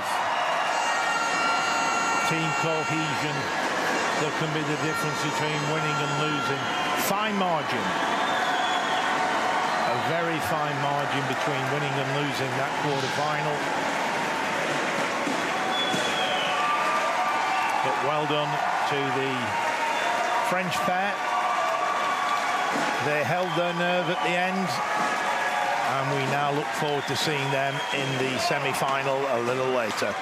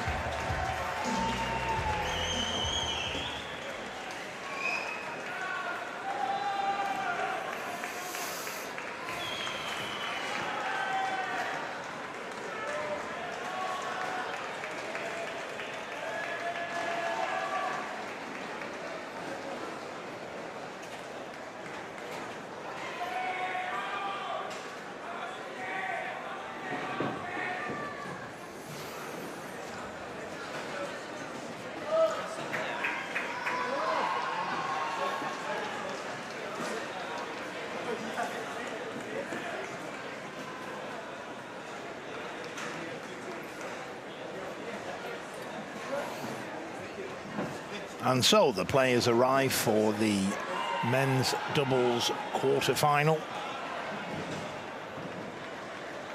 And we have a pair from Spain seeded at number 3, and there they are with their backs to the screen. And their opponents seeded number 5.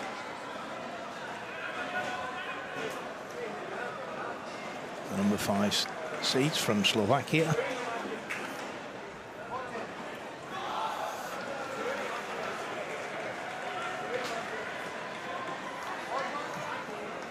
Lovas there, 45 years of age, a Class 2 player. Made the last 16 of the singles when he played in Sheffield 2023. And his opponent there making his way to the table, Liapos, 55 years of age, Class 2 player. Won the gold medal in 2012 in London and in Athens in 2004. So a seasoned campaigner.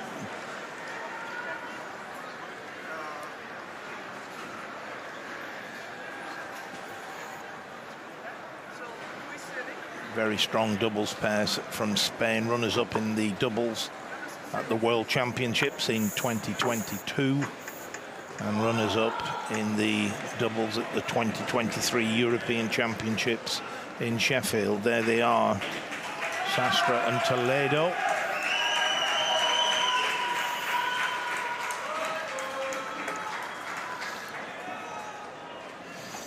Again, this will be the best of 5 games. Each game to 11 points. First pair to win 3 games makes their way through to the semi-final and a guaranteed bronze medal.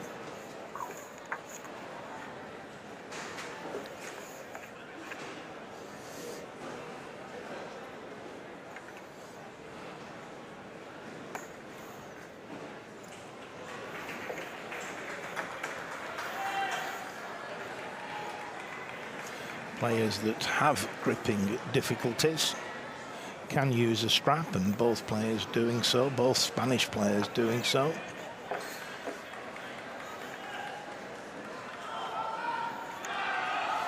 As indeed it looks like 2 players from Slovakia doing the same.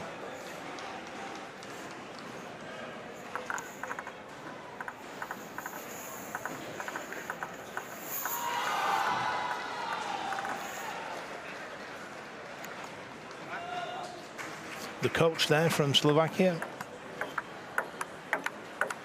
looking quite relaxed, but he knows he's got a big game in front of him, or at least his 2 players do. They're up against the number 3 seeds.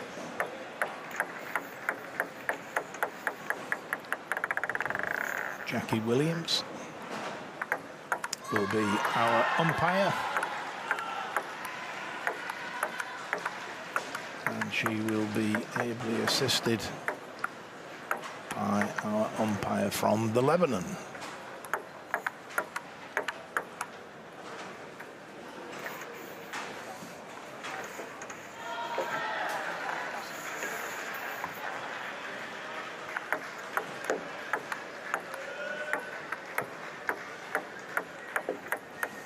Lovas there, 45 years of age, 10 years younger than his partner.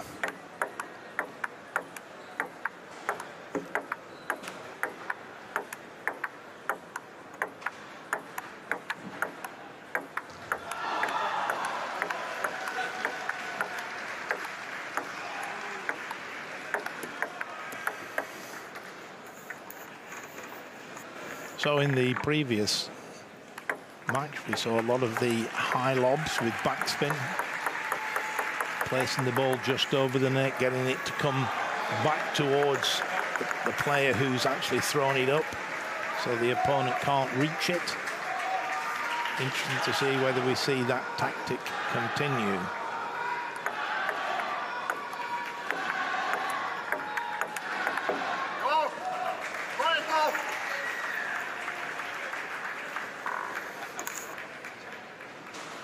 signal there from the Slovakian player. And a good start. Taking the first 2 points.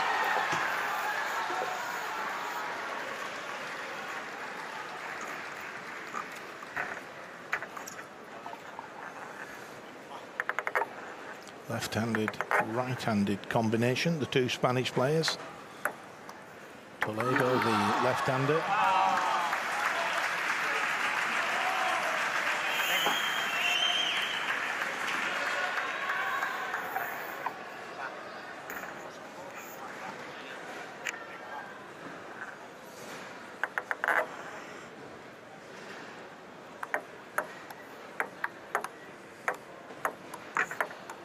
A good angle there from Ripos.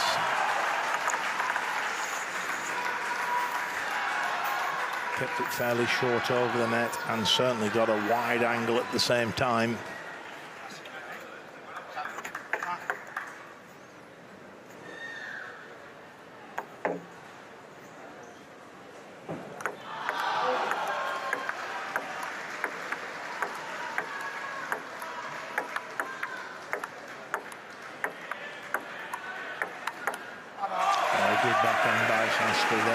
Just relax, let the arm do the work. Good use of the shoulder, elbow and wrist. Here it comes. There. Good technique. Hit straight through the back of the ball.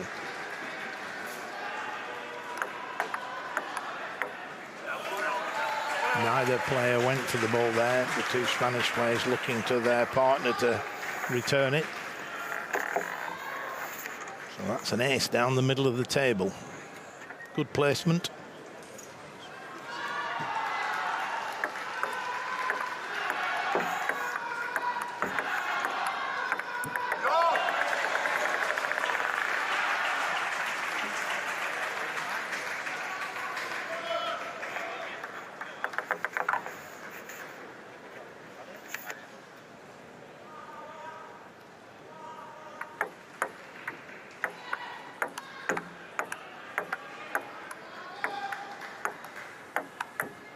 Heavy backspin from Lovas there. Sastre not lifting the spin. If there's heavy backspin on the ball, you have to lift it.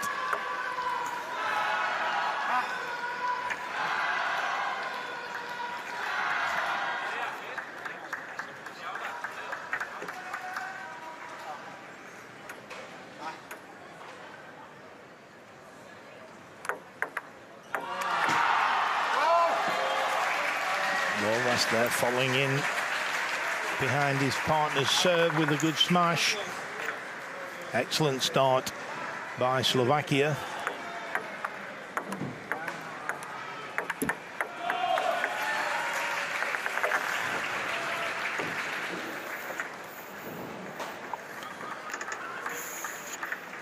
The two players from Slovakia seeded number 5. And the two players from Spain seeded at number 3. So slight favourites, the two Spaniards.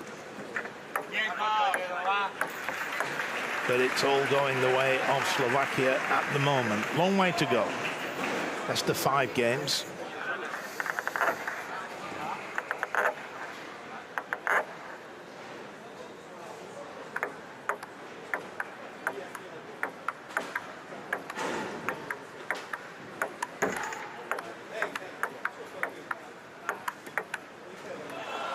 Good rally. Interesting to see how the players use the brakes on their wheelchairs. Some having set so the chair can move in and out but can't go sideways. Some completely have the brakes off, and it's normally those who play in the higher classes 4 and 5.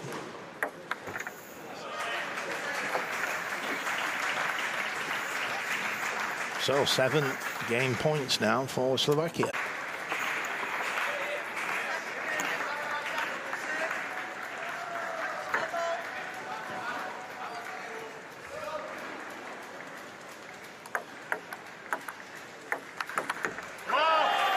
Good backhand hit from Lovas there.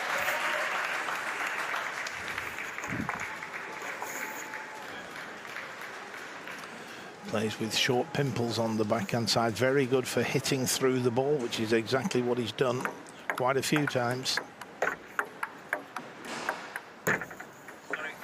Really good fortune there. The ball caught the top of the net.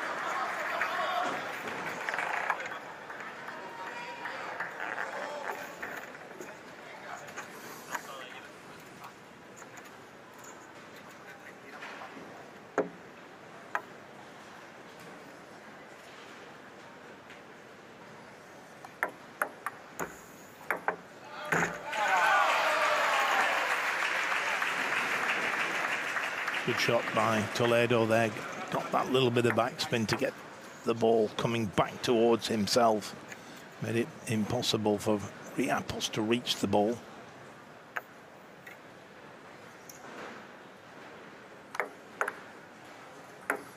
Oh, it's perfect. The lob with backspin. The key to it is getting it to bounce just over the net and get that backspin on the ball, and he did both there. Unreturnable.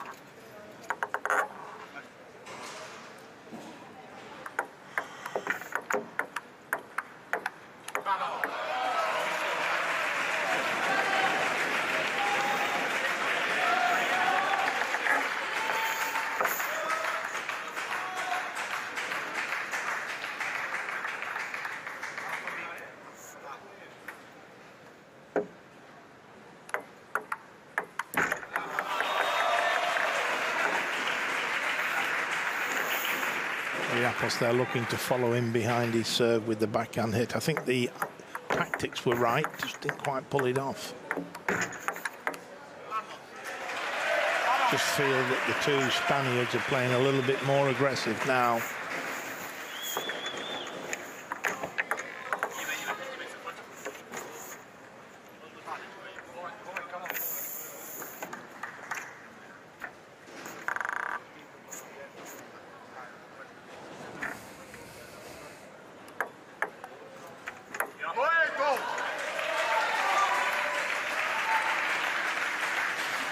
Lovas there with the lob with backspin.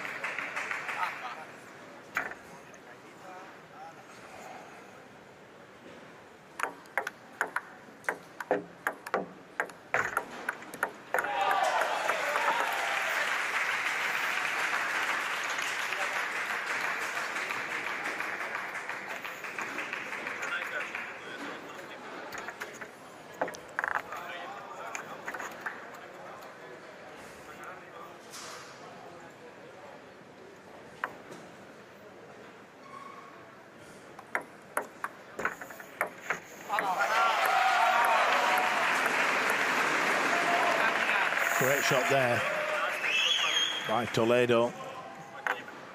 It was out wide of his body, but he still managed to keep the control, get underneath the ball, lift it with the appropriate backspin. There he goes again. It was a little bit too long then, but a super shot from the gentleman on screen there. Didn't panic. See there, it's near the baseline. It has to be close to the net. Nevertheless, that was a well-executed smash.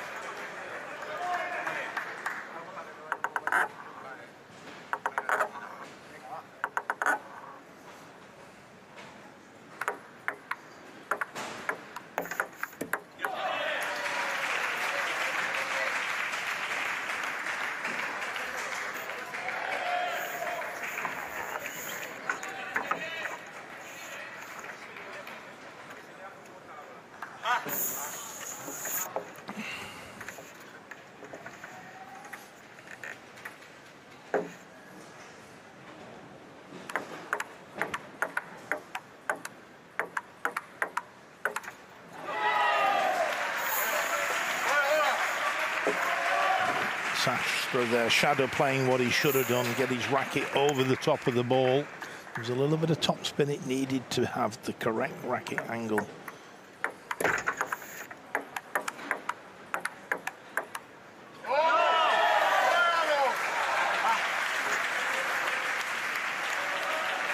Doing well here, the two Slovakians to get back. Just sensed that the Spaniards were beginning to get a little bit more aggressive, but the Slovakians have clawed their way back in. It's now 8 points apiece. For a long, fast serve down the middle. It's a brave serve. He just didn't quite pull it off.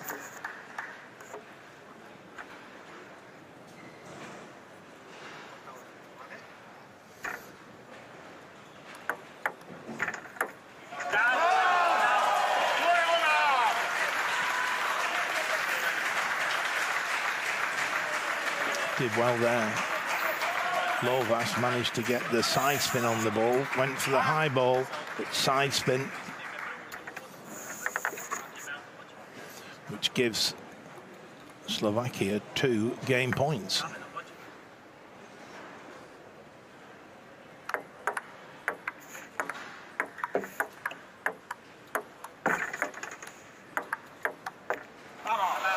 Good rally.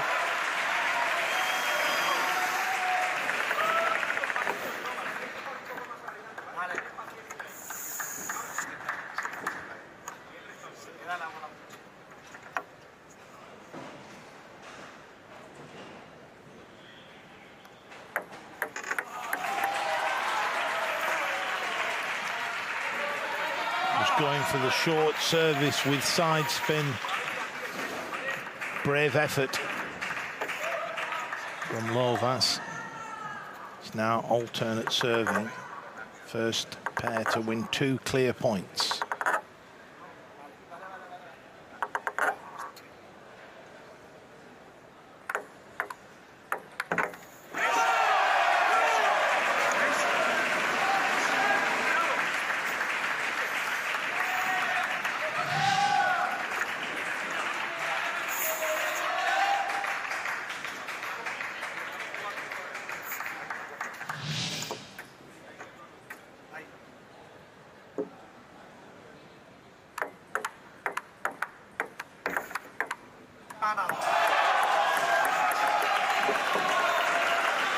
So, Spain take the second game by 12 points to 10. And that now levels up this quarter-final at 1 game apiece as the players head back to their corners.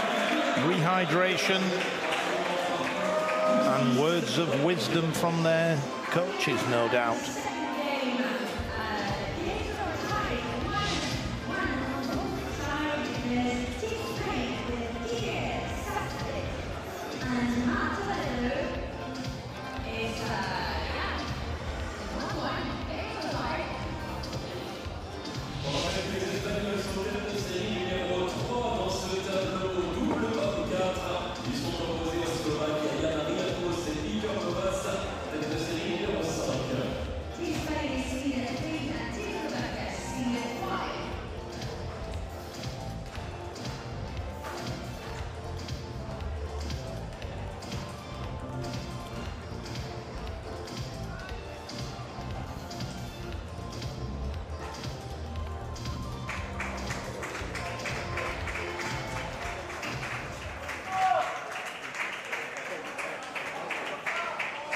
So the players now coming back to the table for the third game. 1 game apiece.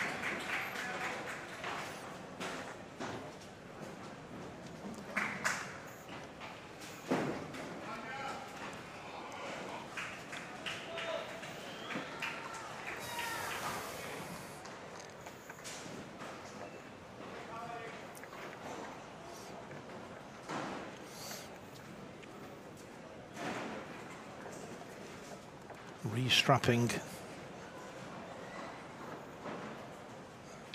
their rackets.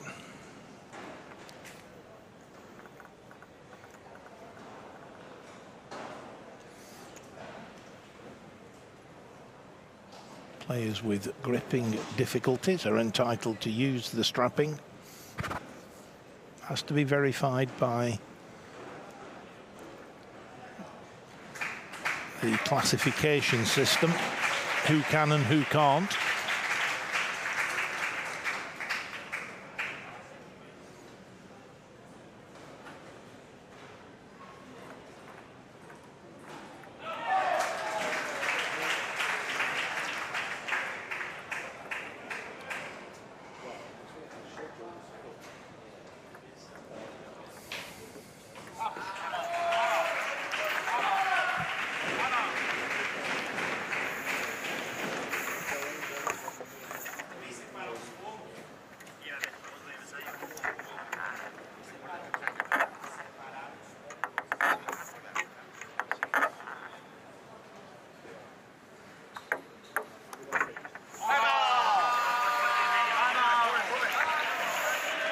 Good short service there from Toledo, just forcing his opponent to play over the table.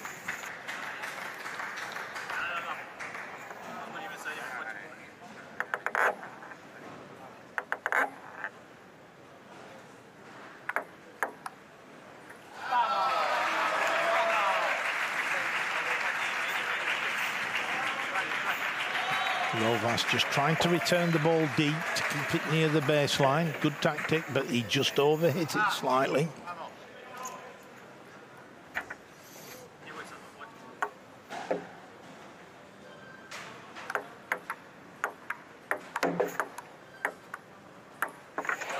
A great shot. The ball just over the net. With the side spin, you can see this is, here it goes. Watch how it kicks sideways. Great shot. And Sastra says, if you can do it, I can do it. This time, though, coming underneath the ball. Not as much side spin, but a lot of back spin. So the ball bounces just over the net and then comes back away from your opponent. They got no chance.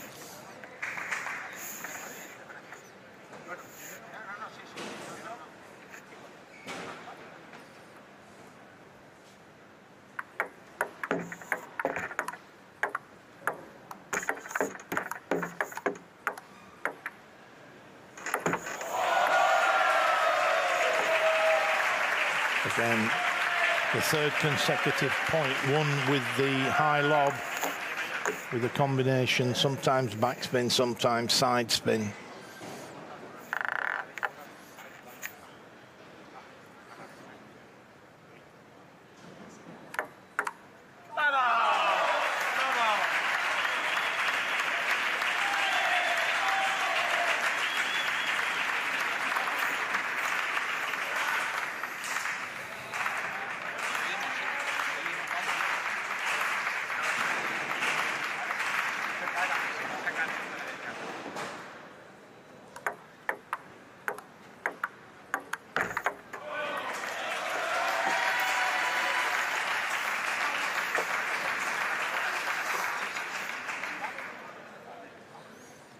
That point breaks a run of 7 points for Spain. Whoops, that's going off.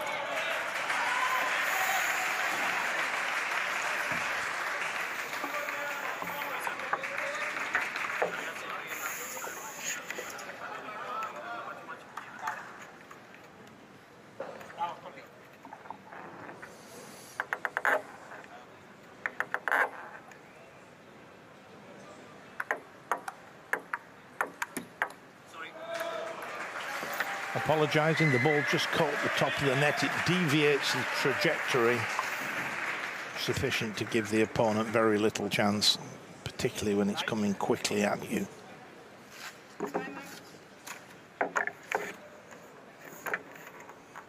So timeout called by Spain.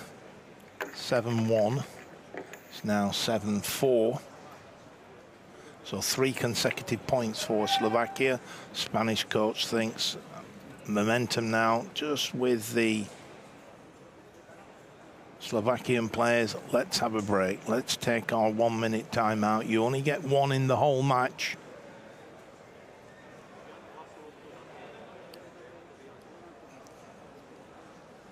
So it gives you that minute to talk through the tactics.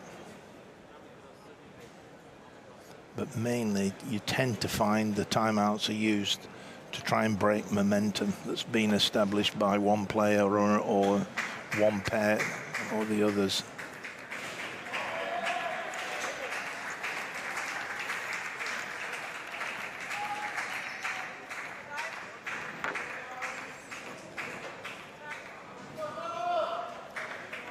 So the Spanish players being called back to the table by the umpire, Jackie Williams.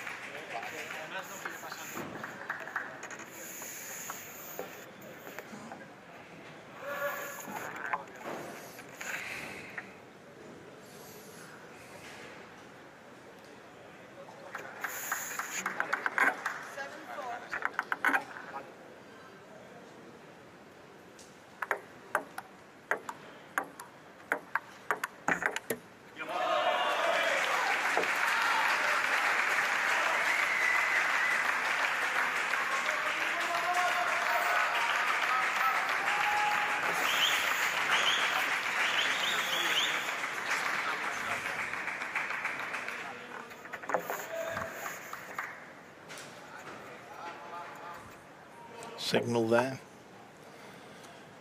from Lovas, letting his partner know the serve he's going to do.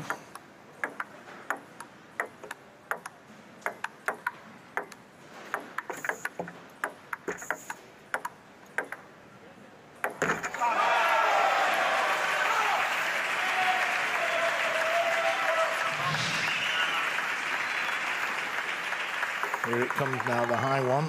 There, that's it.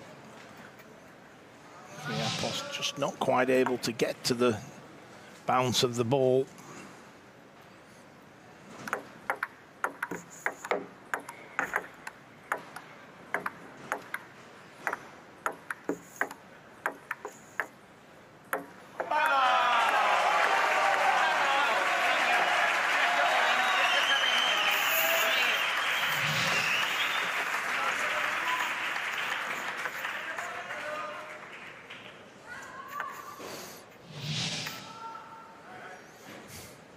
I don't speak a lot of Spanish, but I certainly heard vamos there, which I come on. And so now Spain with 5 game points. And clearly a useful timeout called by Spain as well. A little short serve there.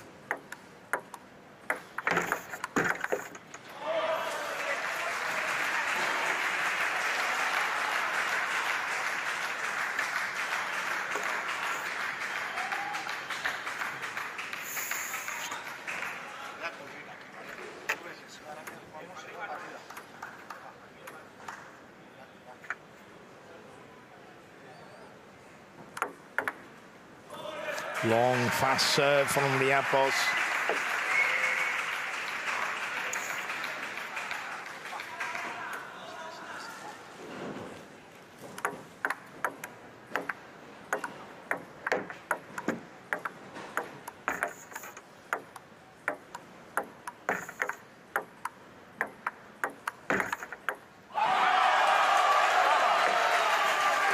Spain take the third game, 11 points to 7, and they now lead by 2 games to 1.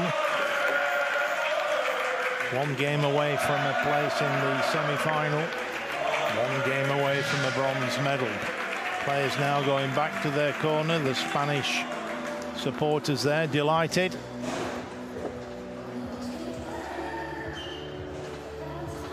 Confirmation of the situation in this quarter-final.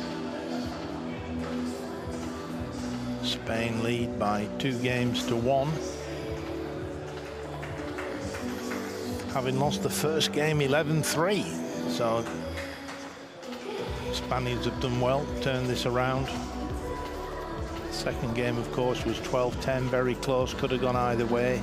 It went the Spanish way.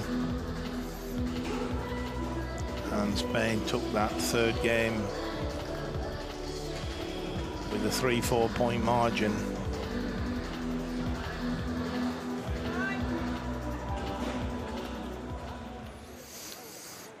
So the players making their way back to the table for the fourth game.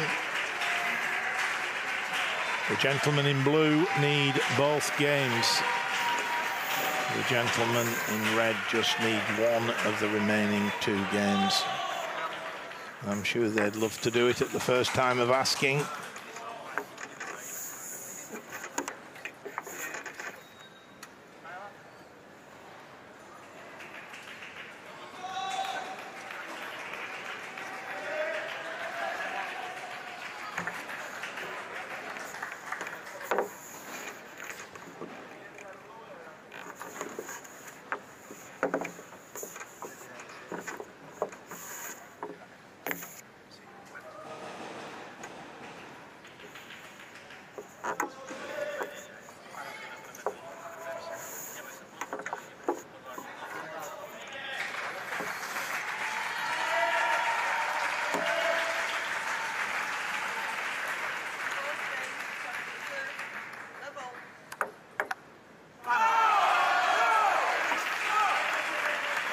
Sastre did well with the service, a little bit of topspin on the ball.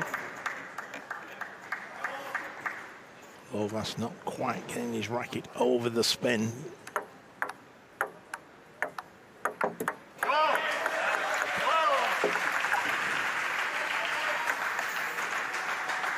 Certainly learnt his lesson, no mistake returning the second serve. Now Lovas with his 2 serves.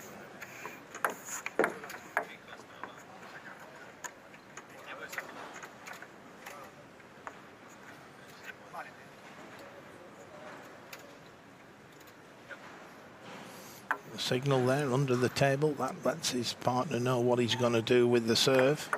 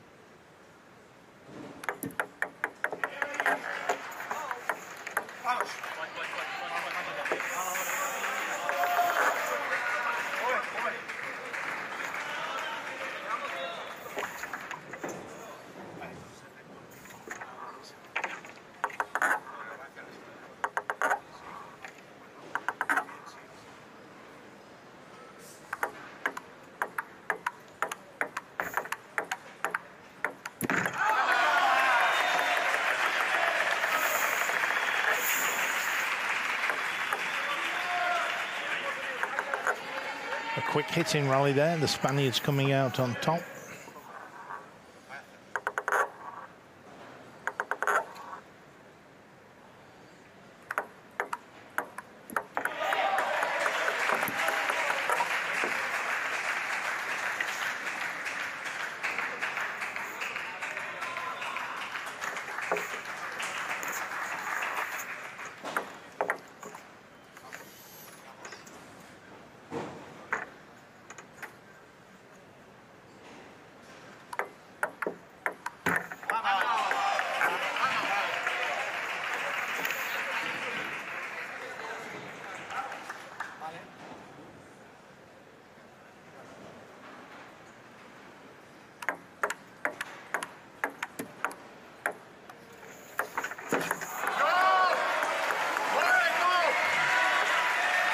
Sastre there trying to get as far forward as he could.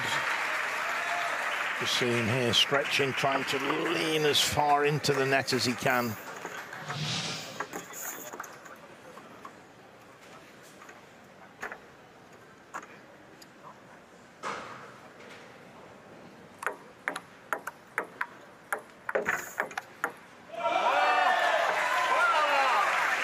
Good backhand there from Lovas, good top spin.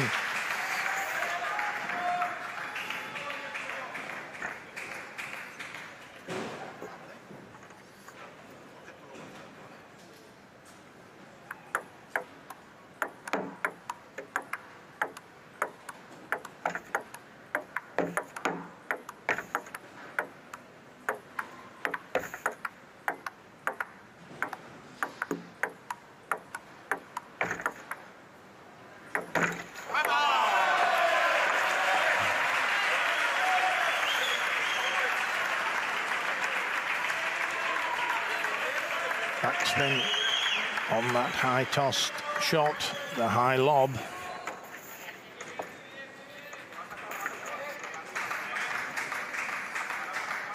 It was a long rally, nobody prepared to take the wide angle or to take the lob on until Toledo pulled off that great shot.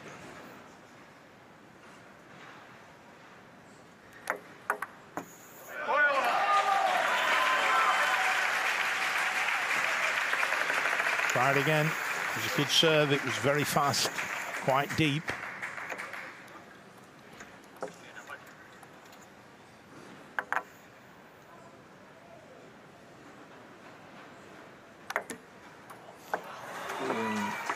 Lovas again going for the long fast serve, just caught the top of the net. When you're going for tricky, difficult serves where you're trying to put your opponent under pressure, you will inevitably make a mistake. And sometimes people think it's terrible to serve off, but he was trying there to do something very constructive and just made a slight error.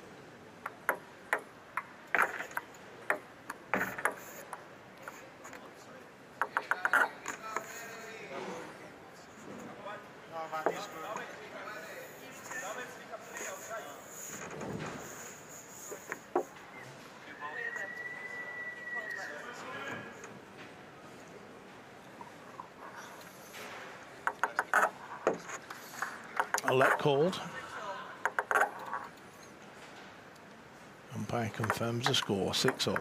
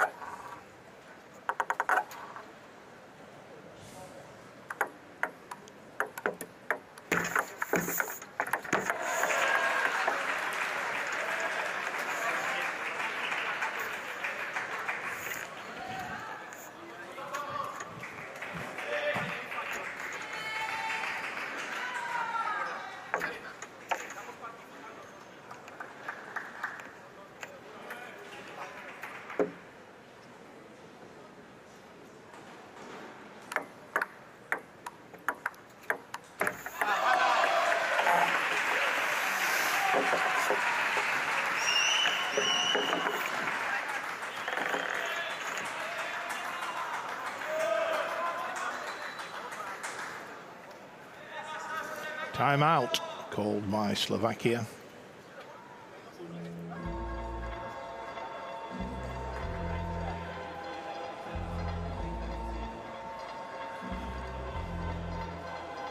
(8-7) the score in favor of Spain. Of course, Spain now just 3 points from a place in the semi-final and a guaranteed bronze.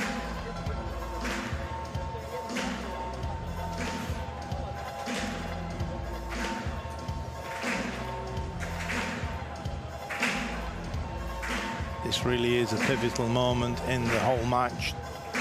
Slovakian coach has the timeout up his sleeve. He obviously felt tactically this was a good time to call the 1 minute break. Gives him a chance to pass on what he thinks his two players should be trying to do. what the tactics should be. And now everybody coming back to the table. Business end of the fourth game, a must-win game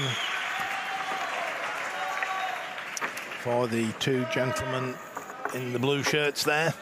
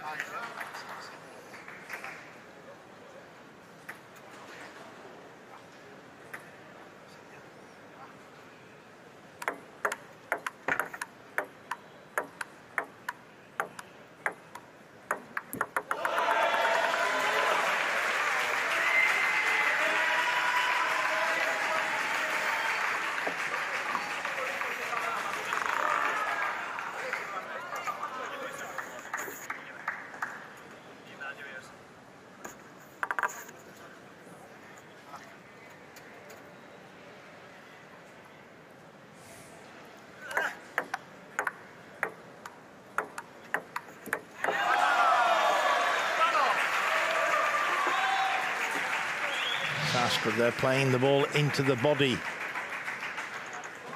Just gets Riapos in a slightly cramped position. And Spain now 2 points from a place in the semi-final.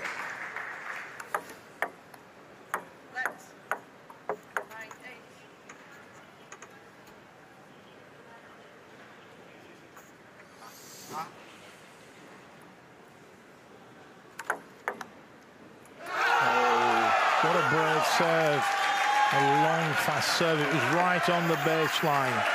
Sastre there showing a little bit of courage with that serve.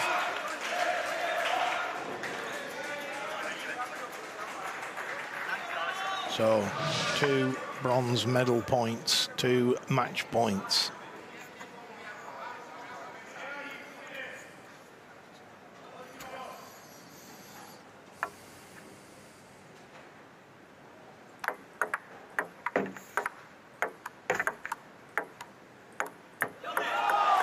Long push from Riapos right on the baseline.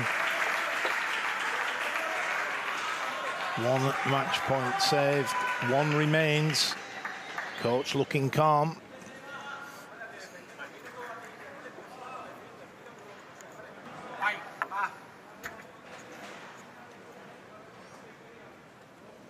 Will he go for the high lob? Yes. Oh, he didn't quite pull it off.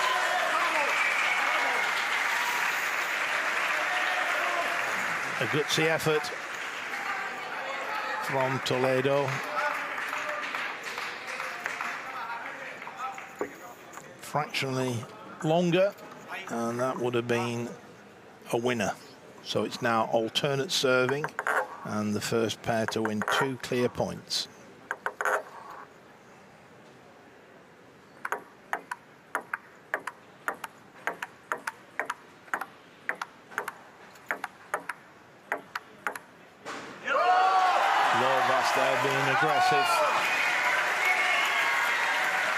Deserved to win the point in the end, and it now gives Slovakia a game point. They've taken the last 3 points.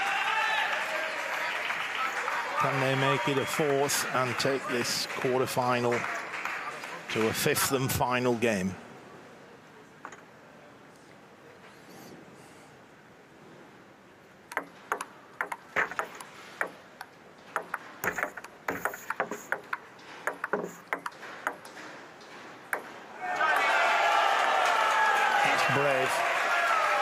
A brave shot. He likes it. Why wouldn't he? Came underneath the ball superbly. Highly skillful shot. A lot of backspin. And perfect placement.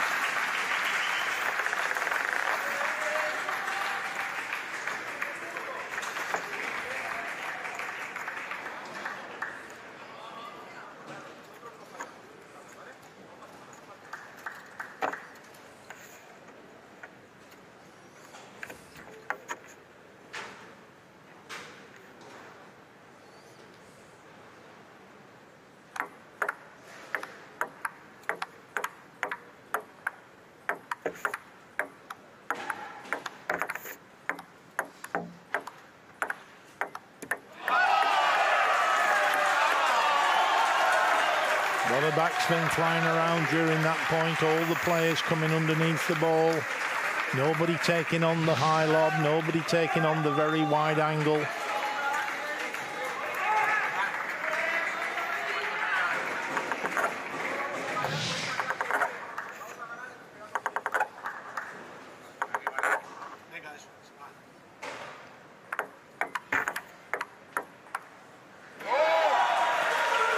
Caught in two minds there, did Toledo. Not sure whether to play with the backhand side, the forehand side.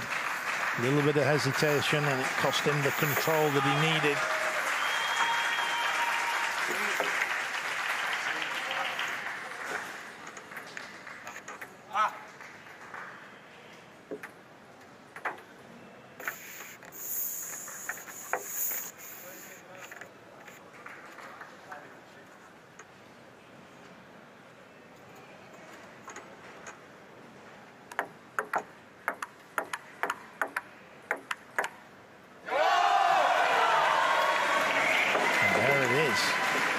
Slovakia take the fourth game, 14-12.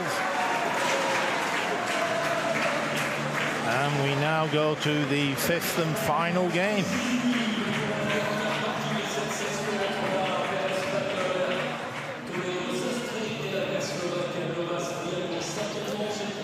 So back to the coaching corner for the final time.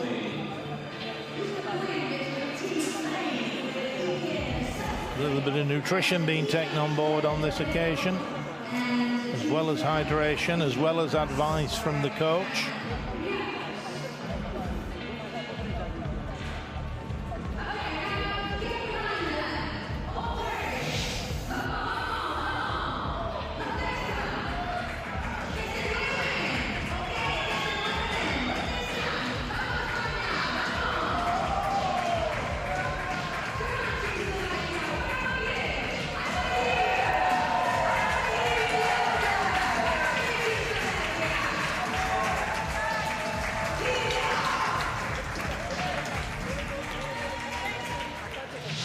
So the umpire will be calling the players back to the table. 1 minute they're allowed in between games.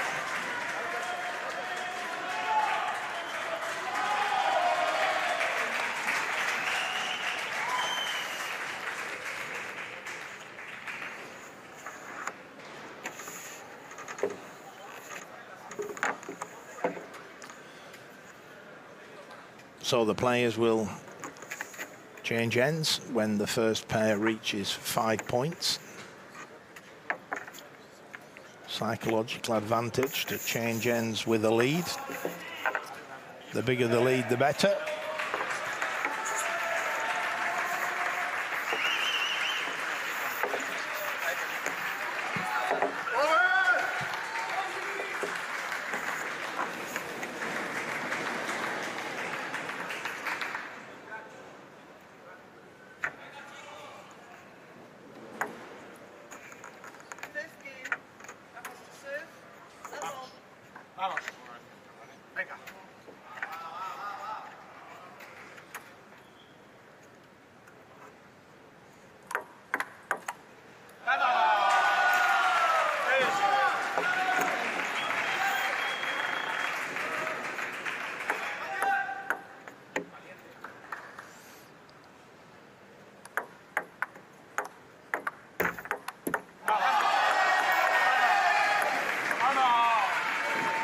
So the fifth and final game, and it is 2-0 for the Spanish pair on the screen there, playing in the red and yellow.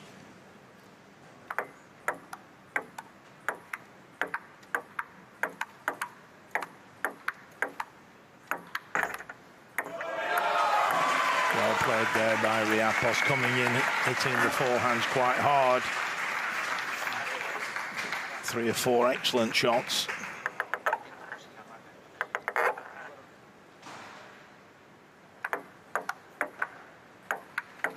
Oh, again, what a great shot. Now the 55-year-old.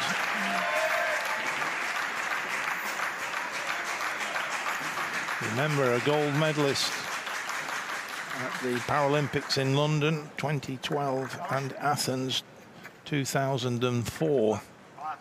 So a very experienced player at this high level.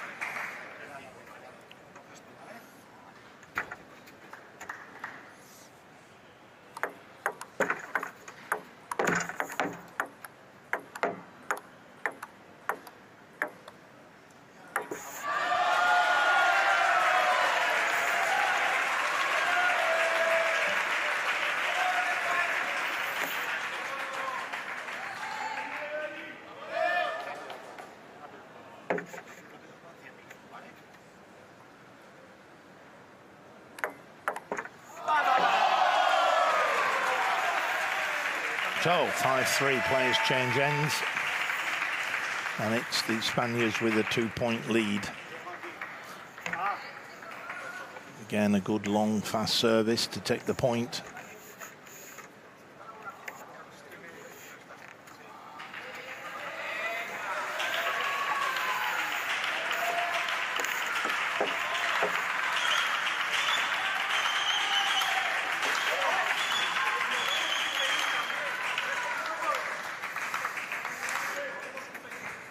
Spanish coach passing on advice, which they are fully entitled to do now during the game. It used to be you only coached in that 1 minute break. Now coaches can advise during the game.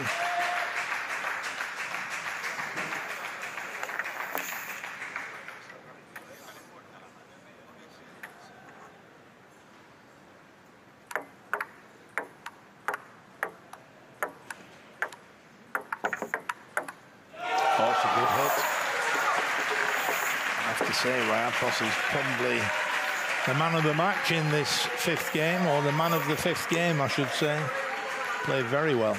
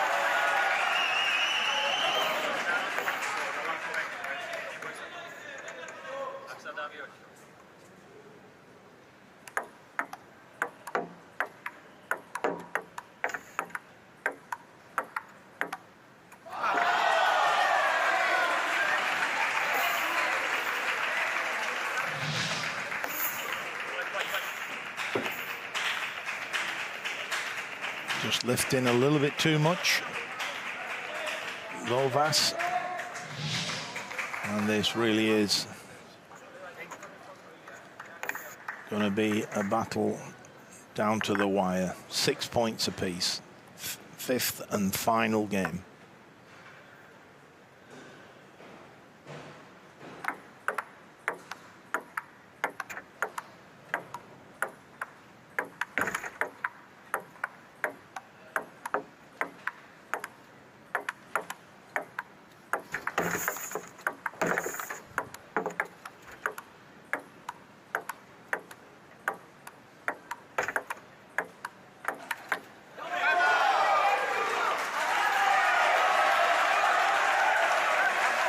Great backhand hit. But it's being contested here. Did this hit or not? The Slovakia. That shot there, we can't see with Lovas's body in the way. So Sastra's saying quite confidently it touched, and therefore it's point to Spain.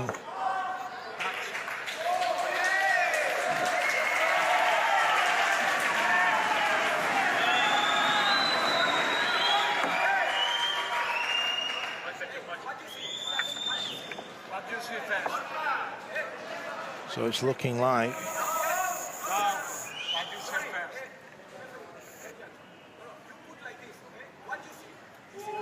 so basically the Spanish coach is saying that the umpire's changed her mind. She initially gave the point to Spain and now she's changed her mind, and so now we speak to the referee. The referee's being called in. There's not a lot the referee can do here. He will talk to the umpire now, see the umpire will say that's how I saw it, and I'm afraid that decision will be the final one.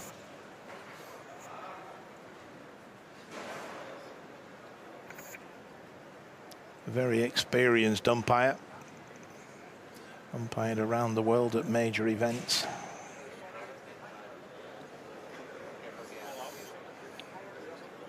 So, drama at the end of this fifth game.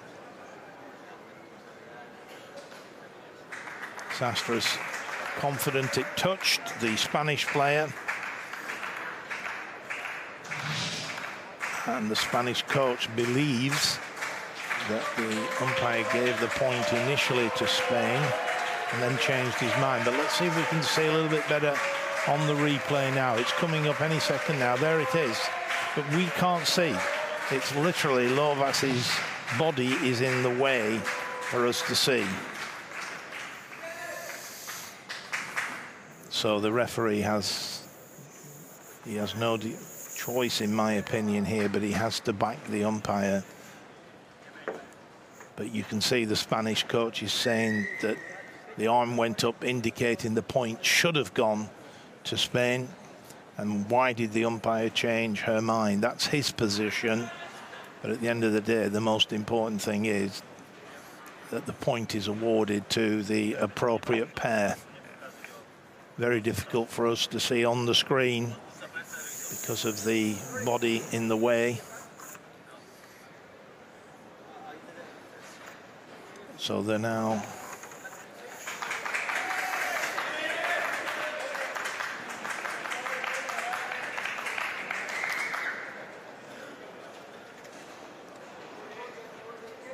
the assistant umpire has been brought into the conversation, it would appear, but it all happened very quickly.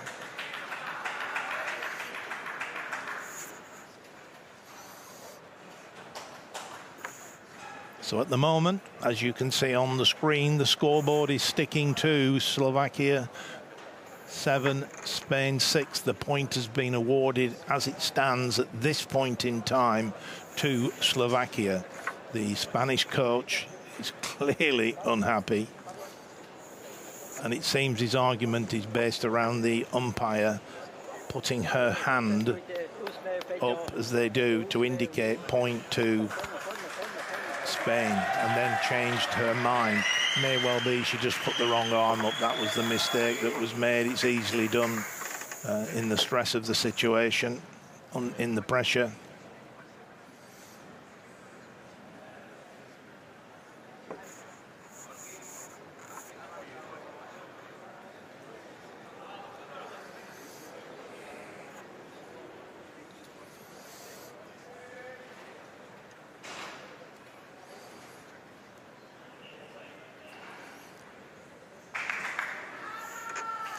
So the referee has now gone back to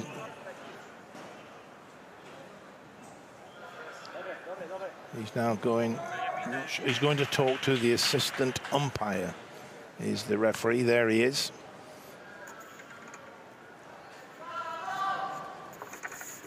The assistant umpire arguably had a very good view from where he was, but he was side on. It's best to see it from behind. We couldn't see it from behind because Lovas's body was in the way. So we do need this resolving quickly.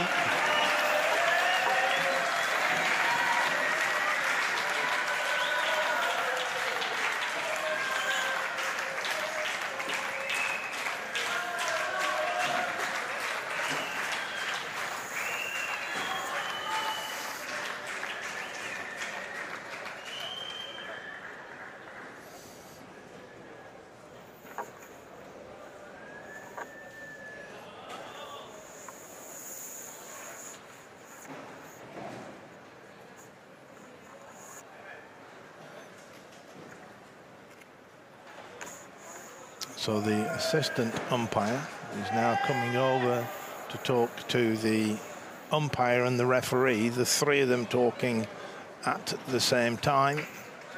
Meanwhile, the players have to keep their composure, have to keep their focus, because it's only going to be a matter of minutes when this quarter-final recommences.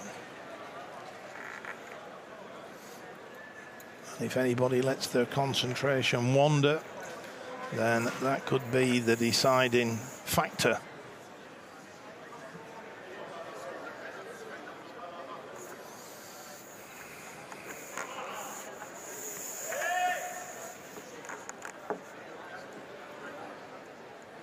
For me, it's very simple here. It's whatever the umpire says goes, because we've no evidence to say any other way.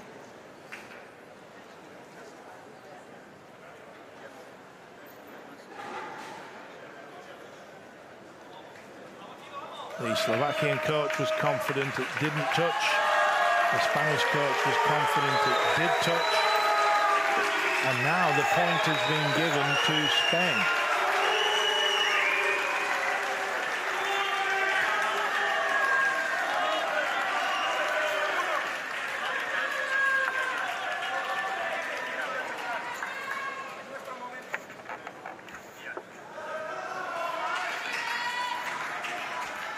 So, situation resolved. Spain lead 7-6, and it's Lovas with his second serve.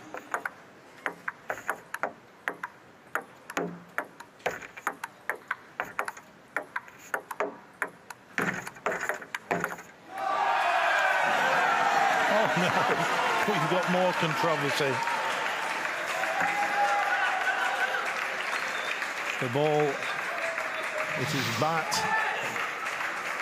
Let's have a little look at this one.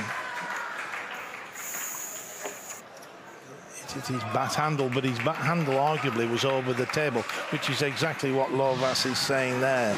It hits you. If it hits you, you volley the ball, but you're over the table, then you lose the point. If you volley the ball and you're away from the table, that's okay.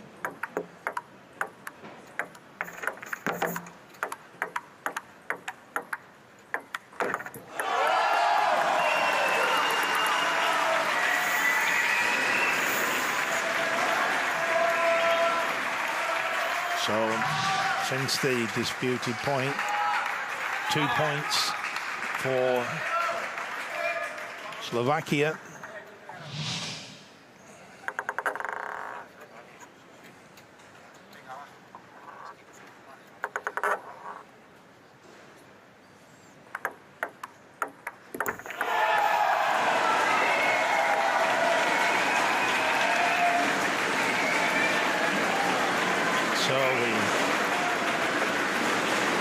Play seems to have favoured Slovakia. 3 points on the run. 9-7. Business end of the final game. Bronze medal guaranteed, as indeed is a place in the semi-final of the men's doubles. Oh dear. What a brave serve that was. Went for the long fast serve out wide. Missed by a fraction. But that was certainly a positive serve. Didn't quite pull it off.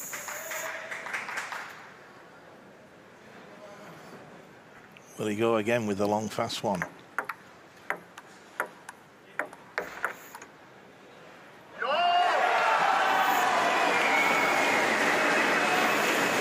So 2 match points now for Slovakia.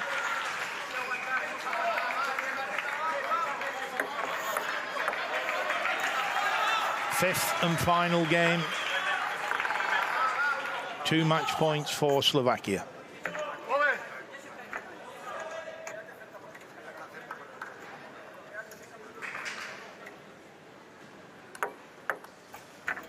And the high lob with backspin from Lovas.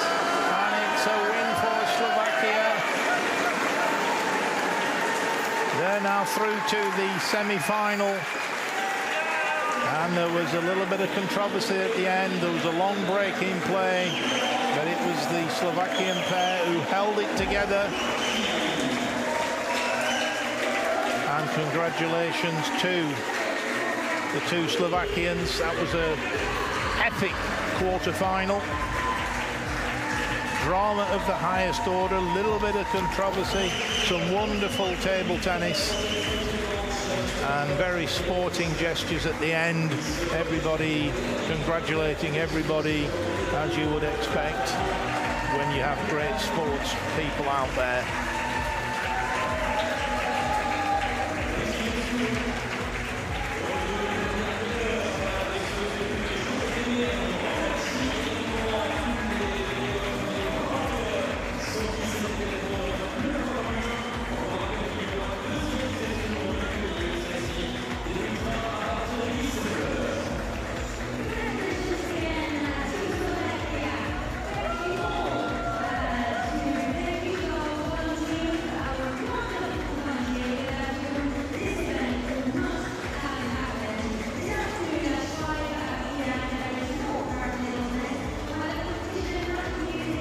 So great scenes at the end of this quarter-final. What a win for the 2 players from Slovakia. They're seeded 5 and they've overcome the number 3 seeds from Spain.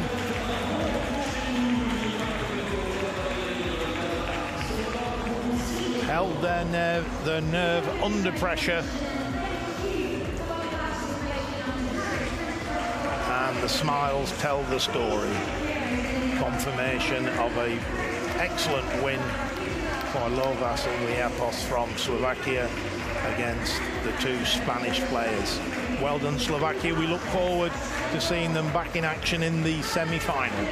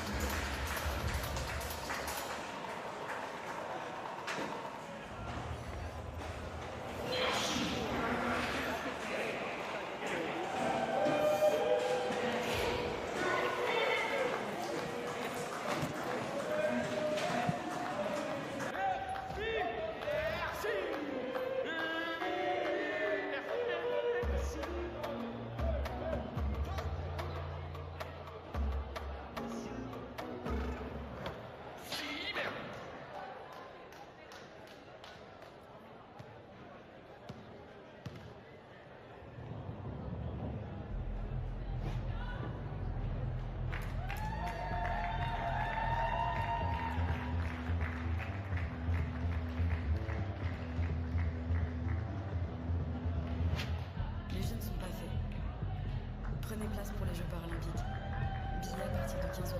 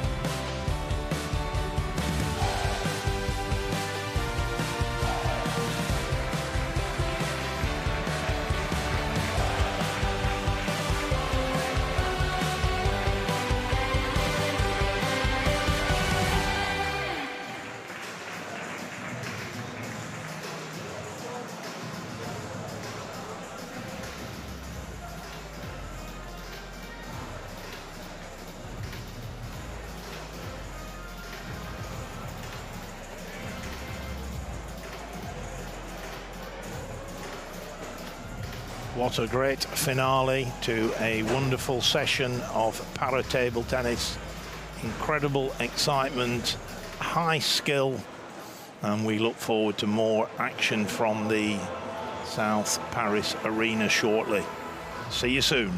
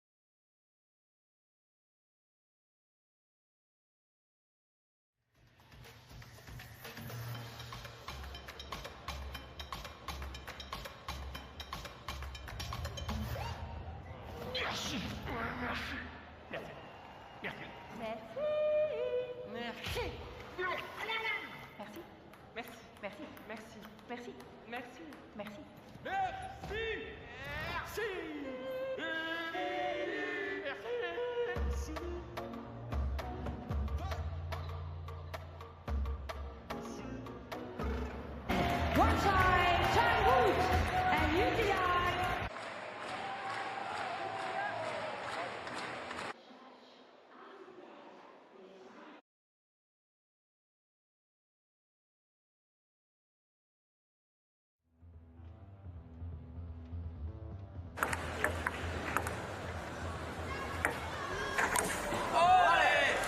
Prenez place pour les Jeux Paralympiques. Billets à partir de 15 €.